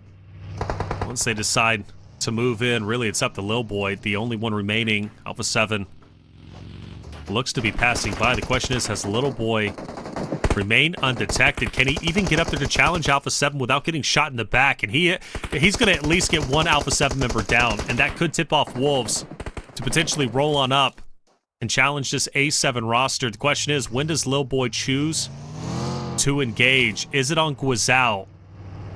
This man playing it very slow. You want to talk about trigger discipline, Hot Jukes. He does not want to fire a single shot. Nope, very sneaky. By the way, if the Wolves want to hold on to first place, they have to win this game. Alpha 7 have 5 eliminations so far. So let's see what happens here. Oh, yep. And 1 elimination difference. That's pretty big from 1 to 5. Oh, here he is. He's going for it. Don't do it.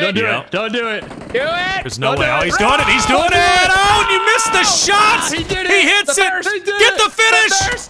Make it worth it. Yeah, it was worth it. It was worth it. Guizao will hit the shots, but losing Revo like that's going to be tough. I mean, 2v3, or should be a 3v4. Revo's gone. And you said the win condition, right, at least for first place, is for Wolves to win this fight.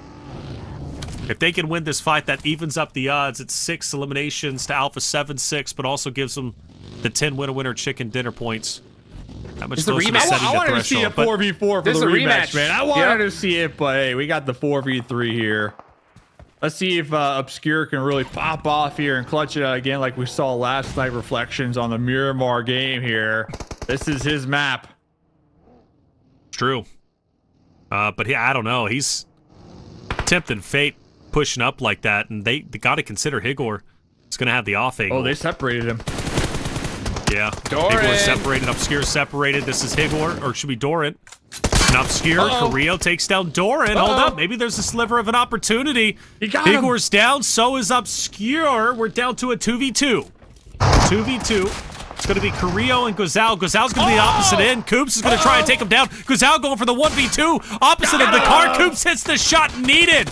And now it's a 1v1. It's Carrillo versus Coops. One for now on one side of the hill, the other on the other. And I don't think any revives can happen. I digress. Coops getting Baton back in the fight.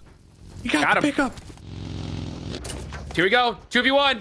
Carrillo out the vehicle with the UMP running up close. He's going to try to isolate the 1v1, but the Wolves do a great job at making that 2v1 happen, and the Wolves get the better of Alpha 7 right there at the end. I don't think he expected the 2v1. I don't think he knew that revive happened so quickly right there. I think he was pulling up Hot Jukes and Reflections thinking it was a straight up 1v1. I'm confident that's what was in the dude's mind right there. But that was the play. Pull up, end it, get that winner chicken dinner. But hey, guys, the storyline's still there. The Wolves, Alpha 7, these two teams are going to be going back and forth all night long. Man. You love to see it. You definitely do. That's insane, dude. Wolves will have a little bit of a lead, but Alpha 7 are still just behind them, and it feels bad, Hot Jukes, for 9Z, because 9Z get 5th place with an 11 elimination game. They're thinking, all right, cool, we're closing that gap for 2nd place, and it's like Alpha 7 and Wolves just make that gap a little bit bigger. That's what I'm saying. You guys are screwed. You guys are screwed. What are you going to do? Like, this is why I'm talking about, like, you have to capitalize to its maximum value. Like we saw in 10's game there, right? Not a terrible game from them, but especially considering where they're on the leaderboards, they got to play differently than before. It's no longer okay to have a 9-point game, right? You need 20. Right? And that's for pretty much everybody on the leaderboards if you want top 2, because you know Alpha 7 are going to put up points, you know Wolves are going to put up points, and they're putting up big ones, right? So you guys got to go crazy. You no more of this slow play, let's see what happens. You got to go nuts. Go nuts, man, especially if you're that far behind. Now's the time to step it up. Gotta appreciate Lil Boy in this moment, trying to clutch up, and it was him versus the world, and he at least got one pickup onto Revo, which was enough to arguably shut down Alpha 7 and give Wolves a little bit of an easier path, right, to ultimately win game number 5. Shout out to the Wolves. Very well done. That's going to be their 2nd win of the day. They go winless yesterday, but they podium 4 out of the 6 games. Today, they managed to pick up 2 wins, putting them even further up there. And shout out to Coops, man. Coops, that guy leading the way, right? 2 eliminations, 255 damage, the best on the roster. We take a look at the overall rankings for at least this match, and well, naturally, Wolves get the most over that of Alpha 7. Influence Rage with 11, and again, feels bad for 9Z. You know, you start to think you're closing in, only for Alpha 7 and Wolves to, you know, get a little bit of more of a lead. Still about 30 points away. Well, they get 2 points. Yeah, they get 2 points on Alpha 7. 2. That's crazy, right? You put up 14 and you close the gap by 2 points. Oh, right. Brutal. They're still 32 points away. Not bad. That's tough. That's tough. It's not bad. But 2 is better than 0, right? Or negative. That's for sure, right? Compared to everybody else. So yeah, good up for 9Z. It's a good game, but this is what I'm talking about. Is like if to get top 2, good's not gonna cut it no more, guys. Like we're gonna have to be more critical, because at this point, like you got to start crushing matches if you want to have a shot. And 9Z, tons of potential on this team, but what are you gonna do when Wolves and Alpha 7 get going like this? Just do you. I mean, you can't stop unless you directly want to challenge them, which I think is ignorant. I don't think you do. I think you continue to play your game and pray that Wolves and Alpha 7 start to mess it up. It's amazing that Wolves match the energy of Alpha 7 in terms of eliminations, but they get significantly less damage. Comes to show you, Wolves at the very end picked up the pacing and naturally took down A7. Question is, who got MVP, though? It's Remix once again. What, second or third MVP so far for 9Z? 5 eliminations. I mean, you got to give him credit, Dave. He's doing everything in his power to pull 9Z up by the bootstraps and put them in top 2. Yo, we know Hot Jukes versed Maxman earlier, but I want to see Hot Jukes square up with Remix. I mean, my dude is ready to go right here to defend the title. I know the Wolves, Alpha 7, obviously the main talking point. They're at the top leaderboards, and we also saw them in that end zone fight. But 9Z, 11 eliminations here on this Miramar game. Remix with 5 of them, Colgo with 3, and Milos with 3. So definitely a team who hasn't really been in the conversation all that much tonight, just because of Alpha 7, their 2 winner chicken dinners, and now Wolves with their 2 winner chicken dinners. But 9Z, they're right there too, guys. Yeah, they have some catching up to do, but the fact is they are within striking range, and I think that's what's important right now. Yep. Striking range indeed. It's pretty much all they got. One more game left for the day. I mean, come on. Who's going to end up in first place? And more importantly, who's setting the threshold? Is it going to be Wolves? Is it going to be Alpha 7? Those are your two options. 9Z's a little bit too far behind, but the important thing for them is they can close the gap to make it highly competitive going into tomorrow's competition. One more game left. It's going to be Miramar. We're going to take a quick break. When we come back, the final game of the day will start.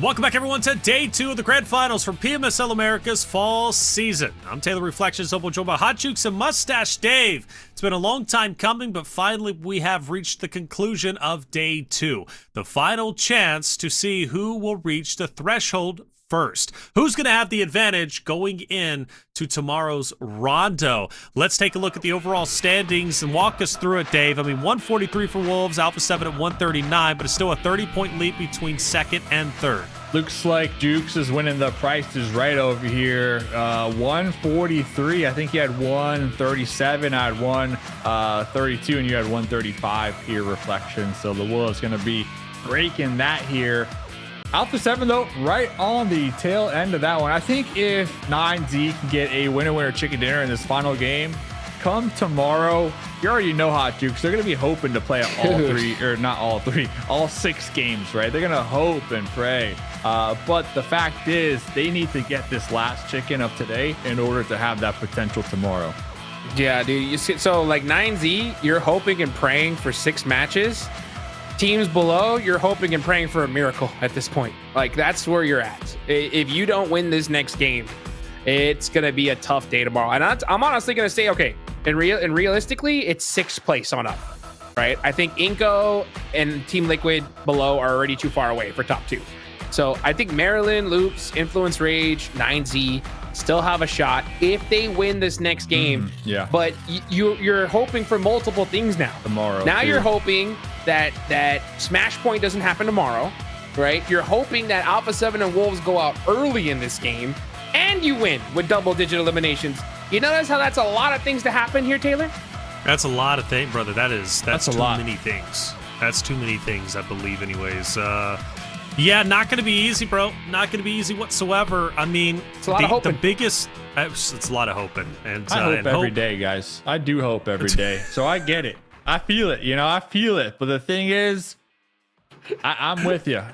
Tomorrow, I think Alpha 7, I think the Wolves, I think they're going to be sending this one early. They're going to be punching the ticket early tomorrow. I do believe that. I hope so, man. What are you guys laughing at? What's happening? It's just, Dave, you're getting deep again. The other day, I man. Hope, man. I hope every day. I wake up and I just hope, bro. We need to have a talk, man. I don't know. So what's going on? So I tell you what, Dave. Who were you hoping? I wake up every day and I hope for Xforce to win, but they don't. So I go to my next hope and it's the Wolves, and I'm hoping that we can send the Wolves to that next round and they can dominate. And you know what I hope for? Hot Jukes to finally release the sword. All right. Yeah, that sword's been there for a while, man. Ultimate hope. The ultimate hope, brother. I'm not going to lie. I've seen it move a little. I saw it wiggle. Okay. I saw it kind of go like, It's vibrating. You know what I'm saying? With how good the Wolves are doing. And remember, it can only be removed by an NA team, a USA flag in the grand finals. Okay, not just PMGC, because we've seen teams go to the league stage before, but to the finals, baby, the big show, right? So, I've never had so many high hopes. Not gonna lie, I'm pretty sure this thing is rusted in the open air, right? So, like, it's been a while. You know what I'm saying? Far too long. Far too long, man. It needs to get sharpened up, and Wolves are looking to sharpen and taking it for themselves. If they get, by the way, we need to make that a theme. If the Wolves do go to PMGC, somehow, some way, give it to Wancho. Give it to Wancho and tell him to take it to PMGC, and it needs to make an appearance, man. Well, how everybody puts their like their plushies and stuff on the desk. No, the sword. The sword is what's going to do it. Might be a little dangerous. Check it, brother. Do not put it on your carry-on. You know what I'm saying? Yeah, maybe a little Otherwise, dangerous. the sword will be lost forever. That's true. Put it in the check lug. Get a sheath, Dave. We can get a sheath. Get a sheath. Yeah, get a sheath. I know, man. With how Wancho's been going off the rails, I would not give that guy anything sharp right now. Thailand rules. I don't know. You're right. Yeah. Thailand, exactly, dude. He might not be coming back. He wants to be on Xforce next season. He's gonna be stuck in Thailand if he brings that. Well, but it also could be a good tool to navigate hard discussions, especially during his interviews if he has a sword, right? I don't think anybody's really going to be saying anything. Maybe he'll get some real answers. Yeah. Maybe he'll get picked up on a team. Maybe he'll get picked up on a team. That's right. Well, hey, check it out. Sarpatch's been putting in tremendous work on site. He had a chance to sit down with Doran to talk about our final game.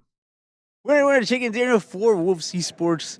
What a rivalry are we getting? You guys and Alpha 7, they took the first place from you guys for a moment. Now you got it back. How are you looking forward for that, battle between you two? I don't know how it's going to end, but we are excited and we are playing much better when we are under pressure. And it's a good thing that we are playing under pressure for PMGC. If we take it like a preparation, and we'll see what is going to happen. Do you want to say something, bro? Oh my God, are you Dinu Constantinu, the IGL for the notorious team Wolves Esports? Yes. Oh my God, I'm such a big fan. Hello.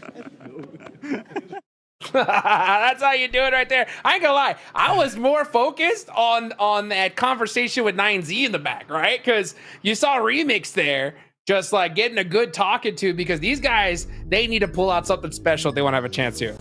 That's dude, they're dapping it up. It was all love, clearly in good spirits. 9Z, they are going for a win, and so can you. With the Amazon gift card, make sure you claim the code, the last one for today before tomorrow's competition. Make sure you claim it, be quick with it. Final game of the day, we hop into Miramar. We've had Alpha 7 win back-to-back Erangels. Can Wolves repeat that, but on Miramar with back-to-backs? It's very possible. They've been playing very well, but they're holding on to first place just by a thread. Will they be the team to set the threshold? Or will Alpha 7 take it from under them in the very last moment, the very last game? We're going to have to find out very shortly. Wancho, Dave, I think Wancho just desperately is missing the fact that he is not getting screen time. He's just popping up everywhere. Yeah, You're looking a little lonely on that last one. Yeah, listen, he's there though. He is there. So that's what counts, right? Because when you win a champion on the team, everybody gets a ring, right? Everybody gets that ring. So let's see what happens here. But honestly, going back to what Jukes was saying, 9Z in the background of the interview, I think they're locked in, guys. They are locked in. They know the mission. They know the goal here. And the goal is to get a winner chicken dinner in this final map. Keep that dream alive heading into tomorrow evening's games. We got 6 games on the line tomorrow. We're all calling it, maybe 2, most likely 2, with the way Wolves and Alpha 7 have been performing here today. But 9Z, they're locked in, Hot Jukes. They are locked in. Everybody needs to be triple locked in at this point with the way Alpha 7 and the Wolves are playing. That is for sure. Personally, I think that Juancho needs a raise with the Wolves because maybe he's the lucky charm for the team. You know what I'm saying? Because it's working out for them today. I'll tell you that. These guys are doing great. But let's see how lucky they're going to get with this circle as it has gone all the way down south here. Ooh, that's diabolical for sure. I'm excited about this one, though. This is going to be a lot of fun and a good way to really test every roster who's trying to make their way up, right? That includes Alpha 7, who is going to be truly tested in this moment. They're all the way to the top left over in El Pozo. They've got a long rotate and so many teams to get through. For Wolves, same situation, same scenario. So I look at potentially 9Z to have a great game. I think this zone benefits them the most, in my opinion. I mean, come on. If 9Z can have a good game here and close the gap between Alpha 7 and Wolves, tomorrow's going to be a very, very exciting day.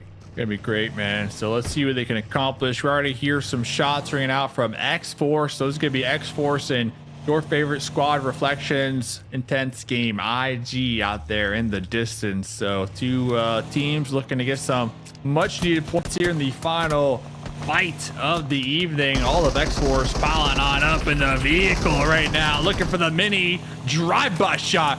If you would have hit that, just give him the ticket, give him the invite at that point. Yeah. Hitting that, shoot, what the heck? That would have been insane. Right? Give him that's like an automatic 100 points right back in it. I agree. There should be some kind of crazy bonus point like situation like that. That'd be fun to watch, like a bounty board. Drive out the vehicle, Winchester shot. Right. But then you have like 10 teams trying to do it to survive. You know what I'm saying? Like, that'd be crazy. A bounty would be fun, man. And you put like a $25,000 like reward for the bounty. Yes. Take out the top team. I'll put a $25,000 reward for PUBG Mobile buffing bolt actions. That's what I'll do. Okay. That's what about buffing? We've been talking about it a long time. I know Dave is a big supporter of this buffing. Oh Lord, what Buffy was the it? Vampire Maybe Slayer. That's my favorite show. Well, it's a great, and that's a great show. I've actually been getting into that recently. I'm not gonna lie. It's a good show. No, but the hovercrafts, man. The hovercrafts. Thinking about You wanted like a laser on top. There was a Maybe game I'm mode talking- where like the vehicles had flamethrowers and grenade Oh, yeah. launchers. It was pretty wild. One thing about PUBG Mobile, man, they know how to cook up some pretty fun game modes, man. That's a fact. And I'm always like playing them. I'm like, man, I wish this was an esports just so I could talk about it. The players, they would absolutely hate it, right? But I would love to see it. Payload mode. That's what it was. Shout out to Clint. Payload. Payload all day. That was one of the most fun modes. Payload. That's where it's at. Hopping at helicopters, shooting stuff out there. Yo, It was bring crazy. a helicopter to competitive PUBG Mobile. Give VIP Esports the helicopter. I guarantee you they're walking away with the winner wearing chicken dinner. But here comes Rose of War right now, knocking on the door of United 4 Gaming. Hot Jukes. Here they go. Let's see. Victex. Dementor's got the shotgun, the pump shotgun, not the one he was really hoping for. Now you got the rest of United 4 Gaming ready to get into the fight early on. And this is what's going to happen, guys. You're going to see a lot of these teams at the bottom, desperate for points, need to get the fights early on. I mean, this is just where they're at on the leaderboards. So I do not hate this fight from these teams because they need every elimination they could possibly get. Nice nade there to open things up. Yeah, by Tonka. Let's see what Victex can do with it. He's gonna need to go big. Gonna need to go big, but I love that off angle from Joko. He'll back away from it, but his presence is still most likely going to be felt there. So if he can rotate early enough, he might be able to get a good off angle on the Royals of War members just up ahead. This is a big fight for center control just outside of Los Leones. So big implications and big reasons why you would want to win this fight, but they concede it. United for Gaming are gone. They want to live to play another day. 3 members out. And plenty of space around him, right? There's no reason to really fully commit this early on, especially when you lose a player. You know, why do you want to full send it and give up your potential tournament life here, especially when you're trying to catch up? So I don't disagree with United for Gaming leaving that fight. Yeah. I think it's already over, man. Why? What do you mean? They're alive. You said their tournament life. I think their tournament life is over. Not taking that fight. fight, We're being man. dramatic. No, I'm not being dramatic. They're in 9th place, 69 points right now. And But we're you don't give talking up, man. about the Don't give up. final game Guys, of the night. Wolves Taylor, 143, Alpha 7 139. They're ending on match point tomorrow. I mean, they are. We might have maybe 3 games. United 4, they are not catching up. Reflections. I'm sorry to tell you, They weren't man. winning that fight against Royals of War either, man. They are Listen, not Taylor, catching up. This Go came ahead. from Mr. Hope himself. I hope every day. I wake up every day and I hope, man. But I know one thing. That's such a wild call, dude. United. That means it's over. It's okay? over, dude. If I'm just Mr. being Hope real. says it's over, it's over, dude. It's over for I mean, they got a United. good amount of points if you look at that. Team Liquid as well. They But did great. It's not going to be enough. Great. They did great. Next season, come back. Very nice. You know, show up for sure. But top 2 right now, it's over, dude. I think you take that fight, Reflections. I get where you're going, take that man. fight? But I'm looking at the whole picture. You know, the whole So picture. day 1, that's a good fight. Oh yeah, for day sure. Day 2, Maybe earlier on. map 6. Yeah. Not a good fight. Not a good fight, man. Not Not a when good- you not a got good call to back 69 away. points. Not when you got Yeah. 69 points, man. Yeah. I'm sorry Makes if I'm sense. being too real. Mr. I can Hope tone has it shut it down. down. I can tone No, it man, down. it makes sense no. to me. Makes I say sense. amp it up. I mean, tell say me if amp I'm it up. wrong. Close to Call reality. me out. If I'm wrong, call me out. Well, I'm just saying, guys. No. Given the context of the points, Context. Yeah. All right. I think you're right. Right. Again, day 2, map 6. Yeah, You got you're one at a more great day at point. Smash Point Totally agree with tomorrow. what you're saying. I think just You know? taking into the facts that this is match 12 out of 18, and 18 is being hopeful, right? With the fact that the Wolves, Alpha 7, they both won 2 games here today. So the chance of them winning 1 game early on tomorrow, pretty damn high. So yeah, that's a fact. That's a fact. That's right a there. fact. That's a fact. That's a big Look at this fact. circle, though. Oh my gosh. Look at that water. Deep south. And 24K are still in the blue, even though it was a southern circle. How? So look at this though. VIP can play spoiler though right now. They can really help out the Wolves over here. VIP looking to show up and show out here in the final map of the evening. Not Zaman. Not Zomman Down. once again. Zomman. He's down. In the clouds. Prince is running. Batman is going to be just behind that of Revo. Revo should fire some shots onto Batman very shortly. Guizal will take down Prince. And Batman also fell to Revo. Wolves are like, come on. Yeah, no spoiler here. I think that was too much hope in my opinion, man. No spoiler here. I think Animal's dipping. He says, well. Why? And that's a great question. Let's go back to the conversation. Royals of War, I mean, they're at 69 points. 68. No reason for Animal to dip. Why stay alive? Send it. Just full send it. Send it. 1v4 Let's get it up. Alpha 7, and you may become a hero. Oh, he's doing it. Oh, he's at this point, you're trying to make a highlight play like we saw yesterday from Obscure, That's right. and you're trying to get signed to another roster next season, man, or picked up on the off season, right? So if you could 1v4 Alpha 7, you know for a fact everyone's going to be looking at you right now. So that is the play without a doubt.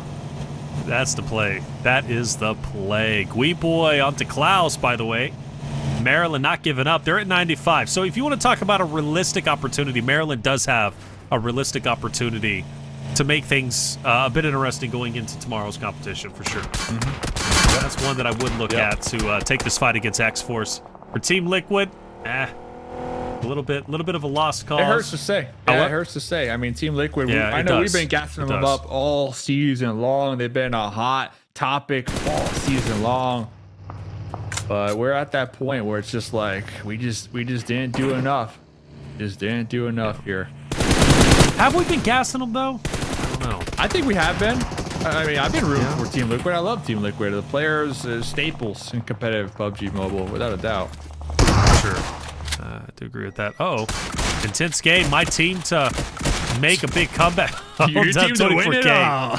Yo, 24K says this is the battle for 12th place, and I'm going to make you feel it. I won that fight, and we're taking over your spot. We're protecting what's ours. Oh, boy. Let me ask you this. You said the hope was lukewarm. Where's it at now? It's cold. Ice cold. Ice cold? Ice cold. Ice That's cold. tough. Ice cold? Ice cold. All right. There's no coming back from that. No, there's not. That's an ice bath. You're done. You're cooked. Watch the circle go to the south, though, That'd into be great. the water. Yeah. That would be great. I want to see. Ooh, there we go. Good enough. Alpha 7 are like, yeah. Alpha 7. No, I want to see this. Wolves. Maryland versus 9Z. This is a fight that has real implications. Both rosters trying to catch up. And could arguably, whoever wins this one, especially if it's Maryland, could very well pass up 9Z in the overall standings if they can have a decent game. On the edge, we have Gui Boy. Lin also going to be down. Xforce is fully eliminated. But even still, the main focus point is going to be on Maryland versus 9Z.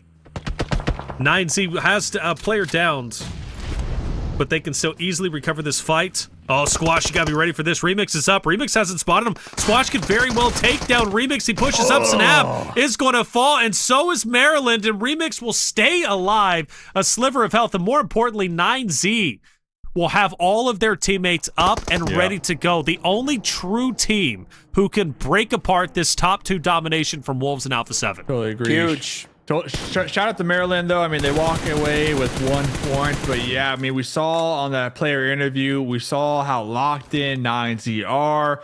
They just came off of a really solid game when they got a lot of eliminations here, Hot Juke. So they're looking to carry on to the final map of tonight and do the same thing. I love to see that, man. Back there in that interview, you saw Remix getting a good talking to. He looked like he was like, all right, I know what to do here, and they're executing it. So I love it. I mean, you cannot give up no matter what. You've worked all year to get to this point, and you want to be able to make it to the big show, PMGC. And for some teams, it's definitely further out of their grasp than others, but it ain't over till it's over. Yeah. And unfortunately, I think some teams have already kind of counted themselves out here. Some still have a chance, though. Team Liquid, and they are so far away, it's hard to really think about, right? But you never know if you win every single game going forward, and we have 6 tomorrow, right?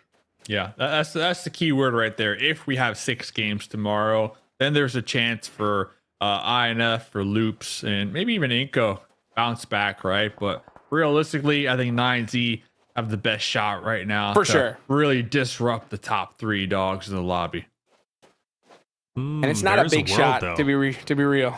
It's not. It's not at all. It's not at all. Now, think about this. How crazy would it be if we could pull up the map? I know we're about to get a zone shift, so maybe I have to wait a couple of seconds, and that's fine. But there is a world where 9Z, Alpha 7, and Wolves could all be along the southern coastline.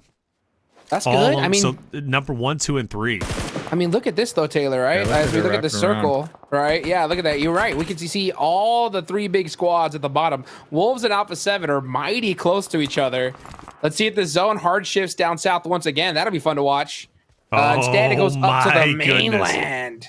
But still, though, Alpha 7 and Wolves are within that zone. 9Z are the ones who can come up behind them. They might do this. This could be big. One of the biggest plays of the past 2 days for 9Z to maybe silence Alpha 7, especially if, I mean, just Alpha 7, right? They're in second place. That's their goal. Wolves, like, first place, okay, whatever. Even if it's not by much. But if you can take down the second place team, win this game, there's a lot of ifs. I know, a lot of ifs. But, man, 9Z could be in a real spot where they could be in second. Well, here's the thing, Taylor, right? I mean, look how well 9Z is doing. They have 4 eliminations. I mean, look how much they've closed that lead already. Yeah. For sure. Not at all.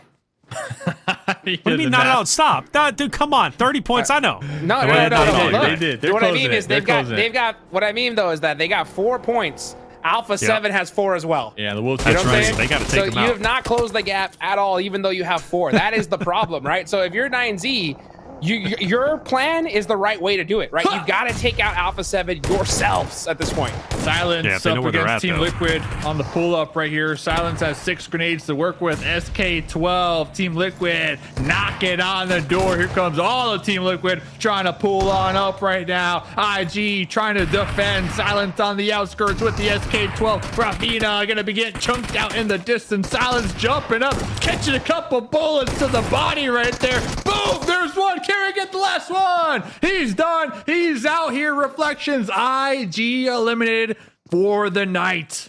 Game 12 out of 18, man. That's it. Day 2, IG, they're done. Ice cold. Done and dust. Ice cold. Ice cold, man. Team Liquid win the fight. Therefore, they control the northern side of the zone. Interestingly enough, 9Z and Rose of War start to posture against each other. And that could be a pretty fun fight to unfold. Rose of War have not done too bad this game. They're at 2, but more importantly, they've defended every single location that they've been at. And for 9Z, again, I still think they should go behind that of Alpha 7 at the bottom, but they have no idea they're there. They're just playing their game. It's just how it is. Big Tex. Popping some shots down range as well. 9Z, got to stay alive. Have to. Wolves and Alpha 7 have too good of a position. If you want any shot at that top 2, you got to win this game. And hope Alpha 7 and Wolves go out already. Because they are going to put up some serious points in this one, Dave.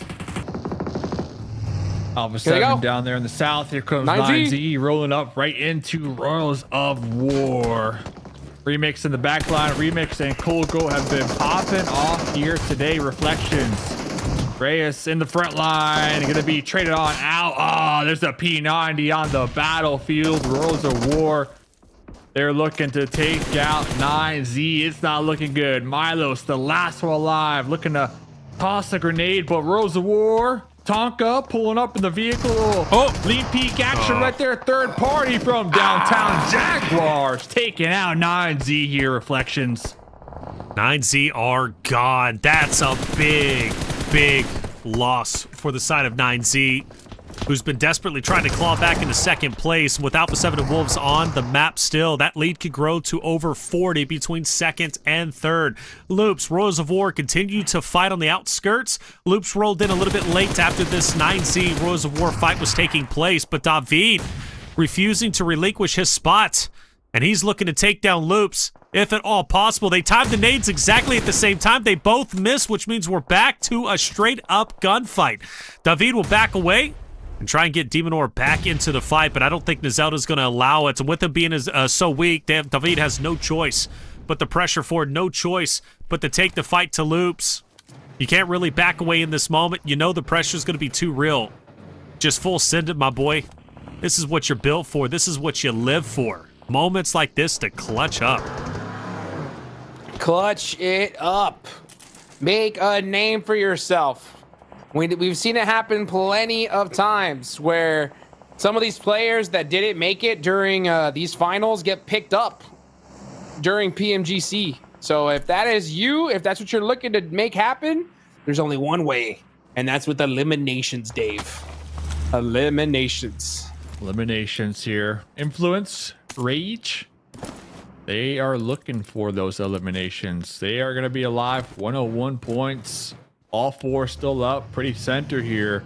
But no eliminations, Hot Jukes. No eliminations. Diego out here crawling, checking on the tires, the buggies. It's looking pretty nice. Things looking pretty good over here. A little soft 2-2 split. But yeah, I mean, we're looking at teams who are desperate for those eliminations. Enough, one of them. iNCO pulling up here, Reflections. iNCO versus Straight Outta Nepal.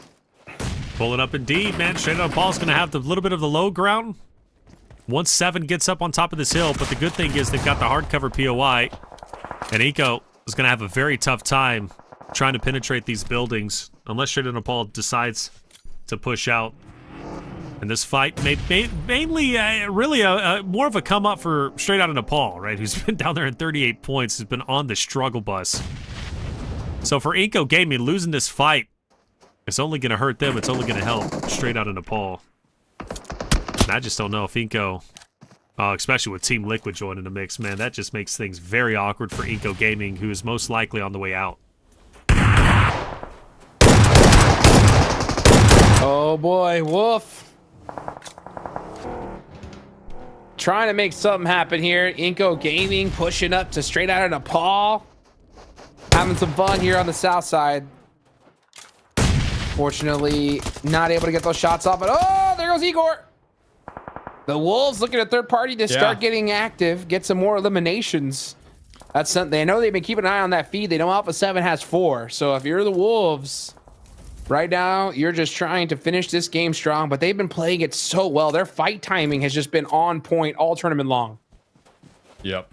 And they're looking to try to strengthen their gap too, right? In the overall leaderboards. They know Alpha 7 awfully close here. So any type of potential elimination points they can get, they're gonna take it here. So the Wolves, Alpha 7, gonna be down there in the south, still just playing this one nice and slow. Looks like they're both in their vehicles looking for the same rotation down here, just clearing out the south before moving forward. So these two teams, man, I'm telling you, the zone magnets here, just magnets. Here comes Wolves pulling up.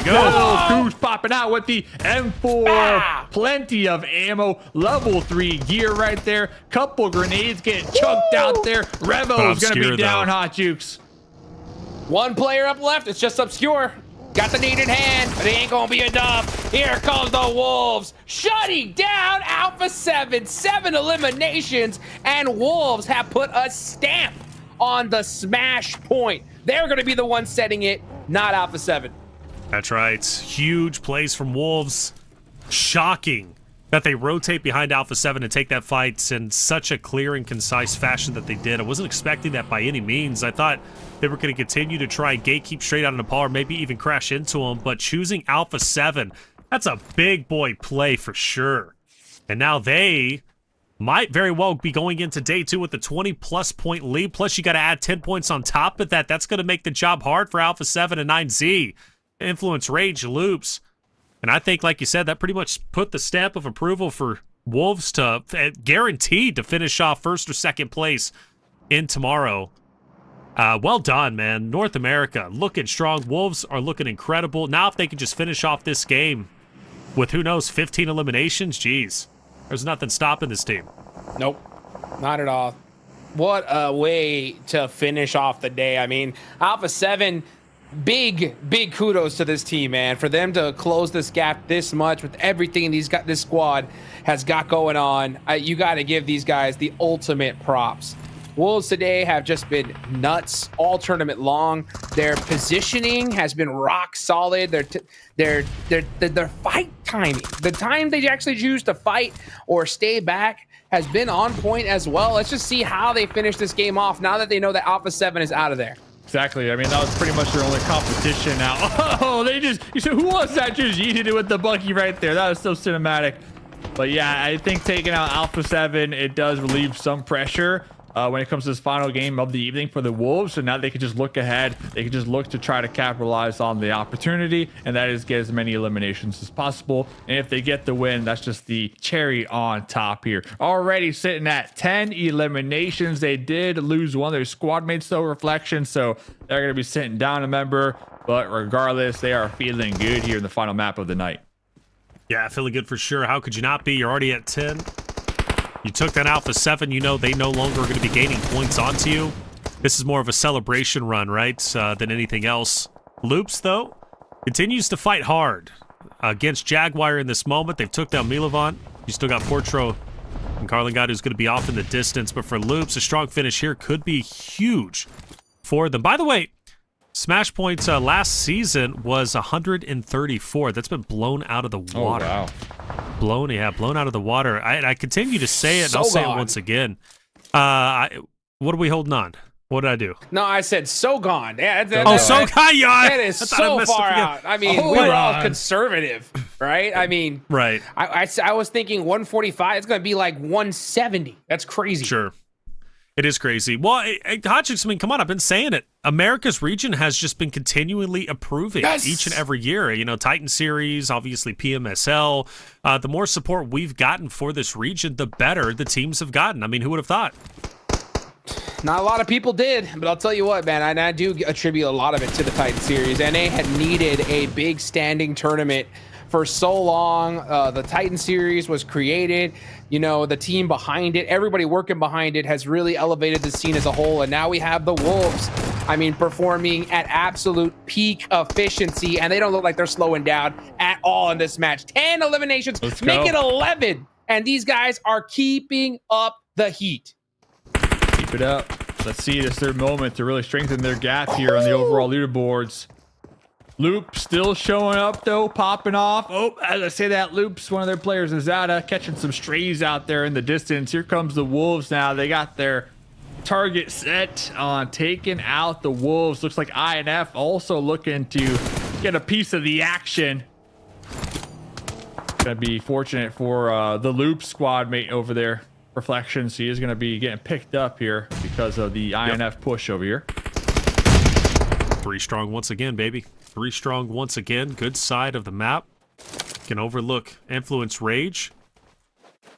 I want to say, I kind of want Wolves to get spicy again like they did against Alpha 7 and push up onto the Loop side, take them down. If they can do that, that'll be pretty wonderful. Is it necessary? No, it's not, but I think they might try it. Why not? They're pushing in and pinning their will on every team that they possibly want to.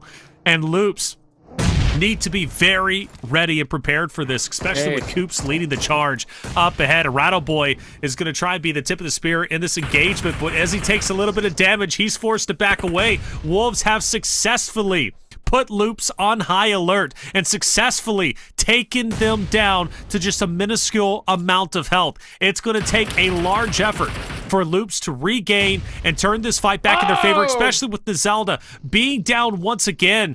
Beautiful nades. Wolves doing everything right. Rattle Boy forced to skirt to the right-hand side, but he has just enough of an off angle to fire onto Coops, but it's not enough as Coops is able to get even further up, get the finish onto the Zelda potentially.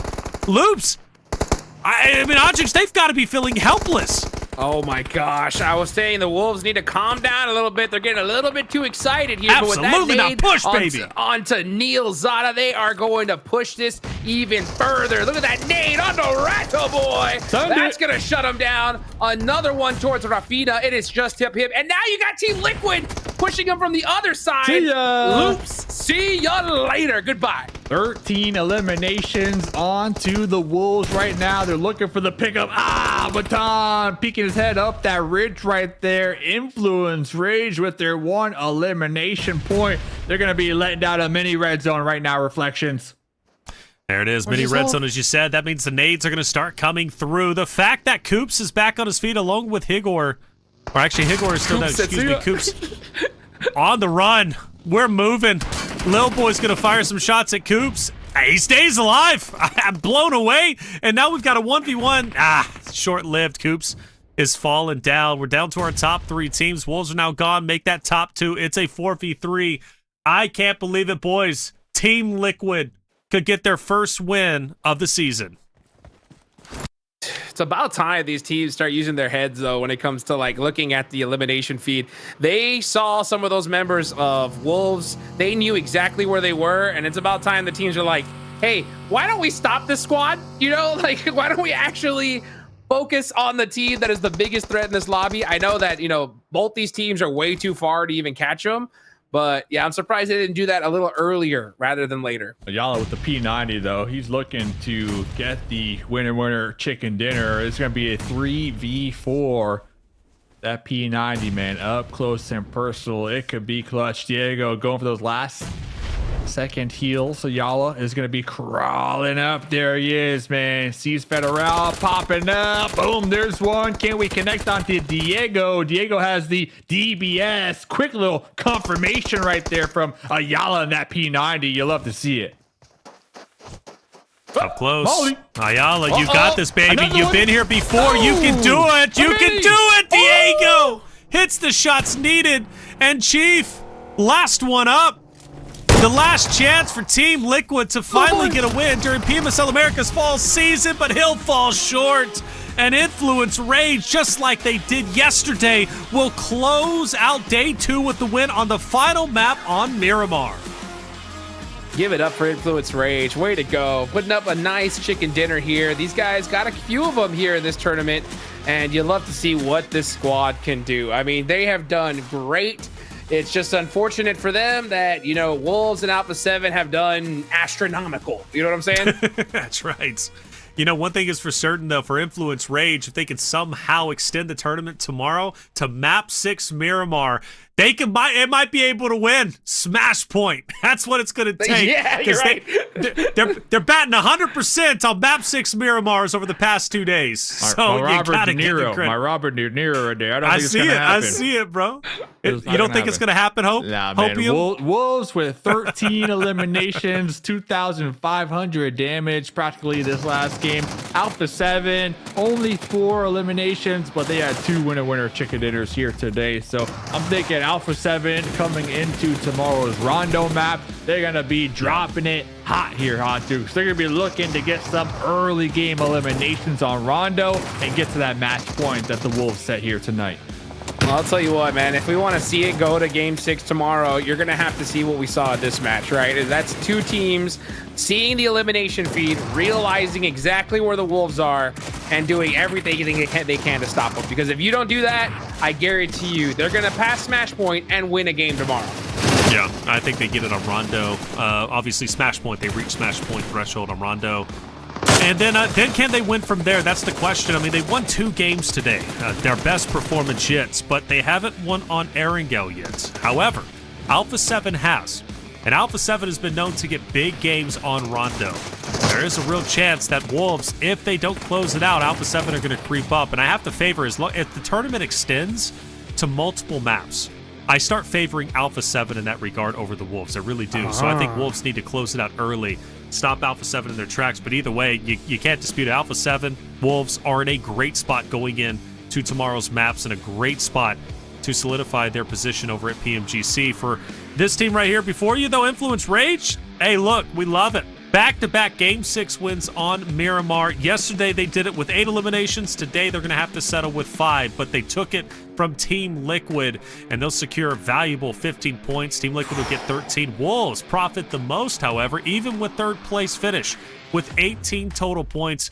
Good on them, and Loop still trying to catch up. But, yeah, the focal point, obviously, Dave, has to be on Wolves and Alpha 7. Yes, I mean, sir. they are the closest ones to closing it out. Yes, sir. And you never know. There could be a big surprise, a huge upset tomorrow. Say one of these bottom teams, VIP, Resilience, they might just look to hunt down, right, the Wolves. They might look Sure. to hunt down Alpha 7 and try to extend the tournament. I mean, I know it sounds like it's far-fetched, but they got nothing to lose, right? So they can hunt them down, maybe try to take them out, really affect them early game. That way they have a less chance to get that winner chicken dinner. And that can open up the 6 games come tomorrow for teams like Influence Rage, for teams like 9Z. So you just never know. I mean, it's a battle royale. Nobody's friends out here unless they're on your squad. So you just don't know who you can trust. So tomorrow could be exciting in that aspect. Could be. Could definitely be exciting for sure. But from my experience watching PMSL, watching PMWC, teams just do not like to challenge those on Smash Point because they don't want to risk their tournament life, or more importantly, where they currently stand, because there's money on the line. But I really do hope tomorrow we break that mold. And if Wolves Alpha 7 inevitably hit Smash Point, you start to challenge them and take them out to extend the tournament. We'll find out. Coops from Wolves finally getting our match MVP. Almost 1,000 damage, Hot Jukes. Crazy damage. I'm telling you, so much damage. He's got the grenade as the ring right there on his left hand. Crazy to see, man. Coops went nuts today. The Wolves in general are in such a crazy spot. And good on them, right? Good on the Wolves and Alpha 7 to create such a dominant lead that, I mean, tomorrow when it comes to Smash Point, they're going to be looking like the 2 teams that could possibly even cross that after this game. It's wild to watch. Wild indeed. Wild to watch. Coops has been phenomenal for Wolves Esports throughout the competition. He's going to continue to do that tomorrow. Where it matters the most. A big lead now for Wolves over Alpha 7, 161 to 144. 200 points incoming. That could very well be where we end the competition. Wolves, by the way, will have to reach 171 points for Smash Point threshold tomorrow. Same thing for everybody else, right? Influence Rage does jump up over 9Z, who's been a consistent talking point for disrupting Alpha 7 and Wolves in the top 2 run. But Influence Rage has now made themselves a potential competitor if the tournament goes to map 4, 5, or 6. Point is, Dave, there's still hope. There is. But the thing is, Rondo, we keep saying it because it's so true. Wolves, they only need 10 points to get onto that Smash Point. They can get that done in Rondo, right? And then after that, they have 5 games to get a win, and that's it, right? So we might go to 6 games, but the chances of that happening, I think, are low, just taking into consideration the performances we saw tonight from the Wolves. Right, there it is. Who else are we looking at tomorrow? Maybe not for a top 2 run, but Hot Jukes, for yourself, just to finish off stronger maybe than you were expecting at the start of the season. I'm just looking for everybody to have fun tomorrow at this point. I mean, it's just make a name for yourself. If you're a teammate that's like frustrated, or you feel like you're not going to continue on with your squad, just go nuts, put up a crazy show for us, and hopefully get picked up. Because, yeah, I mean, Influence Rage, they're 55 points away from Smash Point, boys. That is a lot. So, yeah, they're going to have to get 10 plus points every game, and then hope the match gets on 6th and then win. So, like, it's a hard road to cross, that's for sure. It definitely is. Well, we've been watching closely this MVP race, and I believe Guazal was able to take over first, if I'm not mistaken. Obviously, we'll have to check in because he did, in fact, have plenty of eliminations today, was the hero at multiple points for his roster. But did he do enough to take over first? He did not. Just short. Remix from 9Z. You cannot disprove the fact that 9Z has tried everything in their power, and Remix specifically has given his all to put them up as a top 2 team. You want to talk about raising your stock as an individual player. I mean, Dave, I think Remix has successfully done that. Oh, for sure. And Remix, Colgo, we don't see him here anymore, but they've been, players that we've talked about multiple times throughout multiple tournaments. But I think this weekend has definitely been Remix's time to really shine here, Hot Jukes, and hope we continue to see that here tomorrow. Even if they don't, make that top 2 spot, I would love to see the MVP go to Remix, because you could tell he's been putting in the hours, he's been putting in the work, and he's locked in, man. So to see him at the top, that's pretty cool. Dude, I can't stress how insane this is. I said remix, not as a shock to the fact that he's up here. It's just, or any shot to his ability. It's because of how many points Alpha 7 and the Wolves have. So to consider that remix, a team that is so far behind those two teams is on top of the MVP rankings. This guy went crazy. So, I mean, huge shout out to this player. You're so right. I mean, a dominant performance. If he gets MVP, I mean, he's going to go down in history right here. That was beautiful. Yeah, beautifully done indeed, man. 9Z looking great. Alpha 7 obviously doing a great job. Gozal, the new addition, has a chance to win MVP himself. He's just 3 eliminations away. Tomorrow is going to determine it. Who will get the MVP? Who will be at the top? We're going to have to figure out, obviously, that tomorrow. Now, I will say for PMGC points, that is another big race. Who is going to end up at the top of their region? We've got 3 regions, Brazil, LATAM, as well as North America. Let's take a look at Brazil. And it's Alpha 7, no surprise, who's leading over Influence Rage, who's just below them. Now, things could get fun depending on where Alpha 7 ends. No, excuse me, Alpha 7. So I want to clarify this. So what comes first is PMGC points, or it should be PMGC points, right? So if Alpha 7, for example, if they do in fact get top 2 in the tournament, if they get top 2 in the tournament, that's going to carry over. Alpha 7 will then win their PMGC leaderboard, and it's going to come down to the standings in the overall PMSL Americas race. So, for example, if Alpha 7, they end up winning along with Wolves, then it's going to be who got 3rd place in the overall standings, right? So Influence Rage, for example, being in 3rd, there could be a chance that they do sneak into PMGC based off of that. So these PMGC points, Jukes, are going to matter going into tomorrow's competition. They're going to matter huge at this point. Honestly, for Influence Rage, this is the leaderboard you got to look at this point, right? Your whole goal now is to pass up Alpha 7 on the PMGC leaderboard. So if you're able to do that and get your ticket that way, I mean, you are so excited here. Take a look at LATAM, 9Z. Oh, they got this. Yeah, 9Z, it's a lock for Latin America. That's for sure. Yeah. But you know what? Considering if Alpha 7 do win it, like you mentioned, the PMGC points, then it's a hunt for 3rd. You know, so it opens up that door to tons of potential. Tomorrow's going to be one heck of a show. Yeah, definitely so. But you're right, 9Z, they've got it unlocked. Like, they're most likely going to PMGC unless something absolutely weird happens, which I don't foresee that occurring. But let's move to our other variable with North America. That's the big Naturally, for Wolves, they have a lead, okay? 300 to 163 over Xforce. So what does that mean? Same situation for Alpha 7 versus the Wolves, okay? If both of them can lock it in, number 1 and number 2 for PMSL America's fall season tomorrow, that means now 3rd and 4th get an opportunity to move forward. Ooh. So we're talking 9Z. Well, again, 9Z is already 1st place. So now you got, what, 3rd and 5th place, essentially. Okay, so there's the 4th and 5th, excuse me. There's going to have to be some math done on the back end, boys. I don't want to be in charge of that, Dave. Yeah. All I know is we might see Wancho on Xforce at PMGC. So he might be playing too, guys. I don't know what the contract's looking like, but you never know. Point is, chat, big takeaway, 5 spots are earned for PMGC via the Americas region, okay? 1 for Brazil, 1 for LATAM, and then 1 from North America guaranteed, right? Then it's a matter of who finishes in PMSL America's fall season and where they end, where they stand. We'll do all the math tomorrow. We'll figure it out. But either way, today was exciting, and it definitely set the narrative of our top 2 teams are definitively Wolves and then Alpha 7.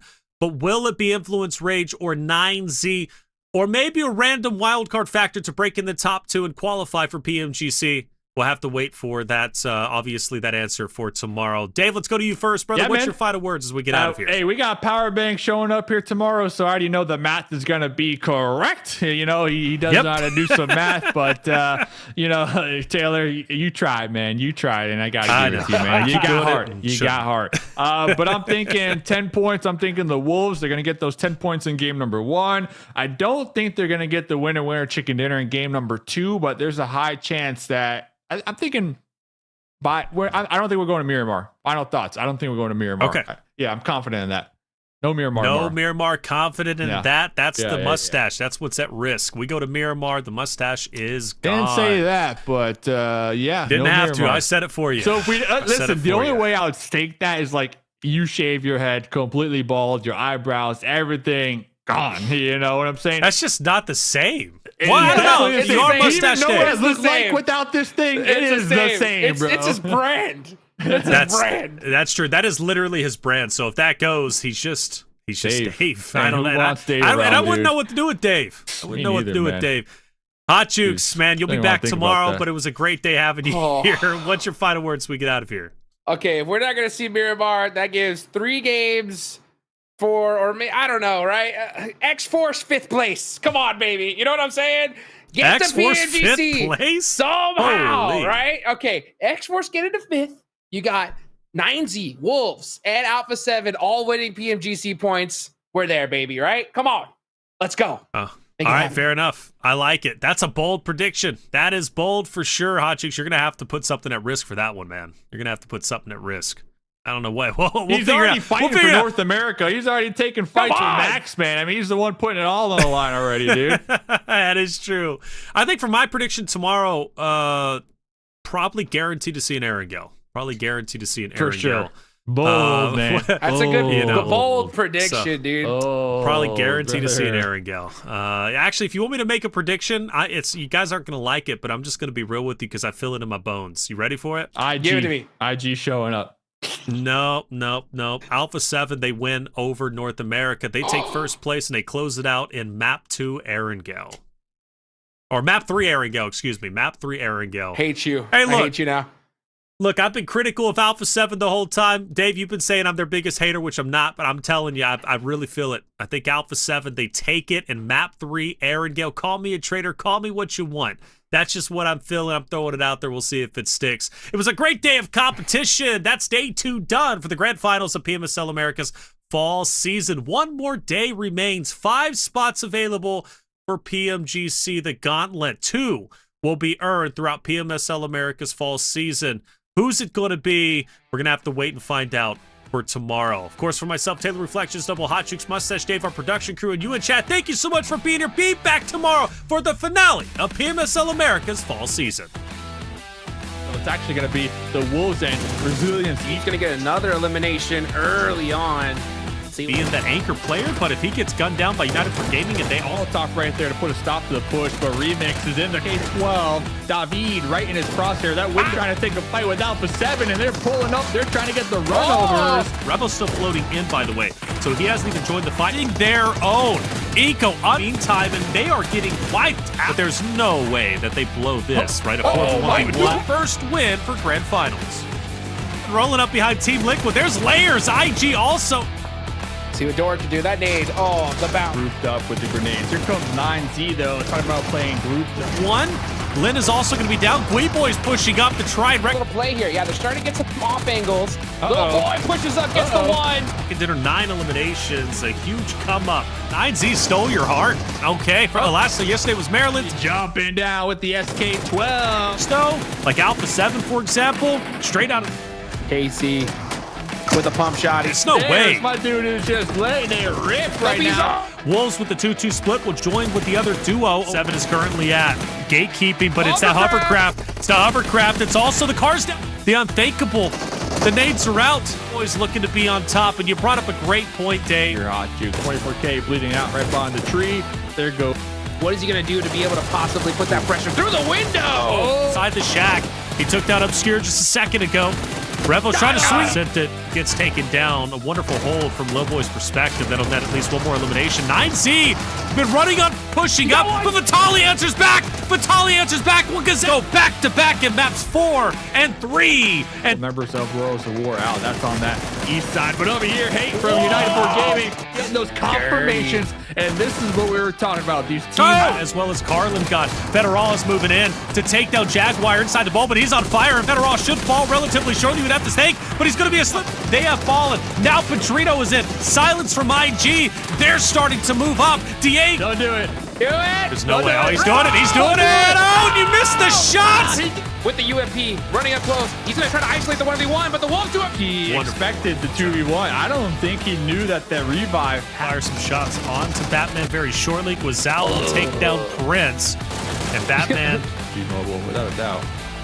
Sure. No, I mean, they walk away with 1 point, but yeah, I mean, we saw Agnes. Here comes Wolves pulling There up. they go. Who's popping out with the... You know, they no longer are going to be gaining points onto you. This is more of a baby. You've been here before. You can do it. You can do it. Map on Miramar. Give it up for Influence.